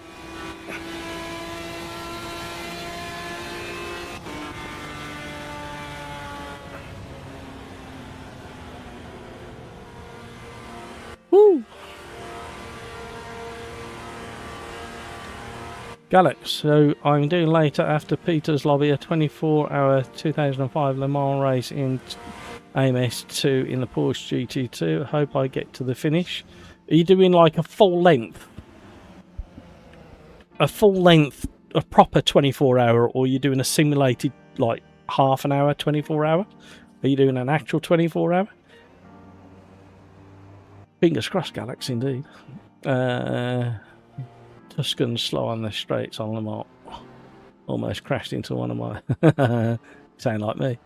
King Kodiak, this car is loud. It certainly is. It's very loud and angry and like a wasp.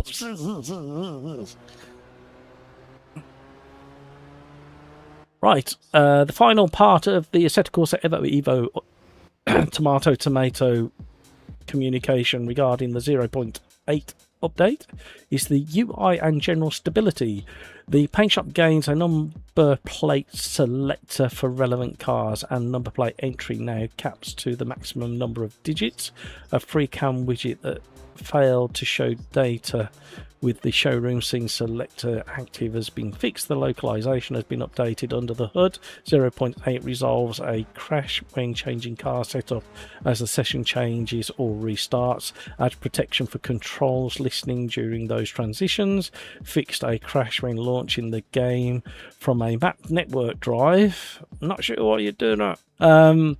And removes the brief empty showroom that could appear before the splash screens. Okay, some nice things. The key one there is adds protection for controls listening during those transitions, because that was used to cause me loads of problems. That's an interesting one, that one. That's what used to make my game hang.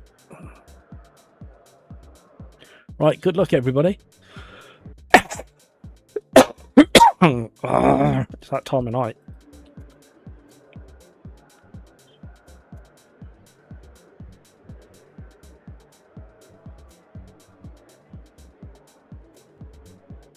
I broke my car by touching things, everybody.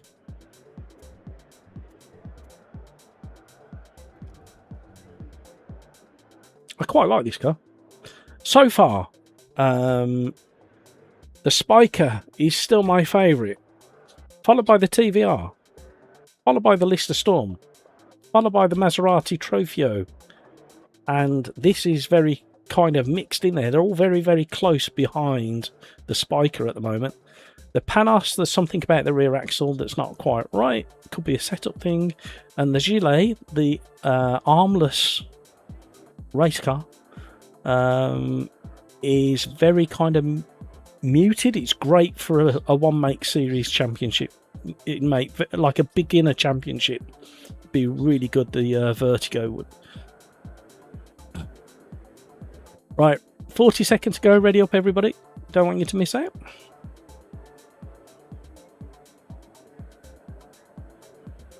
I'm 5/10 off in sector 1. It's a straight and one corner. Tom, no driver aids here, landlord. So gutted though. I nearly beat Crikes. Yeah, I have my suspicions. Some shenanigery going on. Can you say it? The Saleen is your Saleen is your favourite. Right, nearly ready. Ready up. I like it at Le Mans. I struggled with it around Donington when I tried it. Right, good luck everybody.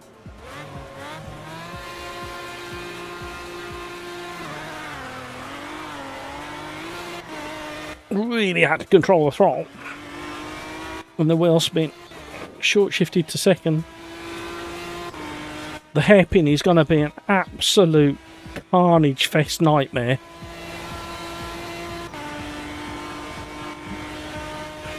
Look in the mirrors, I'm going to get taken out at the hairpin without question.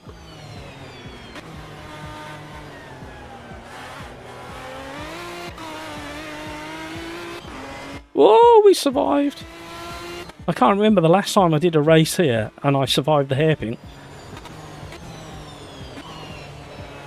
Oh, hello. Hello, shenanigans. Oh, Crikes is having a really bad night. He's really got to fight to kick back in the lead, top of the leaderboard now.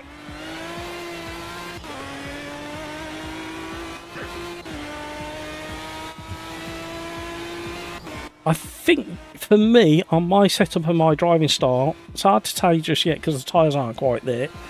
But this feels better with the changes I've made, softening the suspension spring rate and really softening the roll bars.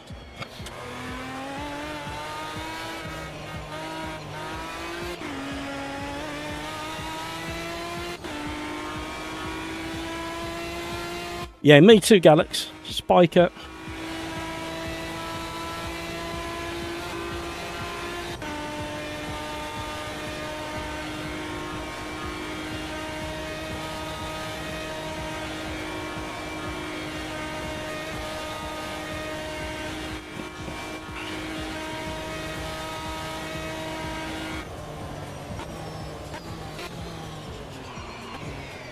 Oh, Tom is living dangerously.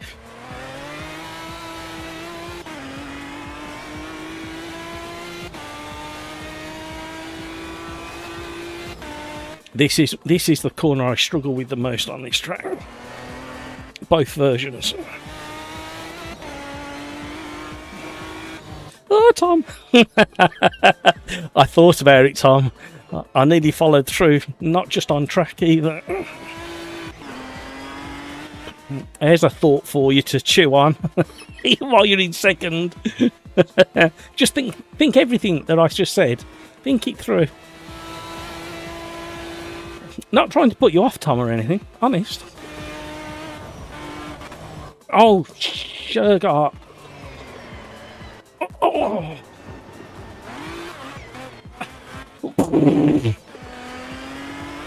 No idea. Literally no idea how I controlled any of that.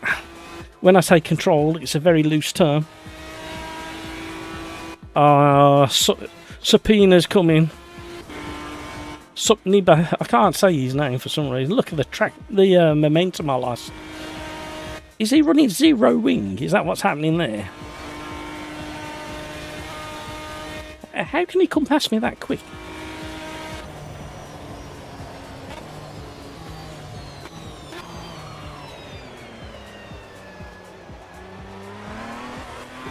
You can't park there, Dave.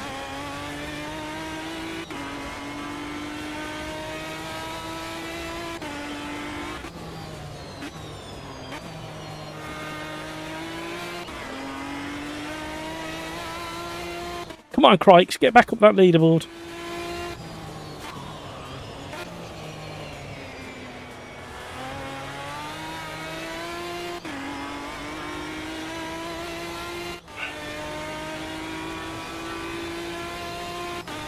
Scorpion, he's gone.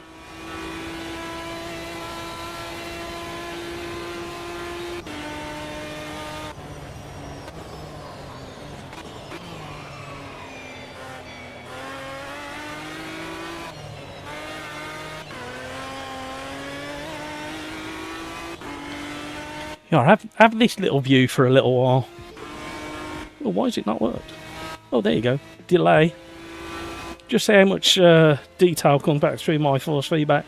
Watch the stripe on my hand.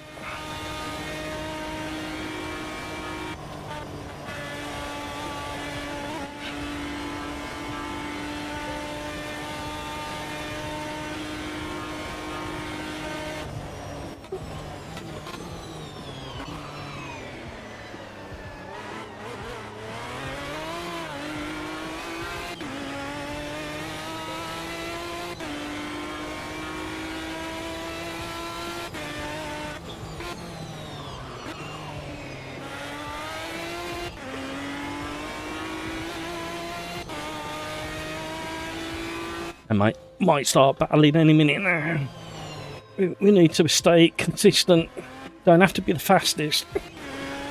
I'm never going to be the fastest, but we don't have to be the fastest. Just consistently our speed.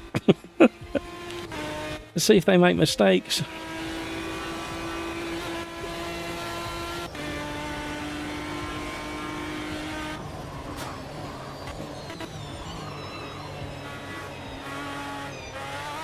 I like this car.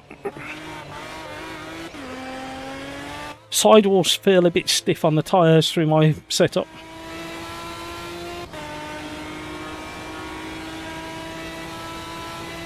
Very smooth and calm through that section, then all the bumps down the straight.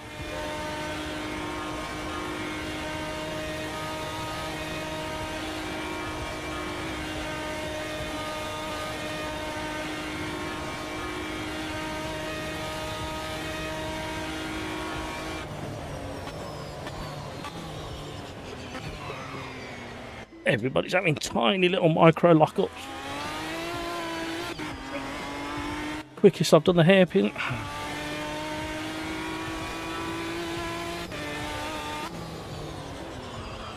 Oh no. Literally no idea.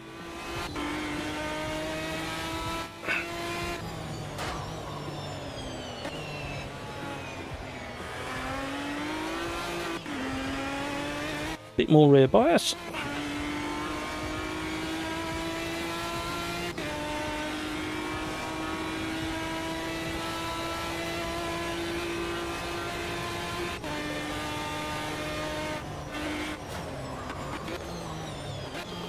Oh, I like the shifting.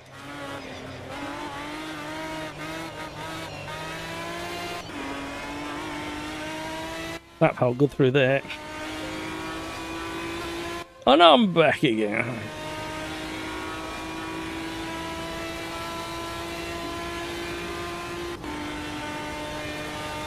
They are definitely running very little wing compared to me. I don't know. These aero boys. Oh, a little micro stutter there. Haven't had them one of them in a very long time.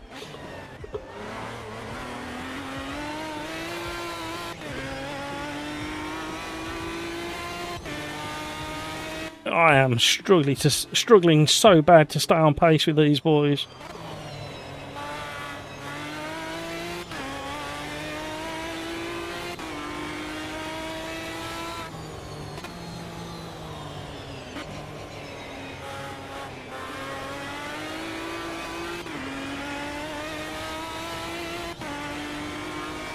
I'm going to catch this back marker right in the deep braking zone at the bottom of the hill.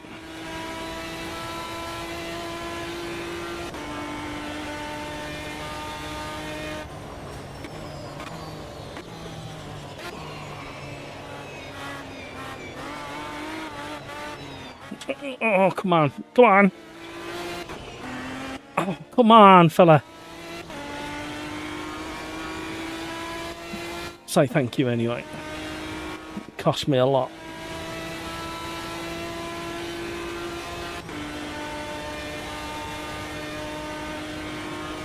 He's got slipstream and running less wing, and now he's going to try and come past me. You could give me a bump draft if you want and let me catch the others.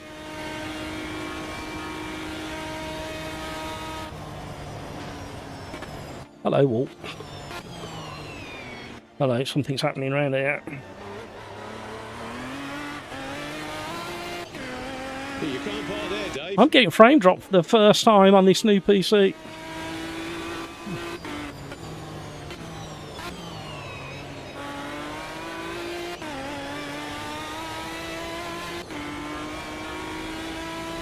It's the old, the clearing of the VRAM, isn't it, I think?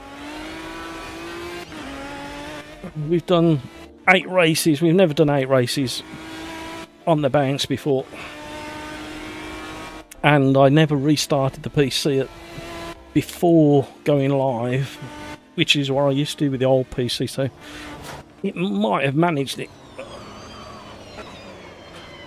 Don't. The frame rate's not helping now. I miss my braking zone.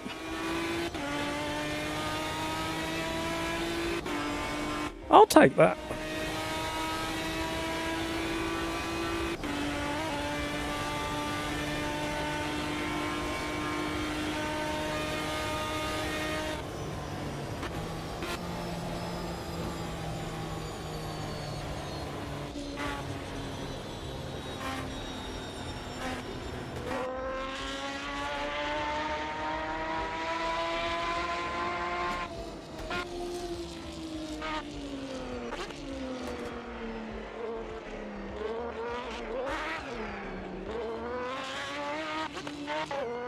That sounds good.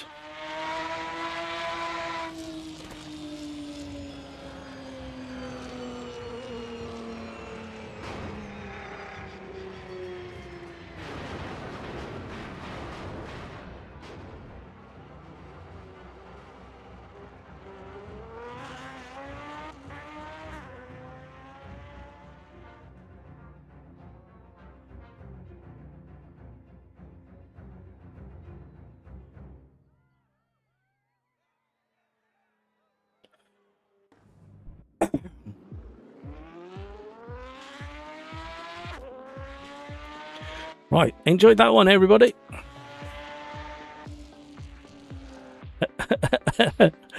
Forget the dividend payout. Save it for a more powerful PC. I mean, for one, it will cost like a damn fortune to go up from what I've got, but there's not many steps left.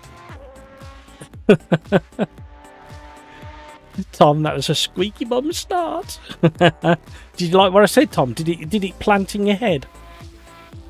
What I said? If you can't remember, you need to rewind and watch what I said again. I enjoyed that one. I like that car. So, in summary, 8 fantastic cars for me. There's a couple that might need a bit of tweaking, either by Reiza or in setup. Namely, the Gillet Vertigo. Sorry, the Panos is very twitchy on the rear end for me. Everything else is drivable.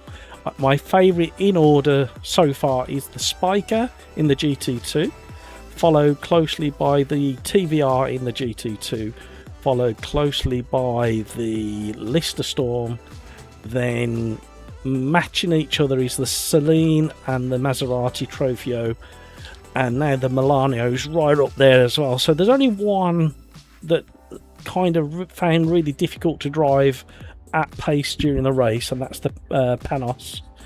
But everything else on my setup with custom force feedback is really enjoyable. But there are a couple of standouts for me there. I really enjoyed that.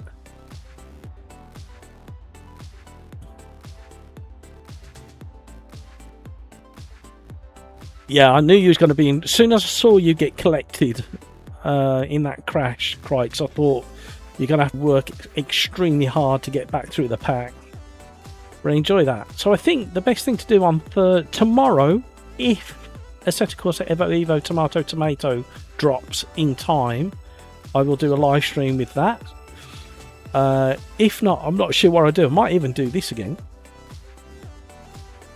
And Thursday we will do a multi-class where we have every class that features a new car, we will include all of those classes in the multi-class, so you can drive all of the cars if they're still available for free. That's the one thing to keep an eye open for. If not, we'll think about what we can do then. I may or may not have a shave in the between now and then. I may or may not have a haircut between now and then. Who knows? everything's a surprise in this life. Great stream, Matt. Really like seeing every car. Pleasure, Kevin. Absolute pleasure. We've gone slightly over. Not a worry. If you haven't hit the like already, you know what to do. Smash that like button. Welcome to all the newcomers. Absolute pleasure having you here. It's a very welcoming, safe environment here at the Sim Racers Arms, as you can see from the conversation and the welcoming arms and conversation when you entered the live chat. For anybody out there who's been lurking, you're more than welcome to just sit there and lurk and listen or watch and howl your head off at my terrible driving. I do try and be competitive, and I sometimes finish higher up the board, but hey ho, you can't have everything. I really enjoy the new content. Do I think it's... How much, out of interest, how much is the DLC? Is all this DLC? How much is it? Does anybody know?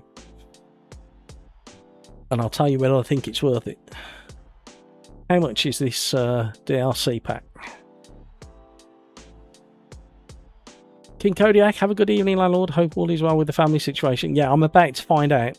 Wife's come home and stuck her head in and waved at me. I'm hoping that she's got an update. It's €9.99. Absolutely, it's worth it. My opinion. If you've got the money and it's not going to stop you paying a bill, it's worth it. If you need to think about it, just wait a little bit longer down the line and there'll be a Steam sale and it's an absolute bargain. There you go. Sensible advice from a non-sensible person. Right. If you're ready to race some more, I believe Peter Smith in chat is going to be setting up lobbies afterwards. Go and check out Discord for when that's all up and running. $8.99 in the UK. In the Great British Pound. Yeah, I think it's worth it. I think there's some really good stuff to be driven there.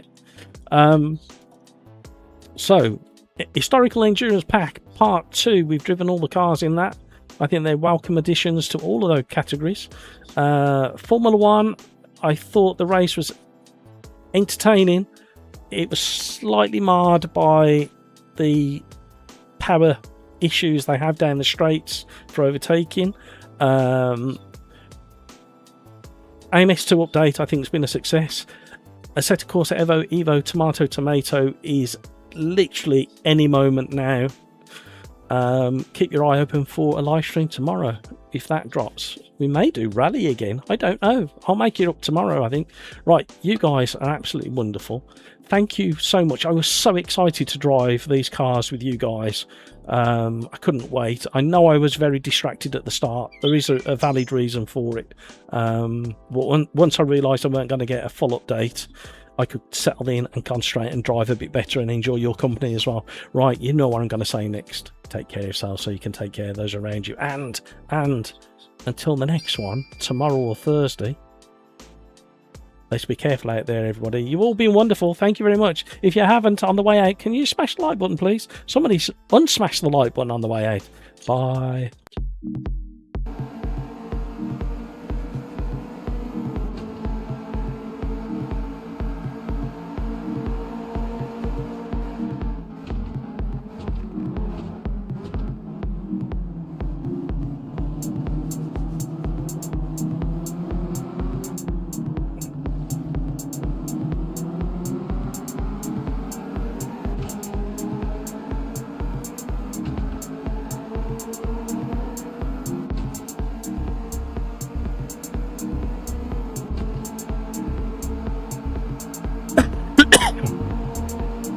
Oh, you can still hear me.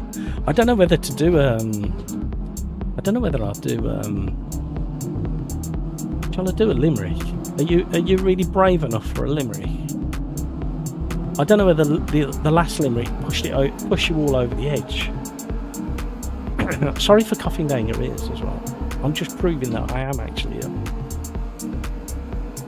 I'm so ill I shouldn't even be here. Do you want the limerick? Let me know in chat if you're still there and you want the limerick. While I'm waiting for a response, I'll doobie doo. Bit of pub singing for you. Doobie doobie doo. Doobie doobie doo. Are you brave enough after the last one? Peter, did you hear the last limerick? If you're still there. It was like proper, right on the edge. Even Video Gamer Guy was shocked. Doobie doobie doo. Doobie doobie doo. Doobie doobie doo. I've gone down a tone, a key. Doobie doobie doo. Doobie doobie doo. Doobie doobie doo. I can't go much lower, it's hurting my throat. Doobie doo. There once was a man from Bel Air was doing something to his wife on the stairs. The banister broke, so he doubled his stroke and he finished her off in midair. But hey, and that ends the stream. Bye, everybody.